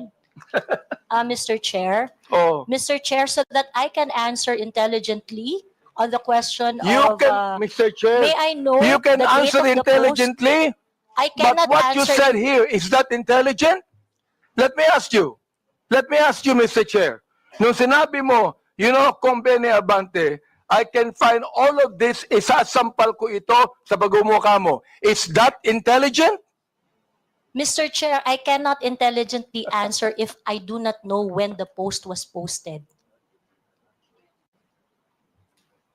You don't know, Mr. Yes, Chair? Mr. Chair, I think in a day I post maybe 50, Well, you know, 50 posts in a day. I would like to understand, It Mr. means, Chair. Mr. Chair, that you can post something today and you forget that tomorrow. Am I right? That is correct, Mr. Chair. That's very likely. So, pakiklaro nga, Mr. Chair. Ano yung isasampal mo sa pagmumukha ko? That is why, Mr. Chair, for me to intelligently answer your question, I need to know when it was posted. Well, we are going to get the date when this was said. Thank you, Mr. You would Chair. be able to know. Thank you. Kaya pinapa-confirm ko lang yung statement na yan eh. This ibig sabihin, do you believe, hindi ko na sabihin ang freedom of speech. Do you believe that this falls under protected speech? I'm so sorry, Mr. Chair. May you please repeat Do you the question? believe that this falls under protected speech? Mr. Chair, like I said earlier, I would like to know first the context of the post. But rest assured, Mr. Chair, that when I post in my platform, I make sure that it is a reaction on the news or public action. As a political observer, I always practice. Miss Cruz, is this a political statement? You were saying a political observer. Is this a political statement? Do you believe that using profanities, insults, and malicious accusations online represent fair and respectful, intelligent discourse? Except as part of your statement, Mr. Chair, the malicious imputation you said, I accept that. The rest that you said, yes, it is part of the healthy public discourse. It is part of what, Mr. Chair? Healthy public discourse. O therefore, pag binanggit natin using profanities, insults, and malicious accusations, that is, anong tawag mo doon? Part of the healthy discourse, Mr. Chair. Healthy discourse. Healthy discourse ba yon? Yung Yes, Mr. profanities, Chair. Yes, Mr. insults, and malicious statements, healthy discourse sa'yo yon. Yes, Mr. And that's the Chair. reason why, Mr. Chair, that we should now actually craft a legislation to put a stop to Miss Joey Cruz, who seemed to be intelligent, and a woman using profanities, malicious insults, saying it is healthy. Yes, Mr. Chair, I stand by my statement. Everything you said, except the malicious imputation, which I do not do, is part of a healthy public discourse. It is part of my freedom of speech. In fact, it is recognized under the Universal Declaration of Human Rights Act that I It is should be able recognized to where? express my opinion without Miss interference. Joey Cruz, I am the chairman of the Committee on Human Rights, and this is not recognized. Profanities, insults, and malicious words are violation of human rights. You violated my human rights. Mr. Chairman, Mr. Chairman. Mr. Chairman, may I inquire, sino po yung sa tabi ni no resource person? Please identify yourself. Are you the lawyer of Yes, Your Ms. Honor. Cruz? I'm Attorney Mark Anthony Manuel. I'm the counsel for Ms. Cruz, Your Honor. Have you entered your appearance here? Yes, Your Honor, please. So Mr. please Chair. be reminded that you can only give legal advice your client and you ask the chairman. Yes, Your Honor. Please sit not in the resource person at the back. You are not allowed to sit. At the back, you sit at the back. Yes, Mr. Lawyers are not allowed to sit beside the resource persons. And please be advised that as permission by the chairman. Yes, yes. Also sit at Mr. the back.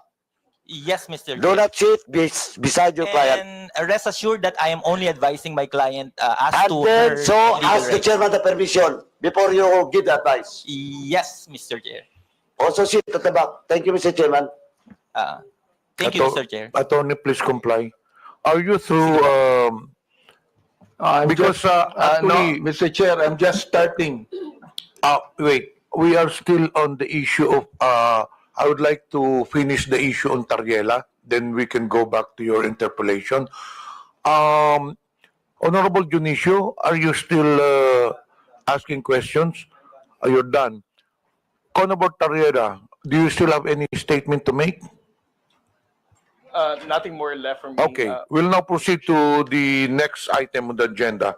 This is with regards to the issue on social media personalities. Mr. Chair, if there are no other congressmen that have questions for our resource person, Commodore Tariela, maybe we can excuse him because he has more important issues at stake, which is national sovereignty. So, kung wala na po magtatanong sa kanya, baka pwede na po natin siya ma-excuse sa hearing na ito. You are hereby excused since there are no more questions. And more on that, there are some resource persons here that I believe wala na mga question ng mga congressman. May I ask if AMLA resource persons are here? Attorney Arpon, Attorney Titanco. From the members, do you have any questions to AMLA? There are none, so you are hereby excused. To COMELEC, pakitaas pong kamay. To the members, do you have any questions with COMELEC? None? You're also excused, all the resource persons in COMELEC. Dun sa mga broadsheets, you're already excused. Dito sa kay Miko David, Digital Marketing Association of the Philippines. I think you can stay put since we will be discussing next the social media personalities. Okay, we'll now proceed on the issue on social media influencers or personalities rather. May I request that all social media personalities take the microphone and introduce yourselves one by one, starting to the nearest to the chairman. Good afternoon, Mr. Chair. I am George Ahmed Paglinawan. I am a lawyer. I am not Ado Paglinawan, the one that was mentioned by the Commodore Tariela. I believe there is another person who is named Ado Paglinawan, and I'm sure that that is not me. Thank you. Okay, next. Yes, my name is Darwin Salcedo, known as Boss Dada in YouTube and Facebook. Next. My name is Dr. Richard Tesoro Mata. I'm a health blogger pediatrician. Okay, sige, sige na. Next. Good afternoon, Mr. Chair. I'm Glenn Ang Chong, a lawyer, certified public accountant, and former member of the House of Representatives in the 13th Congress. Next, please. Good afternoon, Mr. Chair, and my name is Zane Batalya. I'm the person behind I Am Sean Wayne. Yes. Good afternoon, Mr. Chair. I am Manuel Mata Jr., also known as Coco Locoy in social media. Coco Loco? Coco Locoy, Mr. Chair. Good afternoon, Mr. Chair. I'm former PDEA agent Jonathan Morales, behind Agent Tambayan, Your Honor. So you're now a blogger also, Mr. Morales? Di ba resource person ka sa Senate before? Yes, sir. Mula po nung pinigil yung PDEA Lex, nag-resort na po ako doon sa... You're a former PDEA agent? Yes, po Your ba? Honor. Yes, Mr. Chairman. Blogger ka na ngayon? Yes, sir. Okay, next. I am Vivian Rodriguez, better known as Vivian Velez, as my screen name. I was not invited in this committee hearing, but I was mentioned the last time, the last hearing. So Okay. I'm here. Anyway, this is a public hearing. Anyone is welcome to attend the hearing. Next. Good afternoon po, Mr. Chair. I'm Alvin Montero. I'm not a blogger, nor I'm not a journalist. Thank you. Good afternoon, Mr. Chair and honorable members of the committee. My name is Claro Ganyak. I'm a retired professor. I'm not a blogger. I just express my opinions in social media. Okay. That's it. Thank you, sir. Good afternoon, Mr. Chair. Ako po si Elijah San Fernando, isa pong manggagawa at unionista, kilala sa TikTok at Facebook bilang Eli San Fernando. Next, please. Good afternoon, Mr. Chair. My name is Maria Florinda Princess Duque, or better known as Pebbles Duque. I am now a law student. Next, please. Good afternoon, Mr. Speaker. Mr. Chair, sorry. I'm Dr. Ethel Pineda Garcia. Okay. I think there are some vacant seats. Pwede na pong kunin yun. Yes. I am Trixie Cruz Angeles. I am a lawyer. Next, please. May I continue, Mr. Chair? Wait, meron pa yata dito sa... Kompleto na po ba ang mga social media personalities? Who is Vicente Cunanan? You're also a social media personality? Okay, so you can now proceed with your interpellation. Thank you, Mr. Chair. Again, Ms. Cruz, do you believe that freedom of expression is not absolute? Yes, Mr. Chair. You do. Of course, I'd like to ask the other bloggers if they also believe that. Yes, Mr. Chair. You also believe that? Okay. Sir, Now, there's always a limitation. Ms. Cruz said, yung kanyang statement sa YouTube, no? Na profanities, insults, malicious is a healthy discourse. Gusto kong tanungin yung mga vloggers natin, do you agree with her on that? Yes.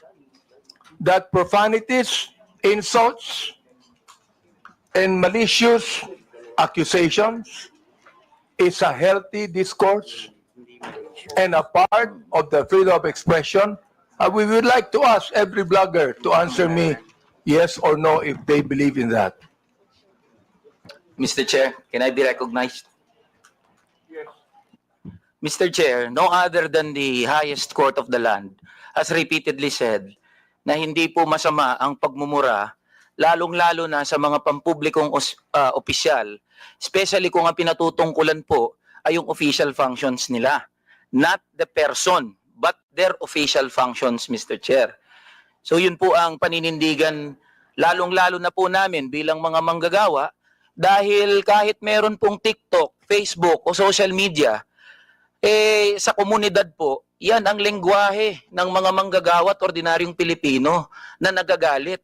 Hindi po kasalanan ng mga vlogger o ng mga gumagamit ng Facebook, TikTok, X o kung ano pa mang social media platforms kung bakit merong ganito na mga pagmumura o profanities. Ito po ay lengguwahe ng mga manggagawa at ordinaryong Pilipino na Mr. Chair, nagagalit. Mr. Elijah, hindi ko binabagit yung lingwahe ng ordinaryong Pilipino. Ang binabanggit ko, lingwahe ng vlogger. Hindi ka ordinaryong Pilipino. Mr. Chair. Tatandali lang, kasalala pa ako eh. Alright. Hindi ka ordinaryong Pilipino. Tama, mali? Ordinaryong Pilipino ako, Mr. Chair. Hindi ka ordinaryong Pilipino. Vlogger ka eh. No, I'm a manggagawa ako, Mr. Chair. Lahat pa ng ordinaryong Pilipino, vlogger? Mr. Chair, manggagawa ho ako na may platform ho. So, ordinaryong Pilipino ho ako, Mr. Chair. Mr. Chair, point of order. We have our rules here.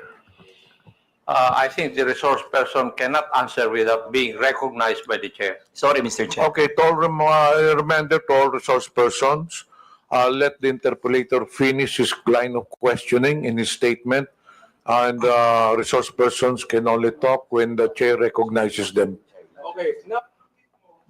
Nabanggit mo kanina na yung profanities, yung insult, yung malicious accusation, kung yan ay sinabi sa kanyang, anong tawag doon, functions bilang public official, okay yon. Yung sabi mo, di ba? But not on a personal basis, correct? Yan. Yes, Mr. Chair. Sabihin natin, naniniwala ako dyan. Pero, hindi naman niya sinabi yan sa akin on my public functions, official functions. It is a personal accusations on me. Mr. Elijah.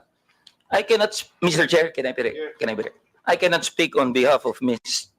Joey, Mr. Chair. Inaano ko lang yung sinabi mo. Yes, Mr. Chair. Okay. Now, I'd like to ask Ms. Joey, Ms. Cruz, are you insulting me on my public official functions, or it is a personal accusation on me?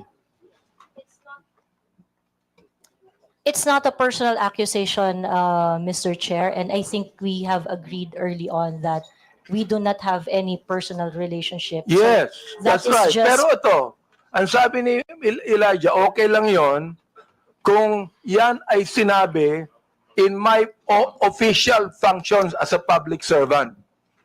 Alam mo ba yung official functions ko? Yes, Mr. Chair, and alam mo.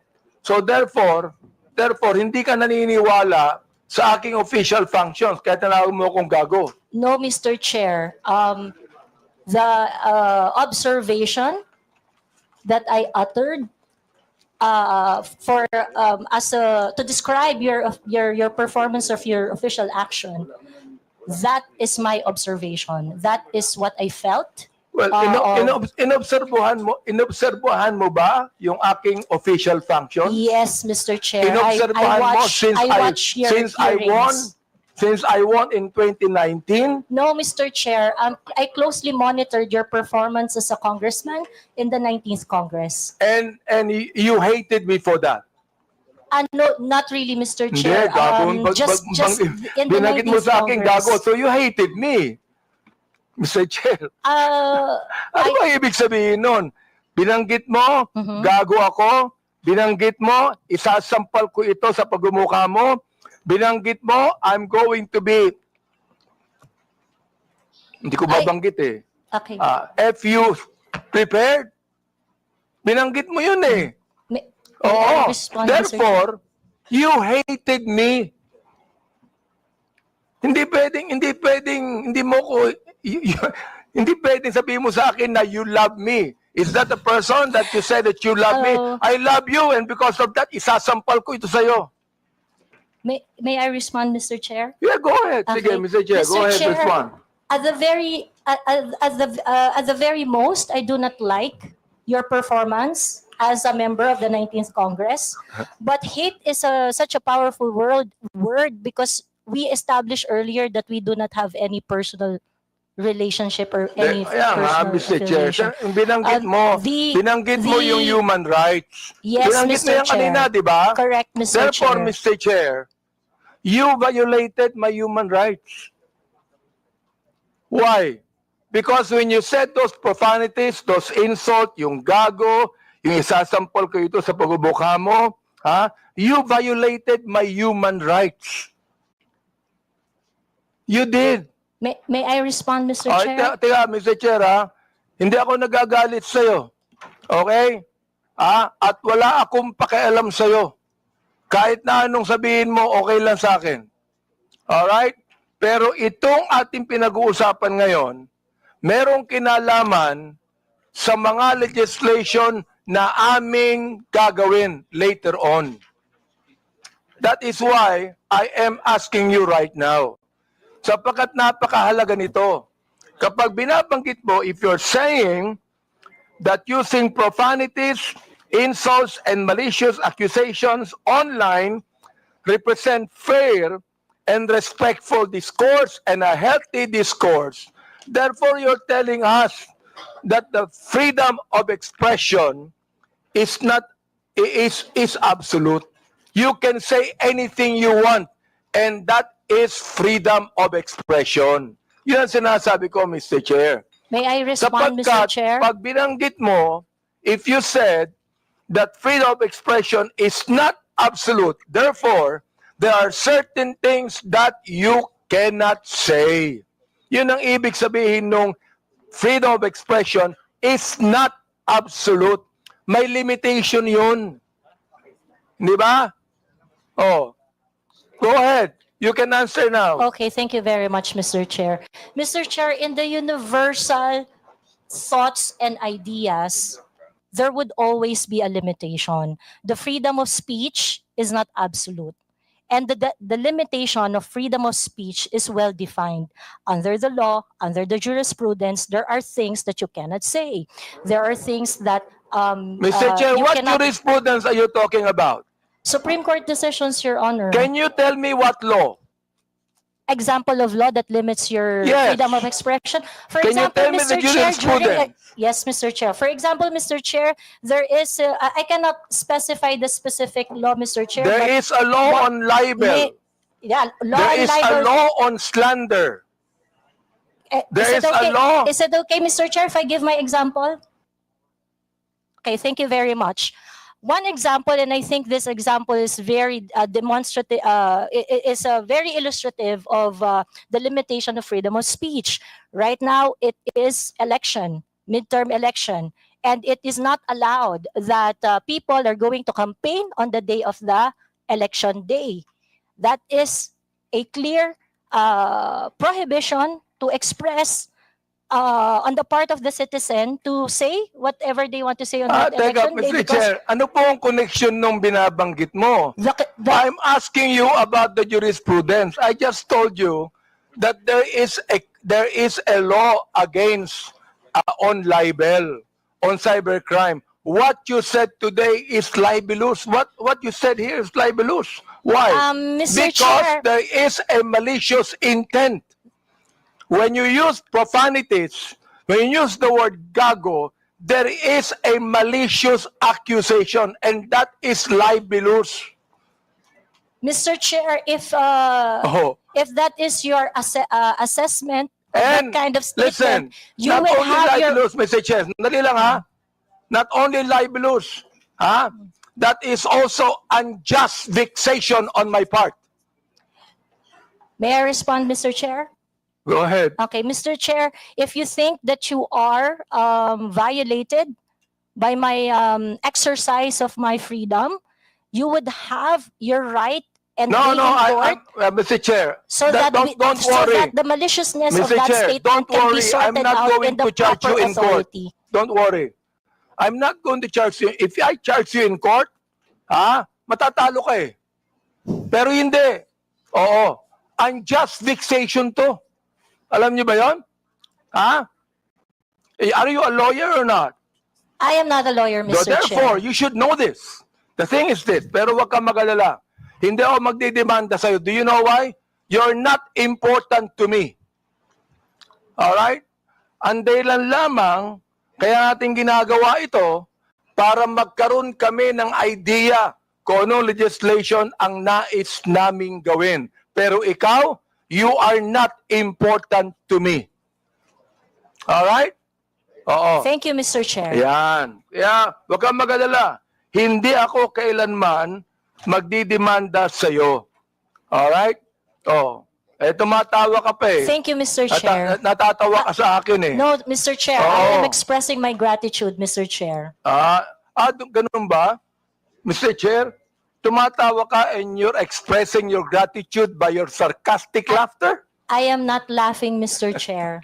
It's just a natural smile, Mr. So Chair. gusto kong tanungin po, itong ating vloggers na ito, kayo po mga vlogger natin, do you agree with what Miss Joey Cruz said? Every one of you could be able to answer if you agree. I have a lawyer there. Attorney Trixie.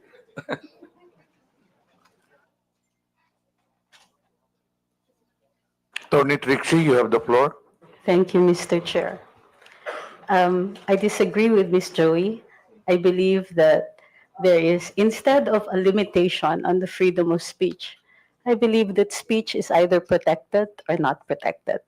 Thank you very much. Those that are covered by the law, such as the law on inciting to terrorism, inciting to rebellion, and so on, are unprotected speech. And those that are not covered by any limitations by the law are protected speech. The Supreme Court has said that expressions of frustration are protected speech. And therefore, although we differ, Ms. Joey and I, on the approach to the problem, we agree on the solution. Okay, let me ask the other bloggers that we have. Each of you could be able to answer and tell me if you agree with Ms. Cruz on that. Your Honor, Mr. Chair, I am Dr. Mata. I'm a bit forgiving on those things sometimes, Mr. Chair, because sometimes people are so expressive that we tend to say things. And I could cite, Mr. Chair, your example on the last hearing. You mentioned something as well. I won't mention it now, but you said it's something, but I know it was withdrawn as well. So there's no, I'm not affected by what you said, because sometimes you're just, in your emotions, you tend to say things, which you said, TANGA, but it's okay, Your Honor. Mr. Chair, let me answer that, no? When I say TANGA, binalik ko lang sa kanya eh. Siya ang unang nagsabi. Siya ang unang nagsabi. Para bang pinukul ka ng balisong, nasa lubong yung balisong, binalik mo sa kanya. Kaya ko binanggit. Hindi ako ang unang nagsabi. Ang unang nagsabi, yung vlogger mismo. Ibinalik ko lamang sa kanya. Ngayon, ako ang masama. Samantalang yung vlogger na nagsabing tanga ang gobyerno, hindi masama. Nung ako ang nagsabing tanga, ako naman ngayon na masama. Ano ba talaga, Mr. Chair? Yes. Thank you for your explanation on that, Mr. Chair. Mr. Chair.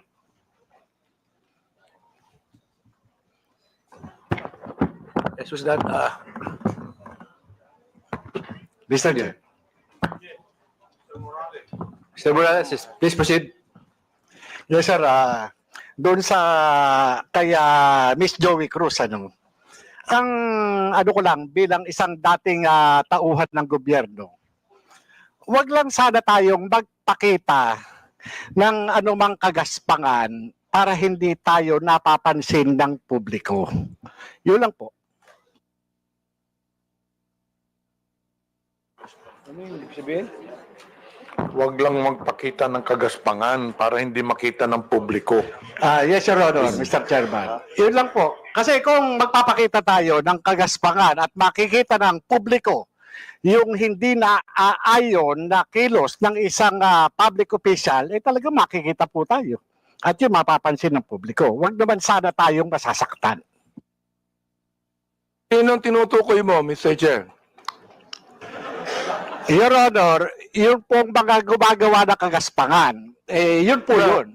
Sino nga yung tinutukoy mo? Aba, hindi ko po alam. Siguro po, maaaring kayo po, Your Honor, mawalang galang na po, nasa inyo po yun kung sino po yung mapapatungkulan nun. Mr. Chair, ano ba yung kagaspangan na narinig mo? Sino nagsabi ng kagaspangan? Your Honor, ito po bilang isang dating tauhan ng gobyerno. Nagiging maingat dapat ang isang tauhan ng gobyerno habang siya ay nanunungkulan. Katulad ng pagnanakaw, pag-aabuso sa tungkulin, pagmamalabis. Yan po yung isa sa mga dapat na tinitingnan natin. At kung tayo man ay tauhan ng gobyerno, dapat ginagampanan natin ng buong husay, buong giting, tulad ng mga alagad ng batas na handang ialay ang sarili niyang buhay para lamang doon sa sinumpaang tungkulin. Mr. Chairman. Mr. Chair, tama yung binanggit ni Mr. Morales tama Pero ang tinatanong ko sa iyo, nag-a-agree ka ba sa sinabi ni Miss Cruz? Saang particular, Your Honor, Mr. Chairman? Hindi ka pa na nakikinig sa akin Bira namang buhay ito. Pagpaumanhin niyo po, Your Honor, at nangati po yung aking binti, maaring hindi ko po wala kang napansin. karapatang magsalita kung hindi mo narinig lahat ng mga sinabi. Iyon pong narinig ko. Very clear Meron po akong narinig. Very clear, Mr. Chair, ang sinabi ko. Kanina, pinag-uusapan natin yung lahat ng mga binanggit ni Miss Cruz. And I'm asking you now, kayong mga vlogger, oo, mga objective naman kayo, di ba? Ano ang palagay nyo rito? Palagay nyo ba na itong malicious, ito ulitin ko para malaman mo, itong malicious, profanities, at insults, accusation, na ibinigay po ni Miss Cruz, ay kasama po yan sa tinatawag nating protected discourse o kaya naman healthy discourse or freedom of expression? Yun po pinoprotektahan ng batas. Ito po yung pong opinion o saloobin ng isang mamamayang Pilipino patungkol doon po sa pagkukulang ng isang public officer. Yun po hindi pinoprotektahan ng batas. Ito po yung pag-iingganyo ng paggawa ng illegal o labag sa batas. Yung pagkukulang, Mr. Chair, kung walang ginawang illegal, may karapatan ba siya? Kung walang ginawang illegal, Your Honor? Depende po Depende po sa napapansin at kung po sa nagbibigay ng opinion. Miss Joey, meron po ba akong ginawang illegal? Meron po ba? Nothing that I said in the Yun, blog. wala akong ginawang illegal. Meron ba akong ginawang immoral? There are things that I may not agree. You may because of not agree, that's fine yeah, with me. Yeah. Pero ang tinatanong ko, meron ba akong ginawang immoral? Differences I in agree values, that there Your are Honor. some things that you do not agree. Okay lang yun sa Differences in akin. values, Your Honor. Di ba? Pero wala akong ginawang immoral o illegal. You said that yourself. So therefore, anong ibig sabihin ng profanities, insults, and malicious accusations you gave to me. Yun ang tinatanong ko. Ha? May I answer, Your Yes, Honor? go ahead. Okay. First of all, Your Honor, I would just like to take exception once again that I never agreed to anything, any statement that is malicious as part of freedom of speech. It's not. What I said are not malicious. Those are observation on my end, and the profanity is part of part of my expression of discontentment, disgust, because my expectation for a public officer is not Therefore, met. Mr. Chair, when you're saying that a public official who is not doing anything illegal or immoral, and you said something malicious, insult and profanities, Again, that is your observation. And you have the right to say that. Again, Mr. Chair, I am taking exception on the malicious statement. My statements are not malicious because my statements are always pertaining to the exercise of the public duty of the officer I am responding So to or therefore, when you reacting said to. gago, that is not malicious. That is not malicious, Mr. Ah, Chair. okay. That is not malicious, ha? Yes, Mr. Chair. Oo. Pero ako, Miss Cruz, kahit kailan, hindi naman kita kilala, hindi ko alam ang ginagawa mo, wala akong karapatang tawagin kitang gago. And I respect your opinion, Mr. Chair. Not my opinion. That is my belief.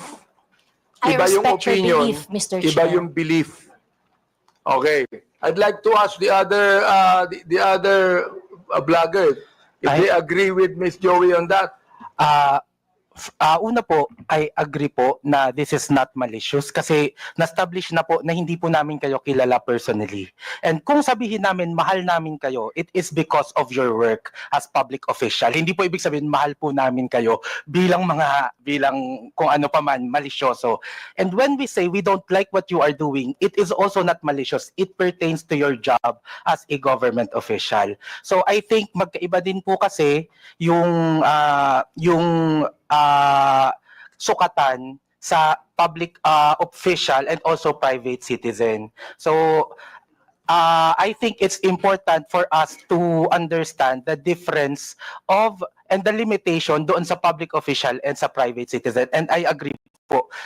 Lahat po ng sinasabi namin sa inyo because we don't know you personally are not malicious. It's not personal. It's about your job lang po. Yeah, sometimes, Mr. Chair, I'm not onion-skinned, ayan, kilala ako ni Congressman Glenn. Oh, kaibigan ko yan. I'm not onion-skinned. Ang ibabagit lamang natin dito is how do we limit this? How do we regulate this? Yun ang aming inaanong batas. How do we regulate this kind of statements? Na masyadong personal to eh. Diba? Hindi ko na nga pinapansin eh. Oo. Kung hindi lang binigay sa akin itong mga bagay na sinabi, makikita ko ba to? Hindi ko nakita to eh, Miss Joey Cruz eh. I don't even care about that anymore. Hindi ako apektado dito eh. Di ba? The thing is this, kayo makakatulong sa amin for us to be able to craft a better legislation to what? To tell you that the freedom of expression is not absolute. Yun ang nais naming sabihin dito. Oh, so yung the rest of the vloggers, if yes, Attorney Glenn, go ahead. Thank you, Mr. Chair. While we recognize the plenary power of this Congress to enact legislation to limit freedom of speech or expression, I would just like also to exhort the members of Congress, the honorable members of Congress, to remember that the exercise of free speech, public officials should not be onion-skinned. I know hindi po kayo onion-skinned, Congressman Honorable Abante. Public officials should not be onion-skinned, and that free speech serves as a scalpel that removes the abscesses of officialdom. I quote the jurisprudence. It's a landmark decision of the Supreme Court. So we have to make a tight balance between limiting the freedom of speech, and of course, when it comes to public acts of public officials. Yun na po, Mr. Chair. May we hear the others, Mr. Chair? Go ahead. Yes, Mr. That Chair. handsome man right there. Ako po, Mr. Chair. May I be recognized po? Mr. Chair, sundan ko lang po yung binanggit po ni Attorney Trixie about protected speech. I don't know the specifics of what Miss Joey said. Be that as it may, Mr. Chair, kung yung pong mga binanggit niya ay nakapatungkol po sa official function, then it is warranted. If it pertains to the personal po na buhay, then it is unwarranted.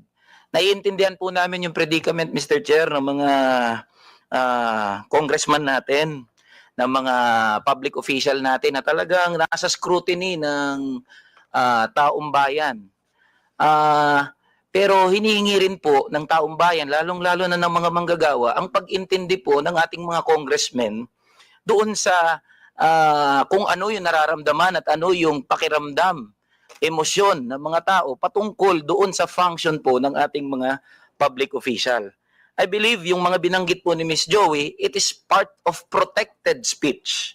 And I think doon po pwede tayong magkaisa. That's all, Mr. Chair. Meron pa. Yes, Miss, Mr. Chair, good afternoon po. Yung tungkol po sa sinabi ni pagsasamahin ko na po yung tatlo, no? Ni Ma'am Joey, ni Attorney Trixie, at saka ni Sir Elijah. Kami po na mga content creators, nasa public eye din po kami, gaya po ninyo. So, whatever content or opinions that we also post online, nakaka-receive din po kami ng mga gaya ninyo na masasakit na salita. Kaya naiintindihan po namin kung saan din kayo nanggagaling. However, ang difference lang po natin, ang atake sa amin personal, ang atake po sa inyo, on your official function. Ngayon, ang masasabi ko lang po siguro pagdating sa bagay na yan, kami po, pinapabayaan po namin yung mga haters namin at saka bashers to air out what they think and feel about what we say. Hindi ko naman din po sinasabi na dapat ganun din po kayo. It so happen lang that sa inyo po, pagdating sa mga nasasabi nyo po, sa mga press briefing nyo po, sa press con niyo or even sa mga pinapublish sa news, ang sa aming mga content creator, naka-anchor kami lagi kung ano lang po ang nasasabi ninyo. Mr. Chair, Miss Batalya, Yes po. gusto ko lang pong banggitin din, no? Alam mo, natanggap ko itong mga bagay na ito since Quadcom days, eh. Hindi ako binabas ng sino man bago ang Quadcom. Bakit kaya? Di ba? Share if I may. I mean, hindi ako nababas, eh. Oo, ngayon lang talaga. Hindi ko alam kung bakit, eh. Oo, yun ang gusto kong sabihin sana sa inyo. Di ba? Yes, Manuel Mata po. Mr. Chair, yes, Mr. Mata, yes. that is exactly the point kung bakit hindi po tayo nakafocus dapat dun sa mga protected naman na speeches ng mga tao. But the reason lumilihis mga tol itong sitwasyon eh. Dapat mas mag-focus si Congressman Benny Abante doon sa fake news, hindi doon sa personal attack sa kanya. Kasi yan tuloy, nagiging depensa nitong mga resource person na yung kanilang mga sinasabi protected speech. Pero kung mas pupokus sila doon sa pagpapakalat ng fake news, ang daming mga pinapakalat na fake news ng mga ito. Nasi-share pa nga sa harapan ng social media, sa harapan ng public eh. Kasi kung magpo-focus itong si Congressman Benny Abante sa pagsasalita sa kanya ng gago, nitong si Joey, wala. Ganyan lang, mauuwi lang sa debate yan mga tol.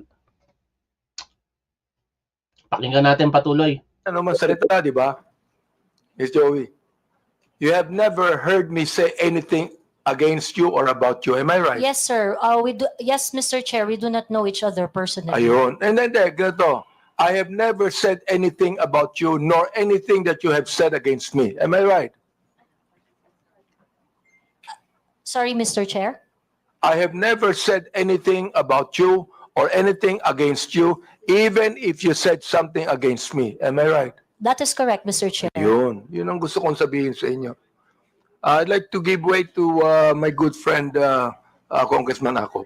Before I recognize Congressman Akop, admin matters, there are several resource persons here who have been here since early this morning, and I believe some of the members have no questions anymore.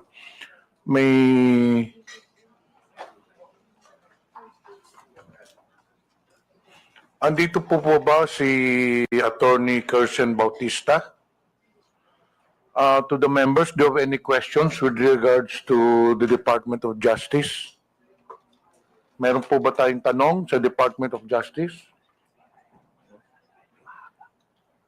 Palagay ko meron po, Mr. Chair. Meron. Okay. Sa BIR, may tanong pa po ba tayo? I do have some questions to the BIR, Okay, Mr. later. Chair. Okay. Andito pa po ba ang BIR? Okay. So, hindi pa pwede po kayong umalis. Okay. Sino po ba ang... Sa NBI, may tanong pa po ba tayo? Do you have any questions sa NBI? Kayo? Baka meron pa, Mr. Chair. Bonus Okay. Sa PNP, meron po ba kayong tanong sa PNP? Yes? Okay. What about sa KBP? Kay Attorney Rodolfo Larban, who is a KBP legal counsel, and Attorney Mark Tolentino. Do you have any questions with KBP? But of course, you are free to stay, no? If you want to stay. May tanong po ba tayo sa KBP? Wala? Kung walang tanong sa KBP, then KBP is allowed to be excused. But as I've said, you're free to stay. Sa Digital Marketing Association of the Philippines, kay Mr. Miko David, may tanong pa po ba tayo? Anyway, you can stay, but you're allowed to be excused.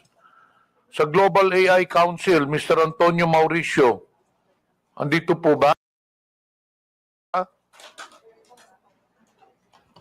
Your Honor, umalis na, Your Honor. Okay. Sa Press 1 Philippines, andito po ba ang Press 1 Philippines? Do you have any questions? Yeah. Meron. Okay, we'll now proceed. What about Scam Watch Pilipinas, Mr. Joseph? Wait to Congressman Ako for a while, but I still have last question. Mr. Chair, I just want to ask some clarificatory questions. Please proceed. Kung sino po yung nagsabi na dapat maintindihan po natin yung mga tao na because of their frustration ay nakapagsasabi po ng hindi tama. Gusto ko lang sabihin na yung frustrations wouldn't give you the right to violate the law. Hindi po nakapagbibigay ng karapatan sa isang tao na mag-violate ng law because of his frustrations. Because there are avenues, legal or provided by law, para ma-express nyo yung frustrations ninyo. That is precisely the reason why the freedom of expression is not absolute. Thank you, Mr. Chair. Okay, thank you. Before we proceed, may I know if Ms. Vicente Cunanan has taken her oath? Wala pa. Please rise. Comsec, please administer the oath. Please raise your right hand. Do you swear to tell the truth, the whole truth, and nothing but the truth in this inquiry? Please respond with I do. The oath has been administered to your honor. Thank you. Honorable Abante, you have the floor. Mr. Chair, meron po bang ibang vloggers na gustong magsalita tungkol dito? Do you have any statement to the social media personalities regarding the issue on Ms. Cruz? Ms. Cruz, just curious, are you a voter of Honorable Abante? No, So Mr. you're not Chair. a registered voter in the district of Honorable Abante? No, Mr. Chair. And as you have said earlier, you do not know him personally?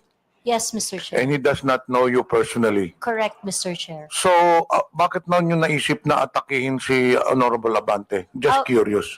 Because the action is not really limited. The performance and the performance of Congressman Abante being part of several committees that affects national issues. But why are I you got to know interested him. particularly, specifically to Mr. Honorable Abante, considering that you are not a voter of Honorable Abante? Ano pong interest ninyo?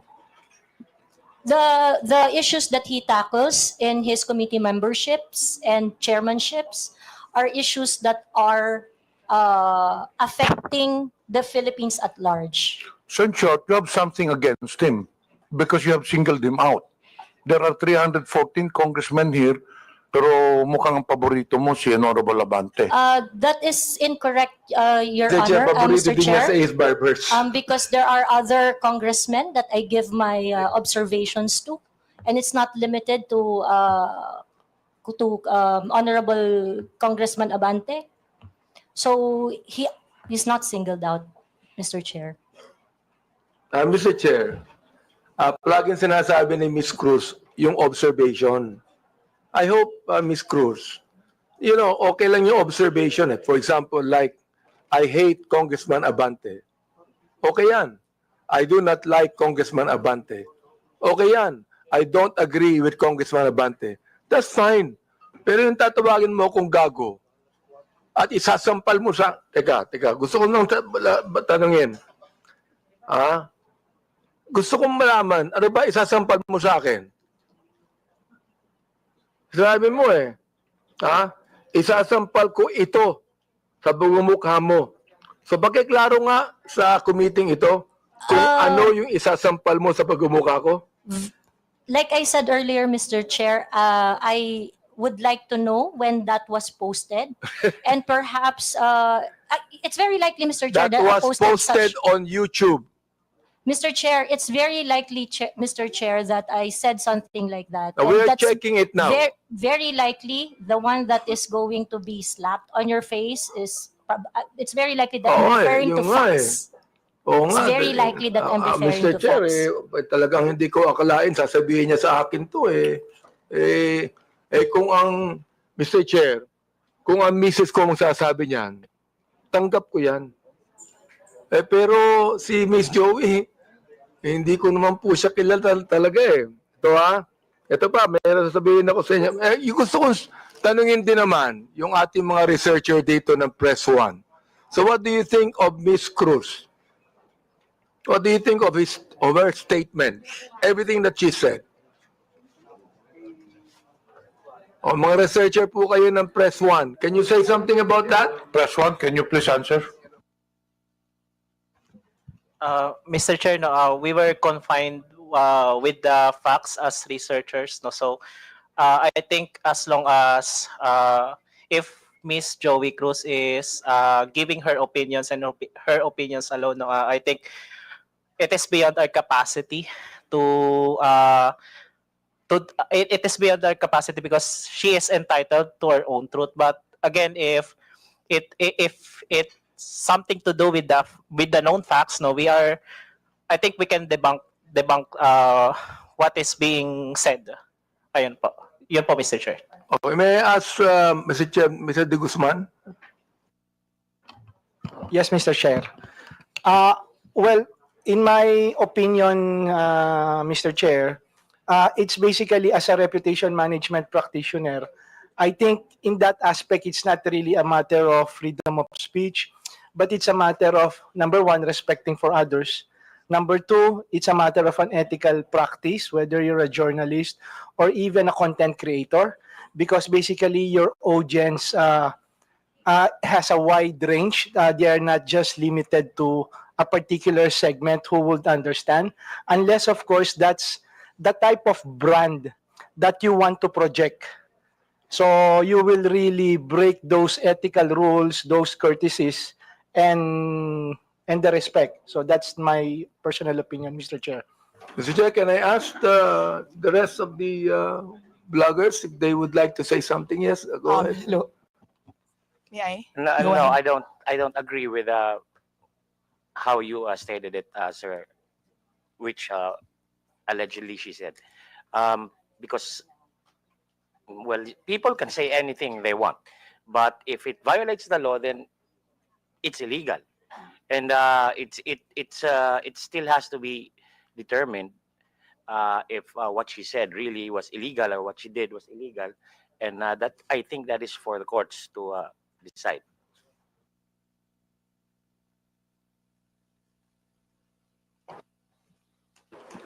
I think we have already heard the other Mr. Chair. bloggers. Those who wish to make a statement, you can do so. But to those who have already made their statement, pwede na siguro yun. Mr. Chair, Permission to speak gusto ko lang po. pong sabihin kay Miss Joey, yung batas tungkol sa unjust vexation. Supreme Court has defined unjust vexation as any human conduct without violence that unjustly annoys an innocent person. Yan. Yan ang batas. Oh, the elements of unjust vexation are: there is human conduct that unjustly annoys or irritates another person. Such human conduct was not attended with violence. Such human conduct caused annoyance, irritation, torment, distress, or disturbance to the mind of the person to whom it is directed. An offender acted with criminal intent. That is what unjust vexation is, Miss Cruz. Oh. If I say, Miss Cruz, I was irritated by what you said. I was annoyed by what you said, even without violence. I was distressed with what you said. I became depressed with what you said. Oh, di ba, Miss Cruz? So sabi ko, ganito na lang. Ganito, ha? Let's just be very careful. Okay lang po sa akin. Sabihin mo sa akin, I hate Congressman Abante. I don't like him. I don't agree with him. Fine. Pero yung babanggitin mo dito, ha?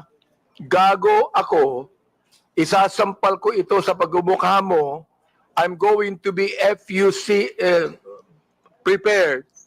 Ay nako, palagay ko, very irritant yon sa pinagsabihan mo. Tama ba ako, Mr. Joey Cruz? May I respond, Mr. Chair? Go ahead, sige. Thank you. Mr. Chair, I understand that it may come across as something that you may not feel comfortable with what I said and things like that. And again, if you feel that you are aggrieved with what I said, I will welcome any action remedies from your end. No, On the other hand, Mr. Chair, you would welcome what? You would welcome what? Any remedy that you may seek, Mr. Chair. Any against legal me. action? Is that what you're saying? That is Mr. correct. Chair? Any remedy, not limited to legal action. No, Mr. Chair. I'm not going to resort to any legal action anymore. Ha? Bakit? Magbabayad ka pa ng abogado mo.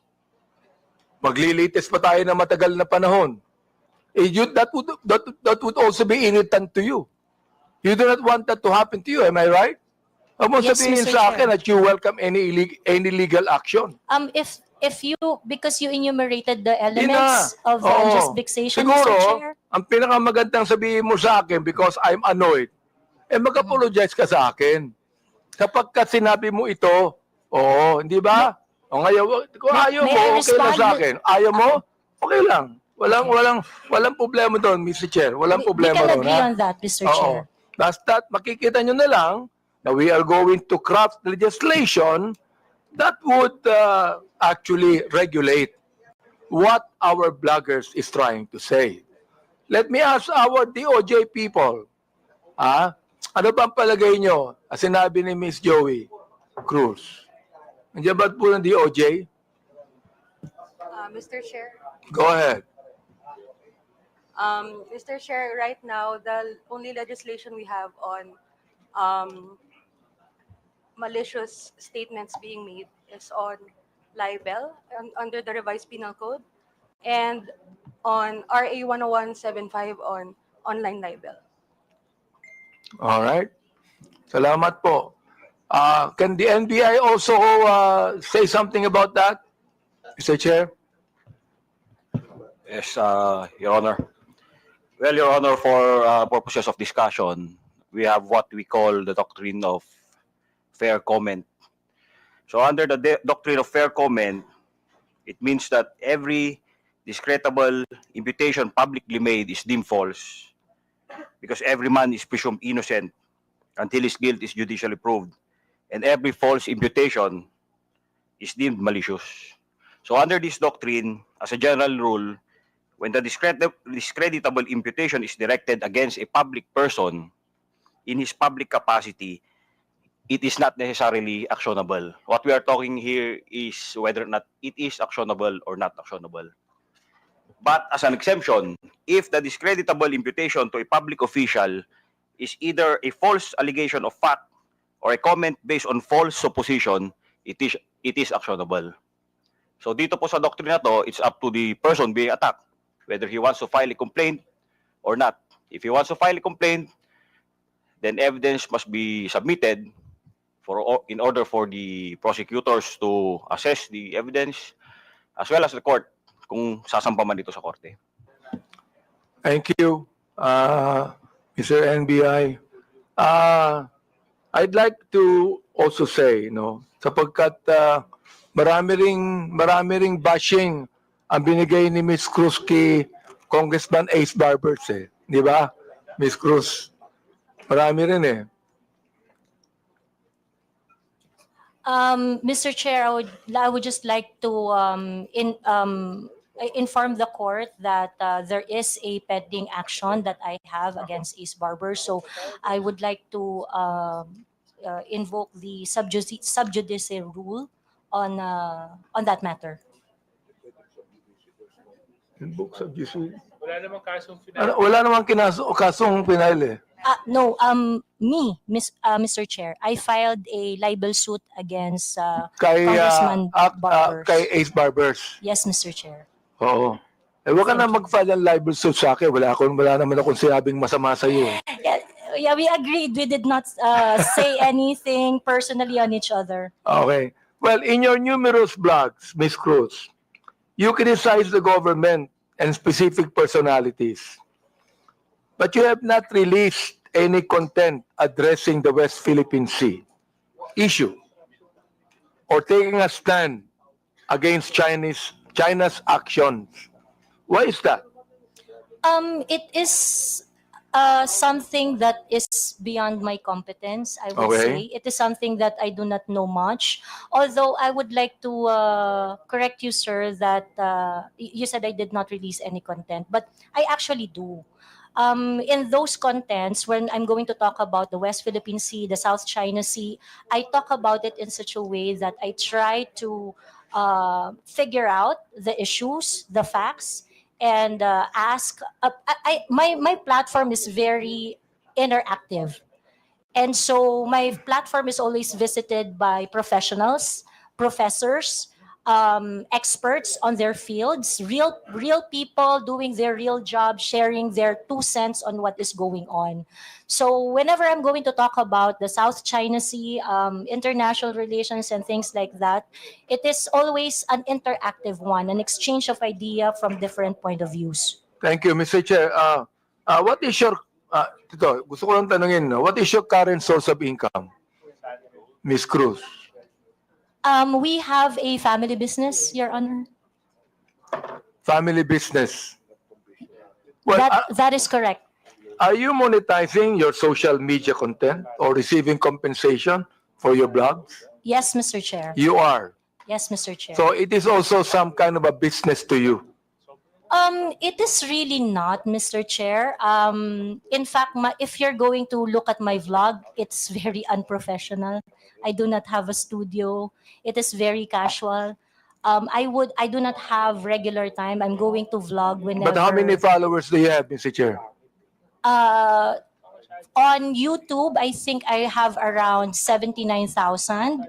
In Facebook, I have my Facebook account with 143,000 followers was taken down a couple of days ago, and my social media accounts are usually uh, th- they don't really last that long because it would usually be reported or taken down. Ilan po yung social media account ninyo, Miss Cruz? I have TikTok, YouTube, and Facebook. So, ibig sabihin nun, you're getting money out of that. Parang sa'yo, that's a source of income, correct? It is a source of income, but Good. it is not a job for me because I can not vlog if I want to. Ano yun, Mr. Chair? I do not have to vlog if I want to. Mr. Chair, I do not have specific schedule when I do vlog. Sa akin, So, let me advise you, Miss Cruz. Huwag ka na mag-vlog kasi naiinis ka din eh. Naiinis ka din. Hindi pwedeng hindi ka mainis sa sinasabi mo eh. Di ba? Naiinis ka din. Mr. Chair, I'm Naaasar actually ka din. Tama ba ako? Naaasar not- ka rin. Nai-stress ka din dun eh. Not really, Mr. Chair, because I'm a very I grew up in a household with very political orientation, so it is something that I really like So doing. Mr. Chair, did you grow up in a household where you curse each other? No, my Yun. parents are devout So you Catholic. did I'm the not only grow one who up cursed in a household. I am the only one who cursed in our household. You Your are Honor. the only one that Yes, cursed. Yes, that is correct. Well, you know, you're a grown-up person. Sana tinuruan ko ng bata ka pa ng magulang mo. Ako tinuruan ako ng bata ng magulang ko eh. Nawag akong magmura eh. They did, Your Kaya hindi ako Honor. nagmumura eh, Mr. Chair. They did Dali lang, teach me. So, tinuruan They did ako teach ng me magulang that, Your ko Honor. ng bata ako wag magmura eh. Kaya hanggang ngayon, hindi ako nagbumura eh. They did teach me not to curse, Your Honor, but they also taught me how to be your authentic self. Ganon. Okay ka. In one of your posts, you said, ito nakakaawa ang mga pulis under BBM administration. Can you elaborate on that? What led you to the conclusion that you said that? Oh, that is a series of posts on the memorandum that is circling around, saying that policemen would have to react on official PNP pages. And I think it is so unfortunate that apart from the regular duties and responsibilities of a policeman, they are being asked to do such kind of menial task. I think it's something that they do not have to do. I vehemently disagree with that kind of policy. So that's why I felt I commiserate with the policemen. You what? You commiserate? Yes, Your Honor. So when you commiserate, you can tell the policeman, police patola kayo, wala kayong kwenta. Is that how you commiserate? I never said that, Mr. Chair. Nabanggit mo yun eh. Mga pulis, wala kayong na-solve na problema. Nabanggit mo yun. Kaya nga gusto ko dang tanungin, are these statements based on any verified data? Do you have a data on that? If I know the Or time they when are I simply your posted it, personal opinion? Mr. Chair, like I mentioned earlier, so that I can intelligently identify the reaction I posted on my Facebook, Ito pong kaibigan ko. I would need to know the Miss time Ako, Miss- when I Miss Ako. posted it, so that I would know the exact Miss Cruz, news. Miss Cruz, ito pong kaibigan ko si Congressman Akop, naging general po ng pulis to eh. Oo. Kaya, pag you begin to generalize, pangit, hindi ba? Let That me is ask correct. our police people there, what do you think of the statement of Miss Joey Cruz? Thank you, Mr. Chair. Oo. Pulis patola ka ba? No, of course. Hindi. No. Wala Your kang Honor. kwentang pulis. Ganun ba yan? No, Mr. Oh, Chair. you tell us about that, Mr. Chair. Well, the data will probably speak for itself that the PNP has done so much. And I think that was the statement of Ms. Cruz, but the numbers will really speak for itself, Mr. Chair. Okay. Now, ito na lang, no? In your other blog, Miss Joey, or post directed against the Quadcom, mga members tungkol sa pag-iimbestiga over bloggers spreading fake news. Itong tricom po namin. You dismissed them and said something along the lines of what? Sabi mo, para kayong mga bata, tangiya nyo. Hindi ko nga masabi. Di ba? Yan ang pag pinapaswerdo kayo ng sambayanang Pilipino, pinagputahan ng mga tao, including ng mga vloggers, sagutin nyo mga tanong. Do you confirm this statement? Yes, Mr. Chair. Why did you say that? Because in any rants or bashing or issues I raised in my Facebook, I never really got a response. So pakiklaro mo nga yung sinabi mong pinagputahan ng mga tao.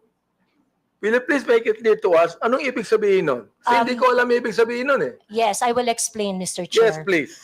Pinagputahan ng mga tao means pinagtrabahuhan ng manggagawang Pilipino ang nagpapatakbo ng bayang ito, ng kongresong ito. So therefore, the public officials should listen when there is a grievance being raised, petition being submitted by the people, especially when they are expressing dismay or standards not being met. Pinagputahan ng tao means pinagtrabahuhan ng matindi ng mga tao. Yung, Mr. Chair, yung mga taong nagtrabaho, tinatawag mong PUTA. No, Mr. Chair. Ayun ang nabanggit mo eh. And Mr. Chair, sa Katagalugan po, ang ibig sabihin po niyan, dahil nga po ang tao ay nagtatrabaho, ang isang hardworking na tao ay nagtatrabaho ng long hours, they would always express ng frustration dun sa kanilang pang-araw-araw na challenges. So that is why ganun po ang Bulakenya po ako, Mr. Chair. I would just like to inform so that you would also have a proper context on my vernacular. Mr. Chair, marami kong kilalang Bulakenyo na hindi ganyan ang mga salita. Yeah, marami po. Marami rin po Please, ako. wag mong banggitin ang pagiging Bulakenya mo dito. Baka sabihin po ng mga Bulakenya, lahat yan, ganyan ang salita nila. I am Please, under oath, wag Mr. naman. Chair. It is like that. Mga disente po ang mga Bulakenya. Bulakenya po ako, sir. So I can speak for my people. Isa ka, Mr. Chair, sa Bulakenya hindi disente. Now ito last question, Mr. Chair. Yes, can you wrap it up? We still have other issues. Given your consistent use of offensive language, not only against me, against others, for example, personal insults, unfounded allegations, you cannot even verify it with your data. Do you believe your actions are still protected under freedom of expression? I take exception, Mr. Chair, Or on have you crossed the alleging line unfounded accusations because Or have you crossed the line into abuse of your right? I understand my right, Mr. Chair, and I understand that I have no right to abuse my right. Good. So ibig sabihin doon, you have no right to use abusive language against a person you do not even know personally. Using profanity is not necessarily abusive, Mr. Chair. Well, you made that in a personal way. So let the people judge it, no? Because Correct, a lot Mr. of people Chair. are watching Agree. now. Let the people judge Mr. it. Chair. So siguro, yun na lang, Mr. Chair, ang may atanong ko kay Miss Joey. Siguro ngayon, makakilala na kami ngayon, siguro magiging close na kaming dalawa. Baka kayo ng sunod na love team. Kung ako, please recognize. Thank you, Mr. Chair. May I know if Mr. Vicente Bencalo Conanan is present this afternoon? Yes, she just took her oath. Would he be the same as Miss Pebbles Conanan? Yes, Same. Your Honor. Yes. Thank you. I have here a sinumpaang salaysay. Paige, could you please present it to her?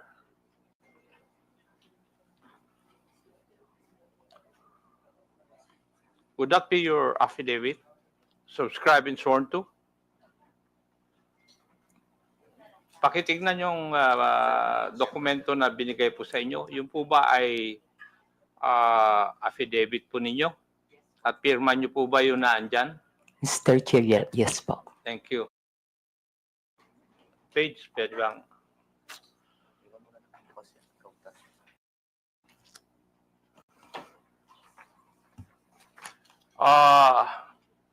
Would you mind if I just call you Pebbles in this hearing? Mr. Chair, thank you po. Okay. Hate ko po yung Vicente. Okay. Thank you. Pebbles. Pebbles, tung sinumpa ang salaysay mo ba is ginawa mo ba ito ng kusang loob at wala pong pumilit po sa inyo na gawin at pirmahan ito? Yes po, Mr. Chair. Thank you. May I proceed, Mr. Chair? Ikaw po ay isang vlogger, Pebbles. Tama po ba? Yes po, Mr. Chair. At ito po ba ay full-time mong ginagawa o part-time lang? Part-time? Minsan po kasi hindi po ako nag-vlog for a month. So it's not your main source of income? Yes po, kasi hindi po ako monetize. Okay. Hindi monetize. Pero meron po kayong ibang trabaho? Online seller po, Mr. Chair. Okay, online seller. Pag kayo po ay nag-i-engage sa pagbablog, ano po ang pangalan na ginagamit po ninyo? Pebbles po, Mr. Pebbles. Chair. Kasi nga po, hate ko po yung Vicente. Opo. Halata naman dahil ayaw mong gamitin Ano pong social media platforms ang ginagamit po ninyo? Facebook po. Facebook lang? Meron din po akong ex pero hindi po ako ganong nagpo-post doon. At ilang taon na po kayong nag-vlog? Since 2014 po, Mr. Chair. 2014, that's about 11 years. Opo. Okay. Thank you. Now, dito po sa affidavit po ninyo, meron po kayong binanggit tungkol sa isang Maisog rally sa Hong Kong noong July 2024. No, Mr. Chair. Yung pong Maisog event sa Hong Kong, that was July 7. July 7. July. Ay, wala naman nakalagay dito yung date. Ako lang ang naglagay para malaman ko kung magsasabi ka ng totoo o hindi. Pwede po bang ipaliwanag po ninyo sa committee ito kung ano po itong Maisog rally? Yan po yung normal, Mr. Chair, na ginagawa ng TOPS Coalition, yung Maisog event na sa iba't ibang lugar, katulad ng sa New York, sa Vancouver, maski dito po sa Pilipinas, sa Liwasan. Yan po yung Maisog rally na sinasabi. At ginagawa ito sa iba't ibang lugar ng Pilipinas at saka ibang bansa. Opo. Thank you. Ikaw ba ay kusang loob na pumunta doon sa mga Maisog rally na yan? O sa mga lugar na ito? Kapag ini-invite po ako, Mr. Chair, nagpupunta po ako. Pero pag hindi po ako invited, hindi po ako pumupunta. Pag ini-invite ka? Opo. May sumasagot po ba sa iyong pamasahe? Meron po. Meron. Pati yung accommodations po ninyo? Yung pamasahe lang po, pero yung accommodations, kapag isang beses pa lang po kasi ako nakapunta ng abroad na Maisog rally. Saan po yun? Sa Hong Kong. Sa Hong Kong. Doon po, yung friend ko po yung nag-sponsor sa akin ng airfare and hotel. At pwede ko po bang malaman? Masabi po ninyo dito sa committee ito kung saan ka nag-stay at saka ilang araw ka na natili doon sa Hong Kong?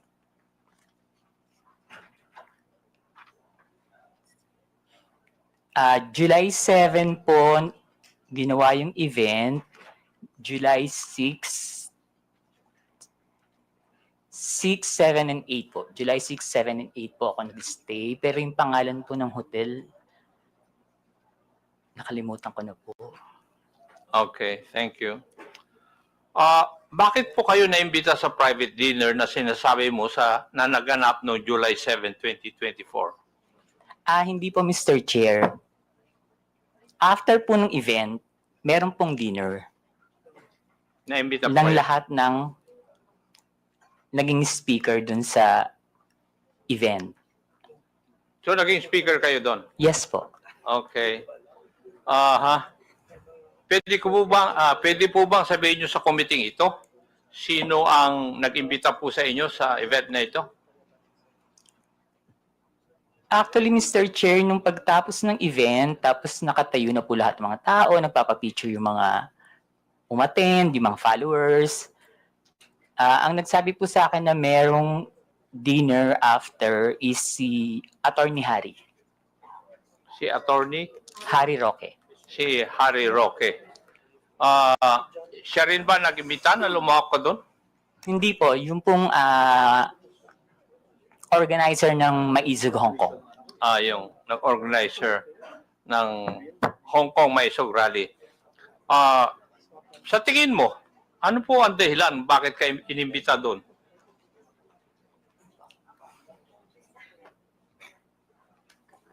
Kapareho rin po nung mga ginagawang rally dito sa Pilipinas na sabihin lahat ng ginagawa ng gobyerno na hindi namin gusto kasi that time kalaban po ako ng gobyerno. Liwanagin po natin yun. Kalaban ka ng gobyerno? Ano po ang ibig sabihin po ninyo sa kalaban ka ng gobyerno? Mr. Chair, kayo po ba ay critic ng gobyerno? Yes po, kritiko yun po. Kasi malawak po kritiko yung po. sinasabi po nyo na kalaban ka ng gobyerno. Sorry, kritiko po ako ng gobyerno. Kritiko ka ng gobyerno. Okay. Meron akong meron pong binabanggit sa iyong affidavit na pagkatapos ng nangyaring maisog rally sa Hong Kong, ikaw ay naimbita na dumalo sa isang pribadong dinner kasama ng mga iba pro-Duterte vloggers at personalities. Meron akong ipapakitang litratong ito sa screen. Pakisabi lang kung ito po ang sinasabi po ninyong dinner na nangyari. Yes po, Mr. Chair. Comsec, please flash the photo on the screen.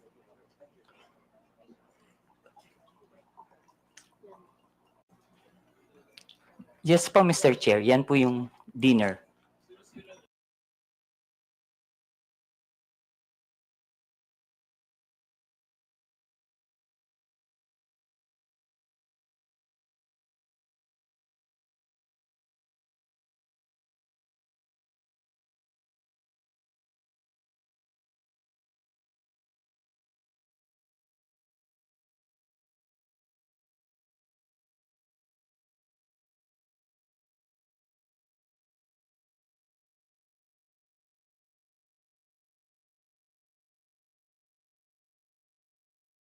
Mr. Chair. Pwede bang pakituro o Katabi po ako ni Sas Rogando. Nasa gitna po ako ni Joey and Sas. Si Joey from the left side? Yes po. Oo, ikaw yon. Naka-blue po. Yes po, naka-blue. Lahat po kami nakaganyan. Pwede ba? Narayan ka sa photo na yan? Pwede bang pangalanan mo isa-isa ng mga kasama mo sa dinner na yan? Yes po, Mr. Chair. Try ko po lahat. Yung kakilala ko lang po ha. Kakilala ko lang po ha. Opo. Yung pong nakaupo from left side is si Tio Moreno. Yung nakatayo po na Tio Moreno, yung nakaupo dito sa kaliwa? Dito po. Naka-black? Hindi po yung naka-brown. Naka-t-shirt? Yes po. Ay, ipag-doon po kasi ako tumingin. Oh, kasi nasa Okay. left sa photo, yes. Okay. And yung nakatayo po na white is si Miss Sas Rogando Sasot. Okay. Ako po yung kasunod. Sumunod po si Miss Joey. Next si Sec Trixie, si Attorney Vic. And then yung nakaupo pong green is si Prof. Ana. Uy. Okay. Yung naka-red, hindi ko po kilala. Yung katabi po ng naka-red, si Attorney Harry Roque. Yung nakatayo pong naka-black, si Daniel Long. Yung naka-green na nakatayo, hindi ko po kilala. Yung katabi ng naka-green, si Pam. Yung katabi ni Pam, hindi ko po kilala. And then yung pong nakaupo sa right, si Mr. Abines. Yung katabi ni Mr. Abines, hindi ko po kilala. Then si Attorney Glenn Chong and si Doc Badoy.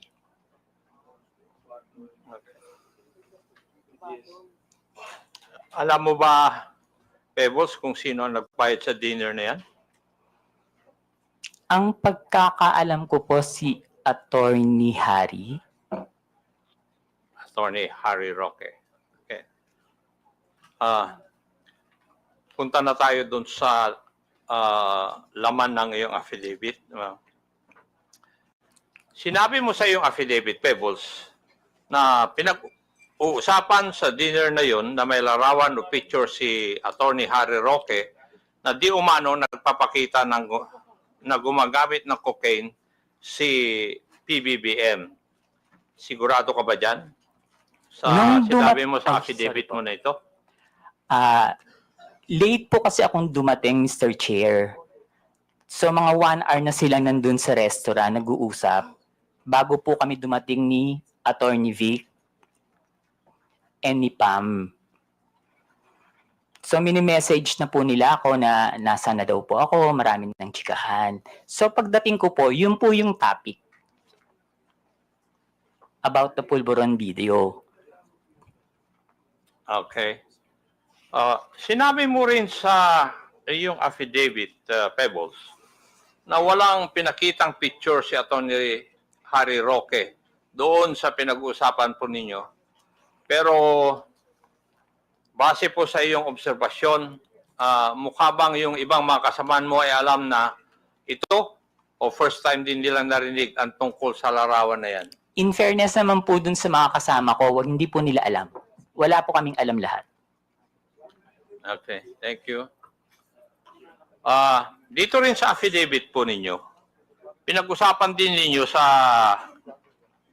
oras po na yon sa dinner kung paano i-release yung sinasabing picture na hawak ni Attorney Roque. Tama Yes, po ba? Yes po, Mr. Chair. At napagkaisahan na mas maigi na yung photo na yon ay pa-release sa isang foreign influencer para mas kapani-paniwala. Mr. Chair, hindi naman po na pagkaisahan, pero nagbibigay po sila ng mga opinion na dapat siguro sa international blogger dapat na maglabas, or yung Australian reporter na nag-interview kay PBBM, pero hindi po siya napagkaisahan. Kumbaga nagbibigay lang po sila ng mga opinion. Okay, thank you.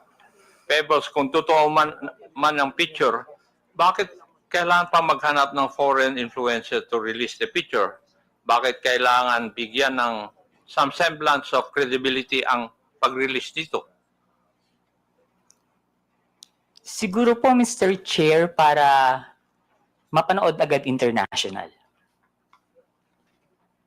Bakit kailangan ng semblance of credibility? Dahil hindi tunay yung litrato or yung photo? Bakit kailangan ng grupo po ninyo na magkaroon ng semblance of credibility yung litrato o yung photo na yon?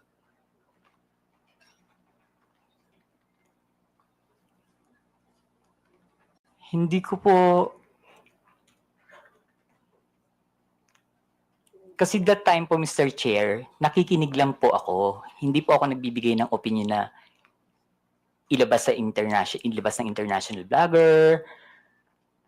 Nakikinig lang po ako sa kanila. Wala po akong binigay na opinion na, ay, oo, sige, ilabas mo. Dapat ilabas siya ni ganito. Dapat ilabas siya ni ganyan. Hindi po ba, Pebbles, having in this business for 11 years, kung kailangan bigyan ng credibility sa isang bagay, yun ay dahil yung isang bagay na yun ay alanganin. Yung bang pwedeng hindi totoo? Yes po, Mr. Dahil Chair. kung totoo yun, hindi nyo na kailangan na bigyan ng credence o credibility. Yes po, Mr. Chair. Yes, thank you. Sa iyong obserbasyon, Pebbles, sino ang nangunguna sa diskusyon nung oras po na yun? Mr. Chair, si Attorney Harry Roque po. Si Attorney Harry Roque. Now, pwede ko bang tatanungin, Pebbles, at that time na ikaw ay nag-vlog, ng panahon na yon, ikaw ba ay DGS? Hindi po, Mr. Chair. Ano po kayo? Pro-Philippines. Pro-Philippines. Wala po akong pinapanigan. Wala kayo pinapanigan. Hindi po ako BBM vlogger that time. Hindi rin po ako DDS. Pero sa mga vlog ninyo, sumusuporta po kayo sa mga Duterte? Hindi po, Mr. Chair. Hindi. Okay. Dito rin sa iyong affidavit, Pebbles, may binanggit ka na binanggit din ni Attorney Roque na sinabi niya na kaya niyang magpabagsak ng gobyerno. Tama rin po ba ang pagkabasa ko dito sa affidavit po ninyo? Yes po, Mr. Chair.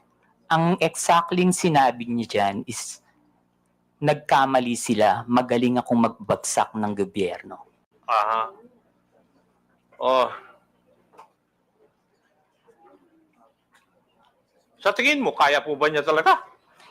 Mr. Chair, hindi po. Kasi nagtatago po siya ngayon eh. Tama. Meron. Yung,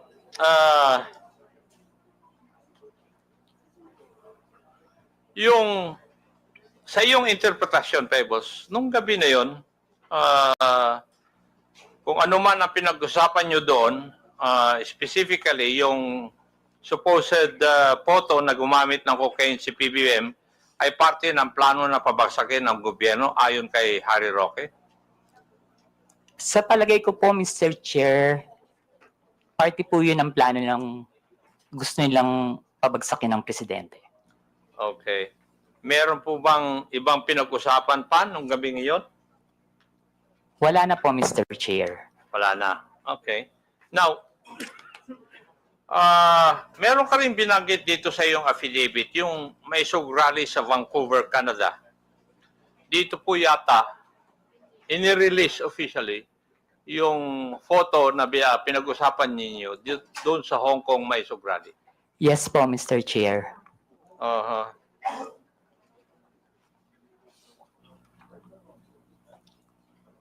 Comsec, paki-plus po ang video clip na nagpapakita ng pag-release ng Pulveron video sa rally sa Vancouver.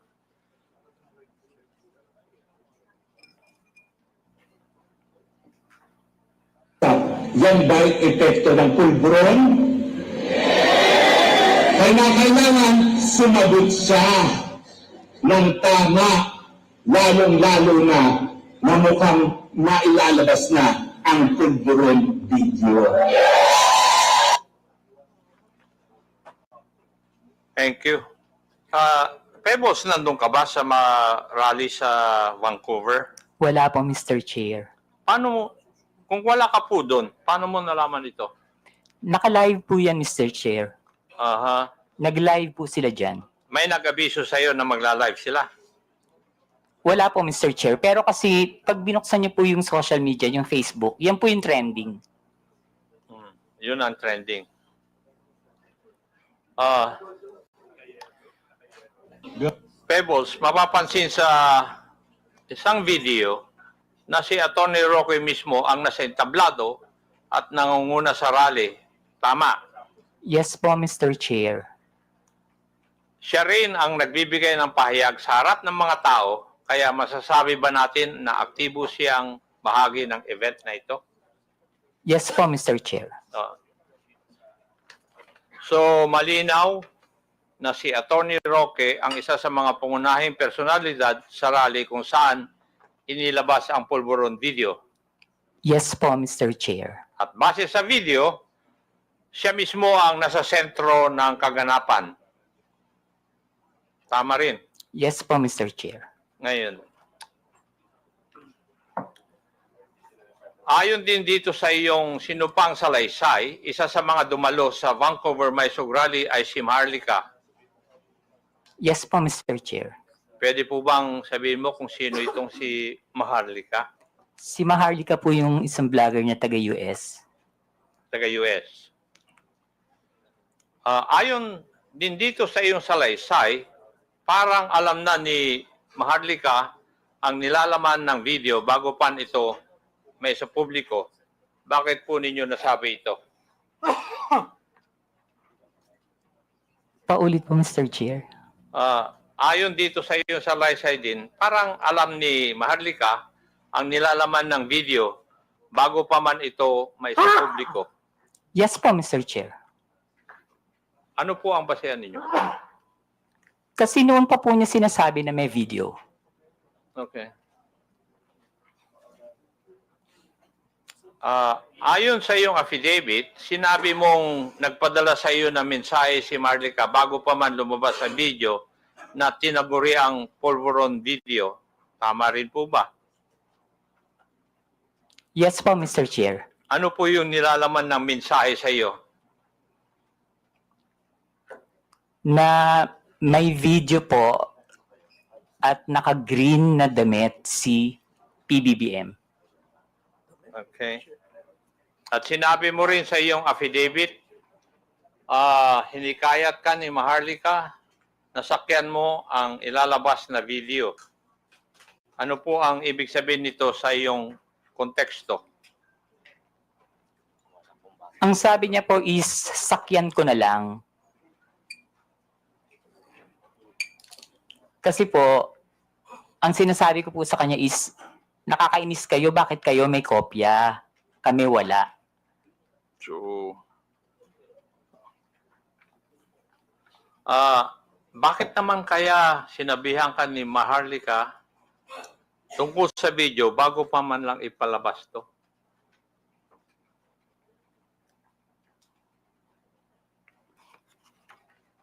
Hindi ko po alam, Mr. Chair. Kasi po, sa totoo lang po, Mr. Chair, si Maharlika, kaibigan ko po yan, pero kahit kaibigan ko siya at meron siya mga issues, hindi po siya nagsasabi sa akin kung sino yung mga puting ahas niya. At hindi rin naman po ako nagtatanong. Okay. Hindi na po ako magtatanong doon. May ipapakita akong video. Paki-plus po yung video na sinubmit ni Pebbles bilang Annex B ng kanyang affidavit. COMSEC. Ito po ba yung video na pinag-uusapan po natin na Pebbles? Yes po, Mr. Chair. At yan din ang video na pinadala sa iyo ni Maharlika noong July 22? Yes po, Mr. Chair. Ito rin po ba ang tinaguriang pulburon video? Yes po, Mr. Chair. Pwede po bang ipaliwanag nyo sa akin? Ano po bang sinasabi o nakikita dito sa video na ito? Naggumagamit po ang presidente ng droga. Okay. Meron din dito sa iyong affidavit. Binanggit mo yung isang raw version at yung enhanced version. Pakipaliwanag po sa amin. Ano po ang ibig sabihin nito sa iyong affidavit? Yung raw version po kasi, kapag tiningnan nyo, hindi nyo siya masasabi na kahit na hindi po siya talaga, hindi nyo rin po talaga masasabi na si PBBM. So, in-enhance po nila yung video para mas maging maliwanag at mas makita. Okay. Ang ibig nyo bang sabihin, na-edit yung video? Yes po, Mr. Chair. Enhanced version? Maski po yung raw video, hindi po ako naniniwala na si PBBM yan. Ano po yung inyong basihan?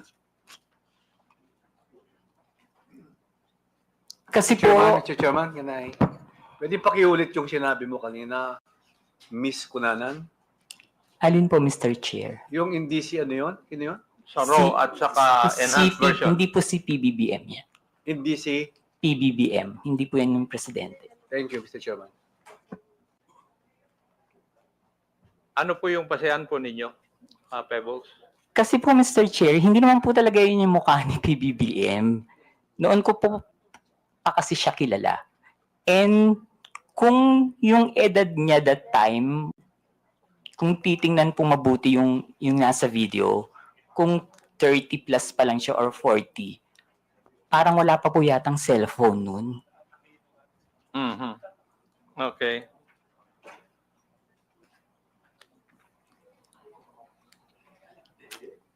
So, sa tingin mo, Pebbles, merong sinadyang alteration sa video upang manipulahin at ang itsura ng taong nasa eksena. Yes po, Mr. Chair. Ayun. Ibig sabihin, lumalabas na planado ang pagpapakalat ng video para makapanira kay PBBM. Tama po. Yes po, Mr. Chair. At ayon sa iyo, si Harry Roque ang may pakanan dito. Yes po, Mr. Chair. Pero hindi lamang si Attorney Roque ang high official na nasa meeting na yon. Tama po ba? Yung sa Hong Kong po, Mr. Chair? Yes. Politician po ba? Picture siguro. Yes po, Mr. Chair. Yes. Okay. Huling katanungan, Pebbles. At sana masagot mo ito.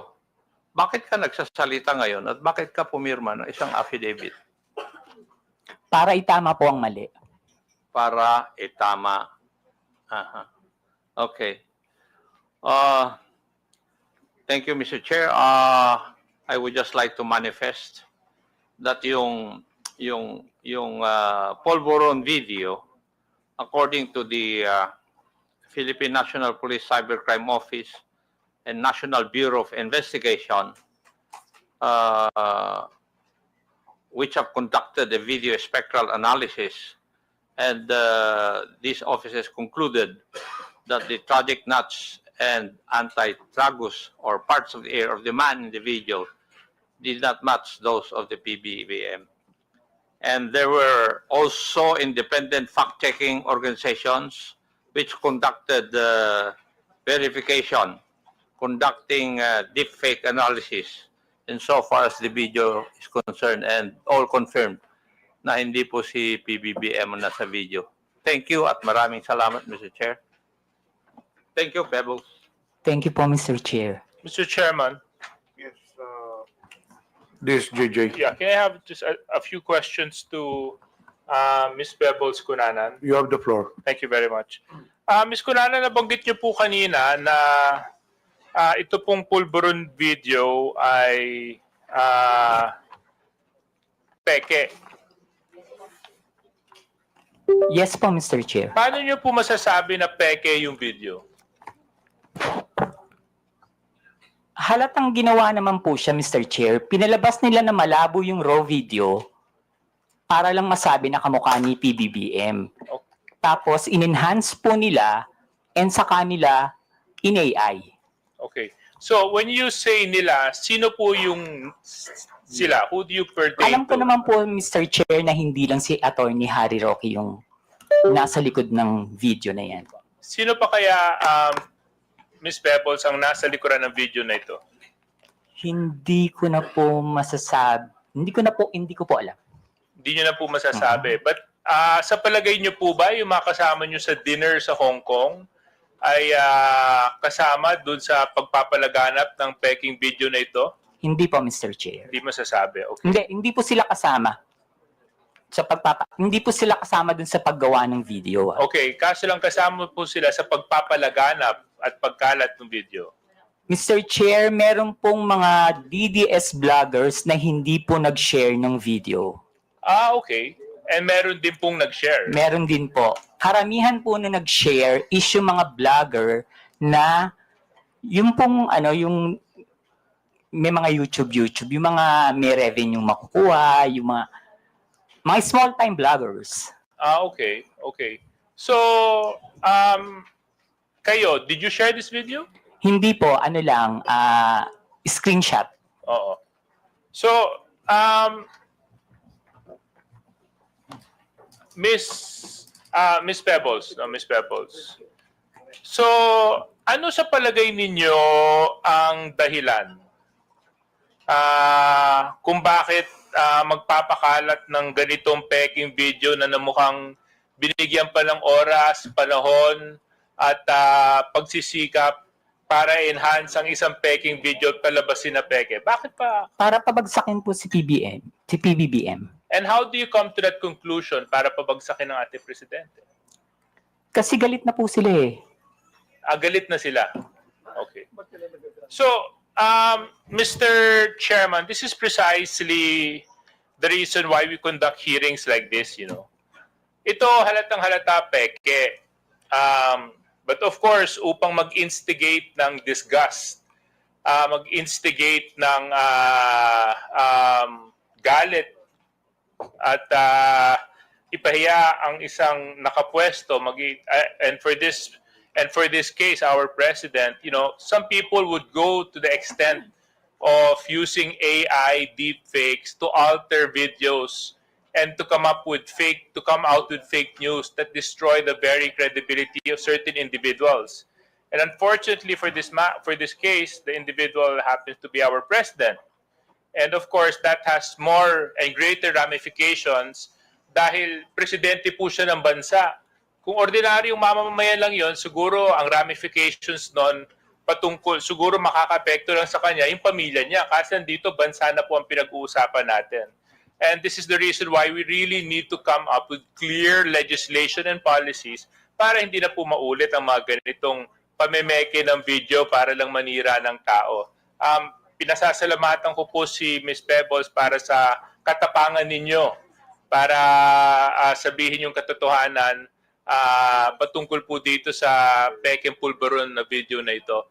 There were some individuals in that photo. Can we flash that photo again?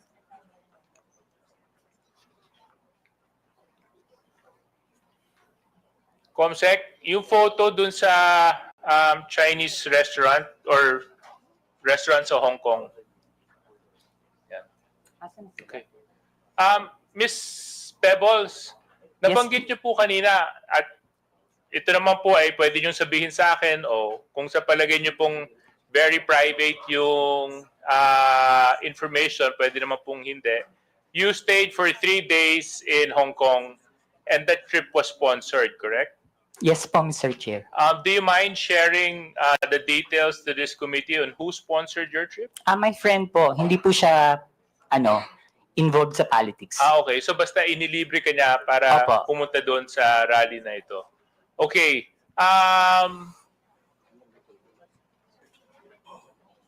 What was the year of this photo? July 7, 2024 po, Mr. Chair. Okay. The individual present, sino? Joey? Si Tio Moreno po yung nasa right. Kung dyan po niyo po titingnan sa monitor. Siya po yun? Chairman siya ba yun? Opo, si Joey po. Ma'am, Si Miss Joey po yun. Can you confirm if you are this individual in the photo? Yes, sir. Thank you. Yes, sir. Thank you. And then, Attorney Glenn Chong, can you confirm if you are the person in this video and this photo?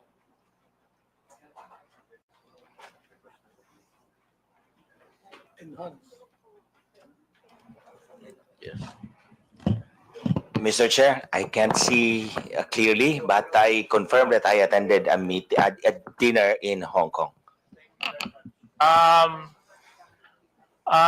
Attorney Trixie, yes, do you confirm that you are the individual in this photo? I am. Okay, thank you very much. Attorney Vic Rodriguez, hindi, wala po siya dito, no? Sino po yung nakapula? Hindi ko po kilala, Mr. Chair. Baka sa kanila po mayroong nakakakilala. Attorney Trixie, can you identify the individual wearing the red shirt beside Attorney Harry Roque? Sorry, not from this distance, sir. May I? Yes, you can come closer. Of course. Dapat pala nilagyan namin kayo ng TV dyan sa harapan, no?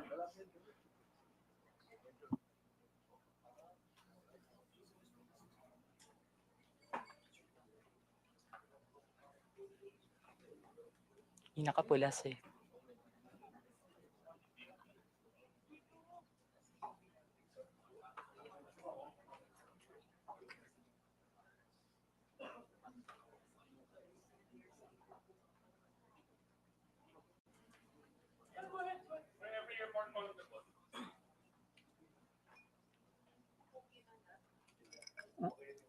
Mr. Chair, hindi ko rin po kasi siya talaga kilala. Miss Cruz, kayo po, kilala niyo po yung nakapula? Sorry, medyo malayo. Kasi pwede po kayong lumapit dito para ma-identify.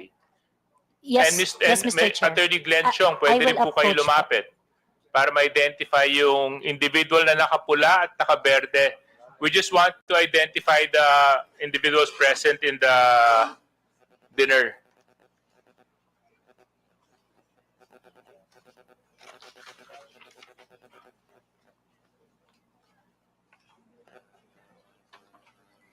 Hindi ko rin talaga siya kilala.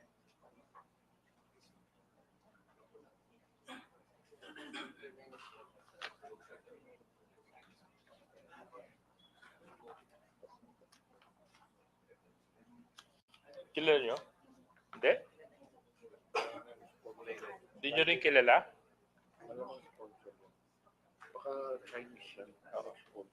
Hindi nyo kilala, ma'am? Yun, yung nakapula. Katabi ni Attorney Harry Roque. Okay. Now, I just find it a little bit interesting, Mr. Chair, na, you know, a lot of them who were present in the dinner do not know the person in the middle. Oftentimes, the person in the middle is the most important person. Mr. And, Chair, pwede pong sumagot. Kasi nung time po na nasa event kami, wala naman po siya. okay. Hindi, kaso lang nandyan siya sa picture. Nung dumating po kasi ako, nandiyan na po siya. Nandito na siya. Oh. At nung dumating ka, inabutan mo na rin yung ibang mga... Lahat po sila dyan. Nandun na sila. Okay, NBI. Nandito po ba yung NBI? Oh, can you please, Comsec, can you please share the photo to the NBI? Maybe NBI can help us identify who these individuals are. So, Pebbles, thank you so much for sharing that. Actually, there's been so much talk about this whole Pulveron video and issue. We all know that it's fake, but it's been circulated. In fact, yun yung dapat kong i-raise dyan sa Meta kanina.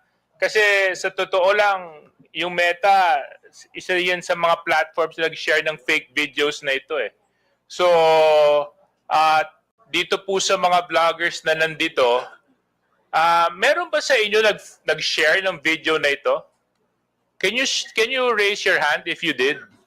Yes, Your Honor. Ako po. Nag-share ako niyan dahil morally convinced ako.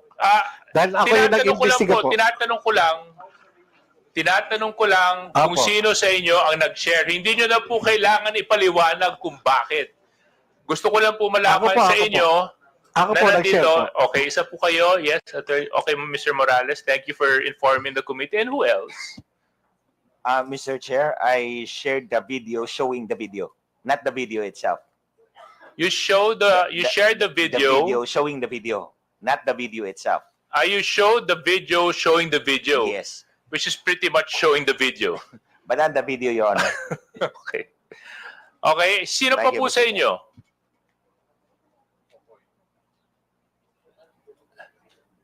Yes? I think, Mr. Chair, I also shared the video and I am also asking for answers. Okay. So, yun lang siguro yung isa sa mga magandang learning experience natin sa committee na ito, peke, deepfake ang ginamit.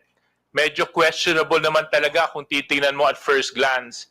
Maybe we should have used a little bit of caution and a little bit of prudence and practice a little bit of responsibility when sharing this video.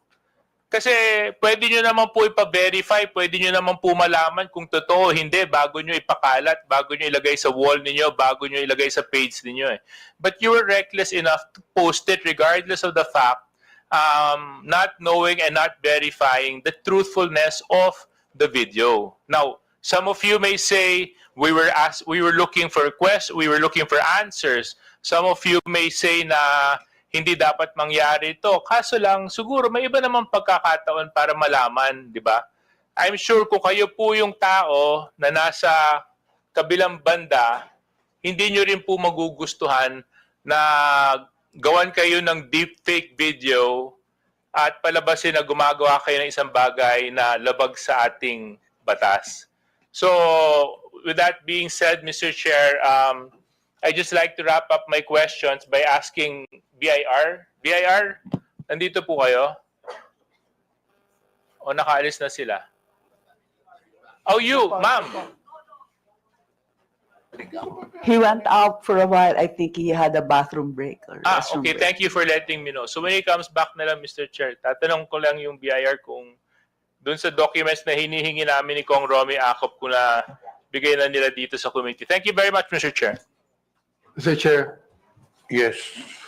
I just would like to make a manifestation also and ask the DOJ sapagkat noong nakaraang linggo, ilan sa ating mga kababayan ang inabala, pinastos, hinaras at ginulo ng isang YouTuber na nagngangalang Vitaly Dorovetsky, isang dayuhan. So, meron po tayong news clip dyan na gusto ko sanang ilabas din dito noong mga nangyari noong isang linggo tungkol sa YouTuber na ito na isang foreigner, ano po, sa atin. Vitaly Zodorovetsky, Mr. Vitaly. Meron po siyang 10.2 million subscribers sa YouTube, 7.6 million followers sa Facebook, 758,000 followers sa Instagram, at 600,000 followers sa .x, dating Twitter. O ibig sabihin, kanyang karaming interesado sa kanyang mga posts. Kaya pwede po ba na ating panoorin ng news clip na ito? Ang pambabastos niya sa mga gwardya at empleyado sa Taguig City. Merong pang CQ na tinangkang agawan ng baril. Nasa frontline ng balitang niya, si Ian Suyo. Aakalain mong isang simpleng vlog lamang yan. Ang lalaking nakaitim na t-shirt, nilapitan ng isang ginang na naglalakad sa labas ng mall sa BGC, Taguig City. I'm gonna rob you if you keep walking away. I want to give you money. No, okay. Pero ang babae, hindi siya pinansin at dire-diretso lang na naglakad. Ang foreigner naman, may pahabol pang panglalait. Okay, because you got a COVID mask, you liberal. Go get your vaccine. Pumasok ang lalaki sa isang mall at bigla niyang inagaw ang sombrero ng security guard saka tumakbo. Bukod pa dyan, isa pang security guard ang kinulit ng dayuhan at nagtangkapang kunin ang baril nito. Isa namang gwardya na nasa tabing kalsada ang binastos ng vlogger. I have a very important question for you. Can I shove this up your booty? Sinakyan pa niya ang motorsiklo ng CQ. Dumaan rin siya sa isang restaurant at kinuha ang isang electric fan saka umalis. Ang lalaking yan nakilalang si Vitaly Dorovetsky, 33 years old, isang Russian-American vlogger. Sunod-sunod ang reklamong natanggap ng Taguig City Police mula sa pamunuan ng BGC dahil sa panggugulo ng lalaki. Parang hindi po normal yung behavior nitong vlogger na to. Kasi doon pa lang po hindi magandang biro iyon. Kasi dapat maging aware din po, lalo na sila bukod sa police, syempre, yung mga guard natin na yan, syempre, sila din po yung nagme-maintain ng peace and order. So, hindi nila alam kung ano yung next na gagawin nitong vlogger na to. Kanina, nagtungo sa tanggapan ng pulisya ang mga empleyado para magreklamo. Ngunit tumanggi silang humarap sa aming kamera. Sa kabuuan, 4 na CQ at isang store manager ang nagsampa ng patong-patong na reklamo laban sa vlogger. Kabilang dyan ang unjust vexation at theft. Nakikipagtulungan na rin daw ang mga pulis sa NBI at Bureau of Immigration. Matapos makapagreklamo ng 4 na security guard at isang store manager, sunod na hakbang na raw ng Taguig PNP ay para alamin ang kinalalagyan ng suspect na vlogger at posible raw itong maharap sa deportation. Nagbabalita mula sa frontline, Ian Suyu, News 5. Your Honor, Your Honor. Here, Your Honor, from the BIR, Your Honor, I apologize for being out when they called me, Your Honor. I went to the restroom. No problem, no problem. But this JJ is still on. Oh, dito pala. Okay, you know. Thank you, Your Honor. Honorable Abante, you have now floor. Then next will be the SJJ. Thank you. No, I'd like to just find out from the DOJ kung ano na po ang development ng kasong ito. Itong key Vitaly, na harmful effect ito ng unregulated social media platforms. Tinalo pa ang mga vloggers natin sa mga followers. Can you imagine? 10.8 million followers po ito. So, DOJ, can you tell us the development of this case? Thank you, Mr. Chair. Although I am here in my capacity as a representative of the DOJ, I am actually with the DOJ Office of Cybercrime and I am not involved with the filing of the case. But as to my knowledge, I only know what is in the news, which is the involved government agencies are PNP-CIDG and Bureau of Immigration. But I can check if the proper complaints have already been filed with the City Prosecutor's Office, Your Honor. The Philippine National Police, can we ask about the case? Because it was the police that people went to file charges against this crazy and brutal and harmful and malicious Mr. Vitali? Sir, thank you. Sir, actually, I believe the Taguig City Police Station take cognizance of that case, and I think it was the case was already filed by the Taguig City Police Station. And they have coordination with the Bureau of Immigration. Mr. Chair, I think what this guy did should be an eye-opener to all of us, especially our bloggers here, na pag hindi natin po ito ni-regulate, we are not just going to have one foreigner that will come here to give harmful effects on unregulated social media platforms na ginawa nitong taong ito, but we're gonna have more, Mr. Chair. So, if left unchecked, masakit mang tanggapin, ngunit magkakaroon tayo ng mas maraming Mr. Vitali sa ating bansa. So, Mr. Chair, I just would like to make a manifestation here exposing this Mr. Vitali. I hope that our law enforcement agencies would really do something about this at atin pong i-check pa ang ilang mga foreigner bloggers natin na gumagawa ho ng malaking kalokohan dito po sa ating bansa. At pinapanood po ito ng 10.2 million subscribers sa YouTube, 7.6 million followers sa Facebook, 758,000 followers sa Instagram, at 600,000 followers sa X, Mr. Chair. Gusto ko lang pong sabihin dito sa ating committee na meron tayong dapat na gawin. The law enforcement agencies should really fast-track this case and find out kung sino pa ang mga foreign vloggers natin na gumagawa ng itong klaseng kalokohan. Thank you, Mr. Chair. Yun lamang. Deputy Speaker J.J. Suarez is recognized. Yes. Mr. Chair, very quickly lang sa BIR. BIR, have you submitted to the committee the documents that we have requested from you last hearing? Your Honor, we have yet to submit the documents, Your Honor, but we have it already, Your Honor. As to the, Your Honor, as to the taxability or the compliances of the, are we talking about the platforms, Your Honor? Like the Yes, Facebook? yes. The taxes that the platforms contribute. Yes, Your Honor. As for the taxes, Your Honor, what we can say now, Your Honor, is their compliance, whether or not they complied or not, or whether or not they have a pending audit, Your Honor. But as to the submission, Your Honor, of the taxes paid, Your Honor, I do apologize, Your Honor, but as of the moment, Your Honor, without the exceptions provided in the tax code, Your Honor, we cannot provide the data based on the based on 270 of the tax code, Your Honor, for prohibition to prohibiting us to divulge any details of a taxpayer, Your Honor, without one is an executive session or a written written consent of the taxpayer, Your Honor. So, but you do confirm that ByteDance, Meta, do pay their taxes, correct? Your Honor, yes, Your Honor. As Meta, Your Honor, since they are a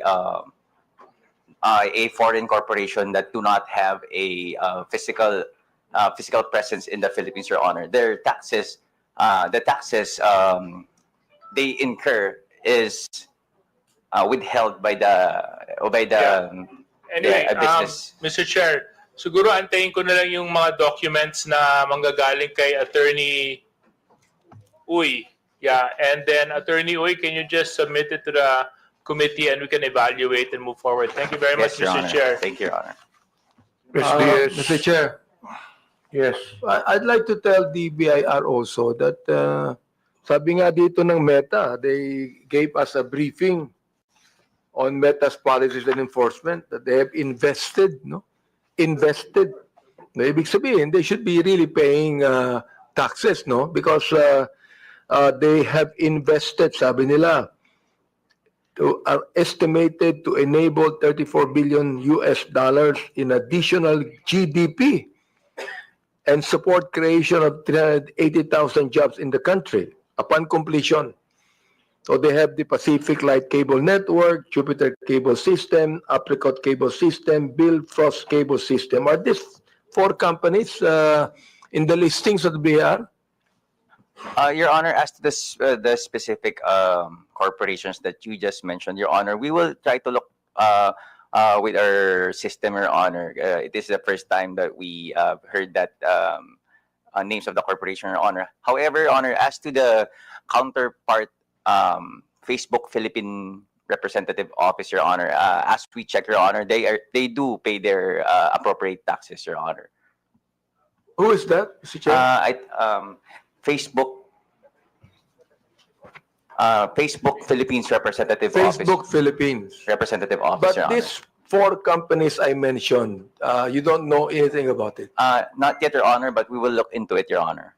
So please submit to us any kind of data that you have. Yes, Your Honor. As far as these four companies are concerned, because they gave us a briefing and they made a statement that they have actually invested so much in the Philippines. Yes, Your Honor. We know for a fact that Meta, who should be the regulatory agency for Facebook, is also engaged in business in this country. Because of this, they must pay the right taxes. Yes, Your Honor. We will comply with the request of the committee, Your Honor. Thank you very much. Thank you, Mr. Chair. Senior Deputy Speaker Don Gonzales is recognized.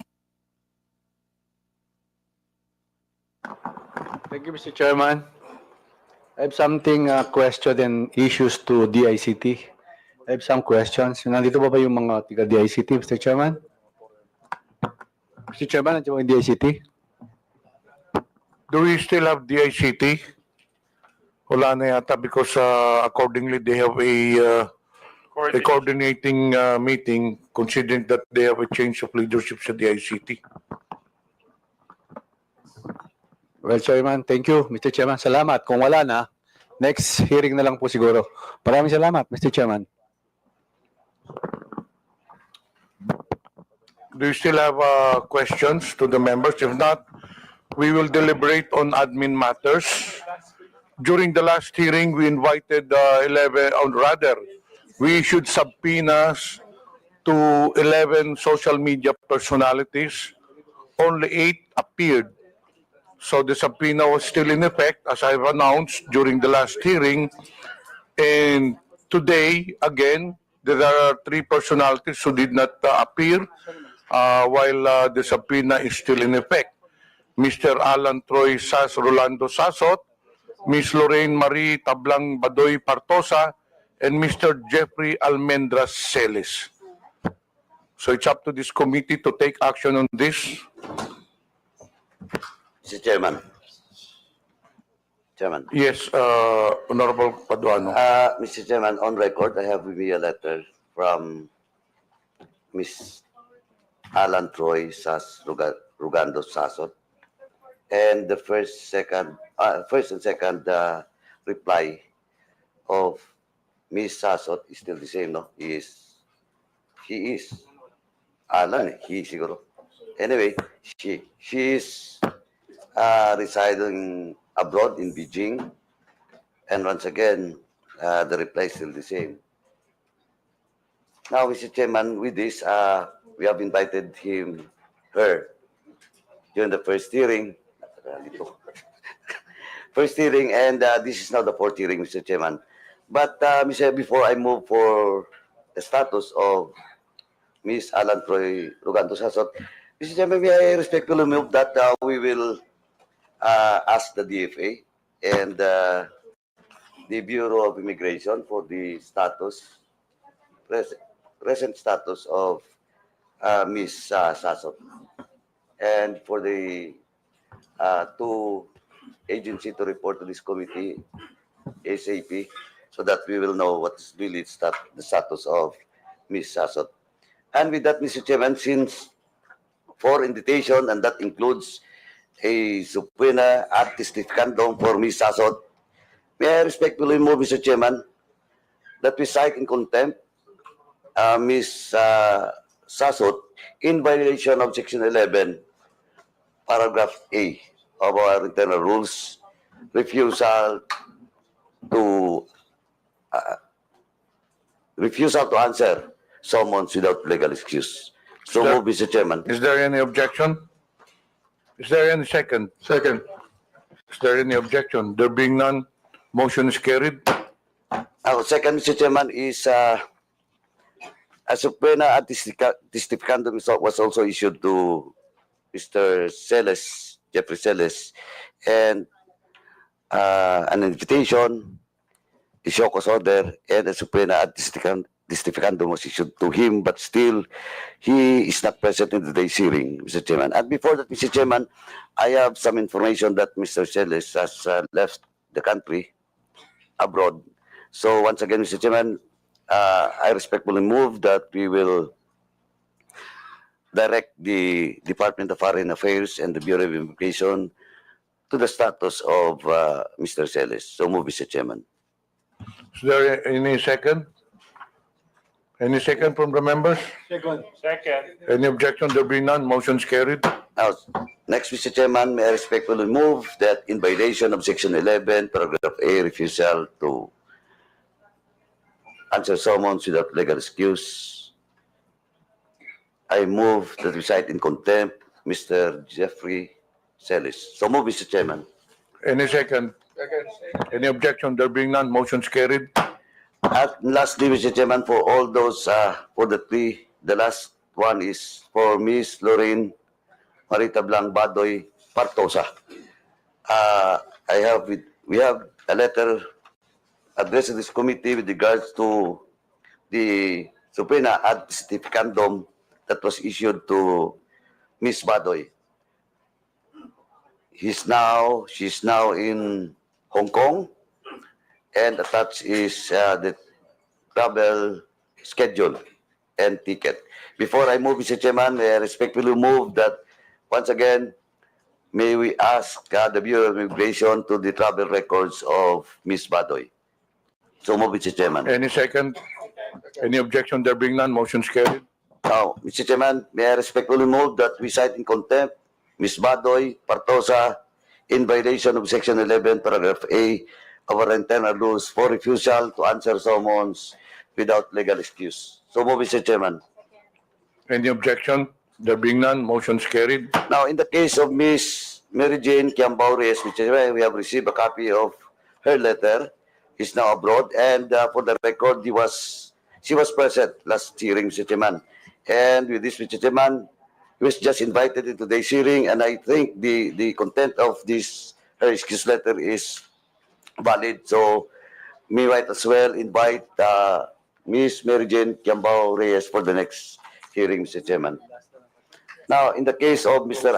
Aaron Peña, he was also present in the last hearing, but now he sent us a letter reply to the invitation to today's hearing. Nasa Davao po siya ngayon, tapos may event. No? So, since he was present last hearing, once again, Mr. Chairman, we will just invite Mr. Aaron Peña in the next hearing. Now, in the case of Mr. Ernesto Abines Jr. and Mr. Elmer Hugalbot, that was issued the subpoena last hearing, we have received a copy, a reply letter coming from both Mr. Abines and Mr. Hugalbot. And again, the reason why they're not present in today's hearing is all about their financial capacity to spend in attending this hearing. That's why, Mr. Chairman, I respectfully move that we will once again issue the subpoena ad testificandum to both Ernesto Abines and Mr. Elmer Hugalbot, and for this committee to address the issues of financial capacity of Mr. Abines and Hugalbot. Siguro, tayo na pong kumuha ng ticket so that in the next hearing they will be present. Now, Is that a motion? yes, Mr. Chairman. Any second? Any objection? There being none, motion's carried. Now, lastly, Mr. Chairman, once again, we'll just issue for all those unserved subpoena to Ms. Catherine Binag, Ms. Claire Contreras, Mr. Lord Byron Cristobal, Jeffrey Cruz, Alex Distor, Mr. Edwin Hamora, Mr. Julius Milanose Mawe, Mr. Joe Smith Medina, Mr. Cyrus Preglo, Ms. Maricar Serrano, and Mr. Ramon Jan Balibalos-Tan, for once again serve the subpoena ad testificandum because this is still unserved, and for the COMSEC to coordinate with the SAA and SAA to coordinate with the government agency, especially the PNP, for this subpoena ad testificandum for all those mentioned names to be served for the next hearing, Mr. Chairman. So move. Any objection? There being none, the motion's carried. May I remind the 11 personalities that was just mentioned, the subpoenas were issued to you last hearing. So the subpoena is still in effect. So I just would like to issue a warning that if you do not attend to the next hearing, then the next step for the committee to do is to cite you in contempt. And there are other 3 personalities to be issued subpoenas because they were already issued show cause order to this. 3 personalities but did not appear again. Mr. Alvin Curay, Ms. Maria Christine Cloud Curay, Mr. J. Yumang Sonza. Mr. Chairman, I move to issue a subpoena ad testificandum for 3 mentioned names, Mr. Alvin Curay, Ms. Maria Christine Cloud Curay, Mr. J. Yumang Sonza. So move, Mr. Chairman. Any objection? There be none. Motion's carried. Now, lastly, Mr. Chairman, I'd just like to inform this committee that we have received a copy reply to our invitation for Mr. Mark Anthony Lopez. He was present at the hearing, and he refused to be present today for reason that he has already explained and discussed to us his participation as a blogger. But nonetheless, Mr. Chairman, for me, supposedly, he has all the time in today's hearing to explain why he should not be cited in contempt, because during the last hearing, Mr. Chairman, I already warned all those resource persons that be cautious not to issue statements maligning, attacking the ongoing investigation, Mr. Chairman. And I have a copy of the blog after the hearing. No? While I personally talked to him and warned him about a possible violation, no, for discussing, maligning, and attacking this committee hearing. And I'd just like to read in toto, Mr. Chairman, the content of his blog. Point to ponder, and quote, "It was bluntly obvious that there was a concerted effort to humiliate us and bring us down on our knees, and when it was deemed a success yesterday, the enchimadas, Talianistas, Dilawans, Peking Pula, and even mainstream media are gleefully celebrating and pouncing on our forced breakdown and takedown in TRICOM hearing. Imagine all that effort, hype, and hysteria dedicated to a puny bunch of bloggers. Ewan ko ha, pero pwede naman kami ignore, di ba? Pwede naman kami baliwalain. After all, if we indeed are fake news purveyors, the best thing they should do is fight us with their own kind of information dissemination. For the admin, let your work, policy direction, and placement speak for itself. And let your social media army hype their kingdom come. Pero kami talaga ang priority at national interest. Mr. Chairman, with this blog made by Mr. Mark Lopez, Mr. Chairman, this is in violation of, once again, Section 11, Paragraph F of our internal rules, undue interference during the proceedings, Mr. Chairman, or committee investigation. So with that, Mr. Chairman, once again, I respectfully move to cite in contempt Mr. Mark Anthony Lopez, for such violation. So move, Mr. Chairman. Any objection? There being none, motion is carried. Now, Mr. Chairman, for the second motion, in the case of Mr. Mark Anthony Lopez, under our rules, in violation of letter F is only maximum of 10 days. So with that, Mr. Chairman, I move that Mr. Mark Anthony Lopez be detained in the premises of the House for 10 days, Mr. Chairman. So move, Mr. Chairman. Any second? Any objection? There being none, motion is carried. While Mr. Jeffrey Celis, Ms. Badoy, and Ms. Sasot violates Section 11, Paragraph A, may I respectfully move that the three mentioned name be detained until the committee hearing will be terminated and be detained in the premises of the House. So move, Mr. Chairman. Any objection? There being none, motion is carried.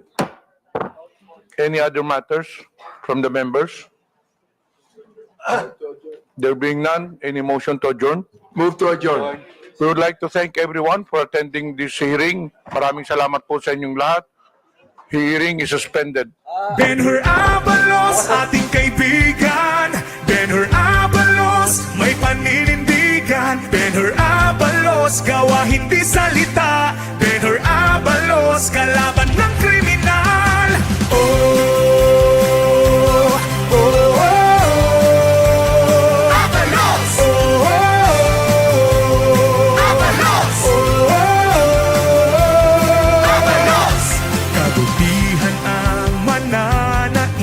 Sa kamay ni Ben-Hur Abalos. Abalos, sasamahan ka sa dapat kalagyan. Ben-Hur Abalos sa kanyang puso't isipan, magandang kinabukasan sa bagong Pilipinas. Gawa hindi salita, kalaban ng kriminal. Ben-Hur Abalos, ating kaibigan. Ben-Hur Abalos, may paninindigan. Ben-Hur Abalos, gawa hindi salita. Ben-Hur Abalos, kalaban ng kriminal. Oh, oh, oh, oh. Abalos! Oh, oh, oh. Abalos! Oh, oh, oh. Abalos!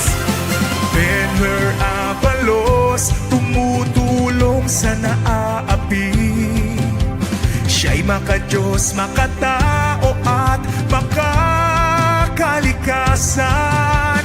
Ben-Hur Abalos, pagkakaisa ang kanyang nais. May malasakit at nagmamahal sa bayan. Gawa hindi salita, kalaban ng kriminal. Ben-Hur Abalos, ating kaibigan. Ben-Hur Abalos, may paninindigan. Ben-Hur Abalos, gawa hindi salita. Ben-Hur Abalos, kalaban ng kriminal. Ben-Hur Abalos, ating kaibigan.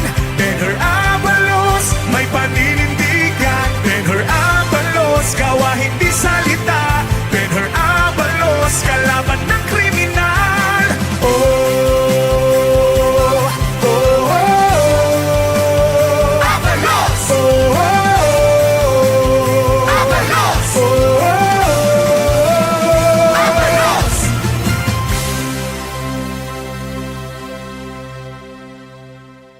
Ito ay panawagan para sa kolektibong kilos tungo sa pagbabago ng ating pag-iisip, pananalita at gawa. Bagong Pilipinas is addressed to all government officials and employees and citizens of this country. It is an invitation to all of us to think about being a Filipino and view the nation from a renewed perspective. It is a call for transformation. The transformation of our idea of being a Filipino and the transformation of our economy, of governance, of society. Bagong Pilipinas transcends this administration. Ito ay hindi pagtakip sa kung anumang mga kakulangan ang meron. Ito ay imbitasyon sa bawat isa na kabahagi ka sa paghahanda at pagpapaganda ng ating bansa. Malaki ang inyong maitutulong, mahalaga ang inyong ginagawa. Ang disiplina, pagiging mahusay at magaling sa kanyang-kanyang larangan at pagmamahal sa bayan. Ito ang mga sangkap ng isang makabagong Pilipino na ating isinusulong. Ngunit hindi lang ito ang mensahe ng bagong Pilipinas. Binibigyan din dito ang kalagahan ng maayos na trabaho mula sa amin sa pamahalaan. Sa bagong Pilipinas, ang pagbabago ay nagsisimula sa pamahalaan. While power emanates from the people, change must begin from government. Sa isang bagong Pilipinas, lalo pa natin pupukpukin na maging maayos ang ating mga lingkod bayan. Una, bawal ang tamad at makupad sa pamahalaan. Services must be fast. Projects must be completed on time. Deadlines must be met per schedule. In whatever government office, red tape must be replaced with a red carpet. Yung sungit ninyo, palitan na ninyo ng ngiti. Pangalawa, bawal ang mga hindi tapat at nangungulumpat. Sa bagong Pilipinas, bawal ang waldas. Pangatlo, bawal ang mga pang-api at naghahari-harian. You are servants of the people, not their lords. Huwag nating pahirapan ang taong bayan. Tapos na ang panahon ng pagkukuyakoy sa loob ng mga tanggapan ng gobyerno. Ang tagumpay ng panawagan na ito ay nakasalalay sa ating pagkakaisa. Sa isang bagong Pilipinas, walang puwang ang mga paninira at paghahatakang pababa. Unahin natin ang ating bayan. Magbago na tayo dahil walang bagong Pilipinas kung walang bagong Pilipinas. Sa bagong Pilipinas, may pag-asa ang lahat. Ang pag-asa ng bayan ay nasa ating lahat. Mabuhay ang bawat Pilipino. Mabuhay ang Pilipinas. Mabuhay ang bagong Pilipinas! Panahon na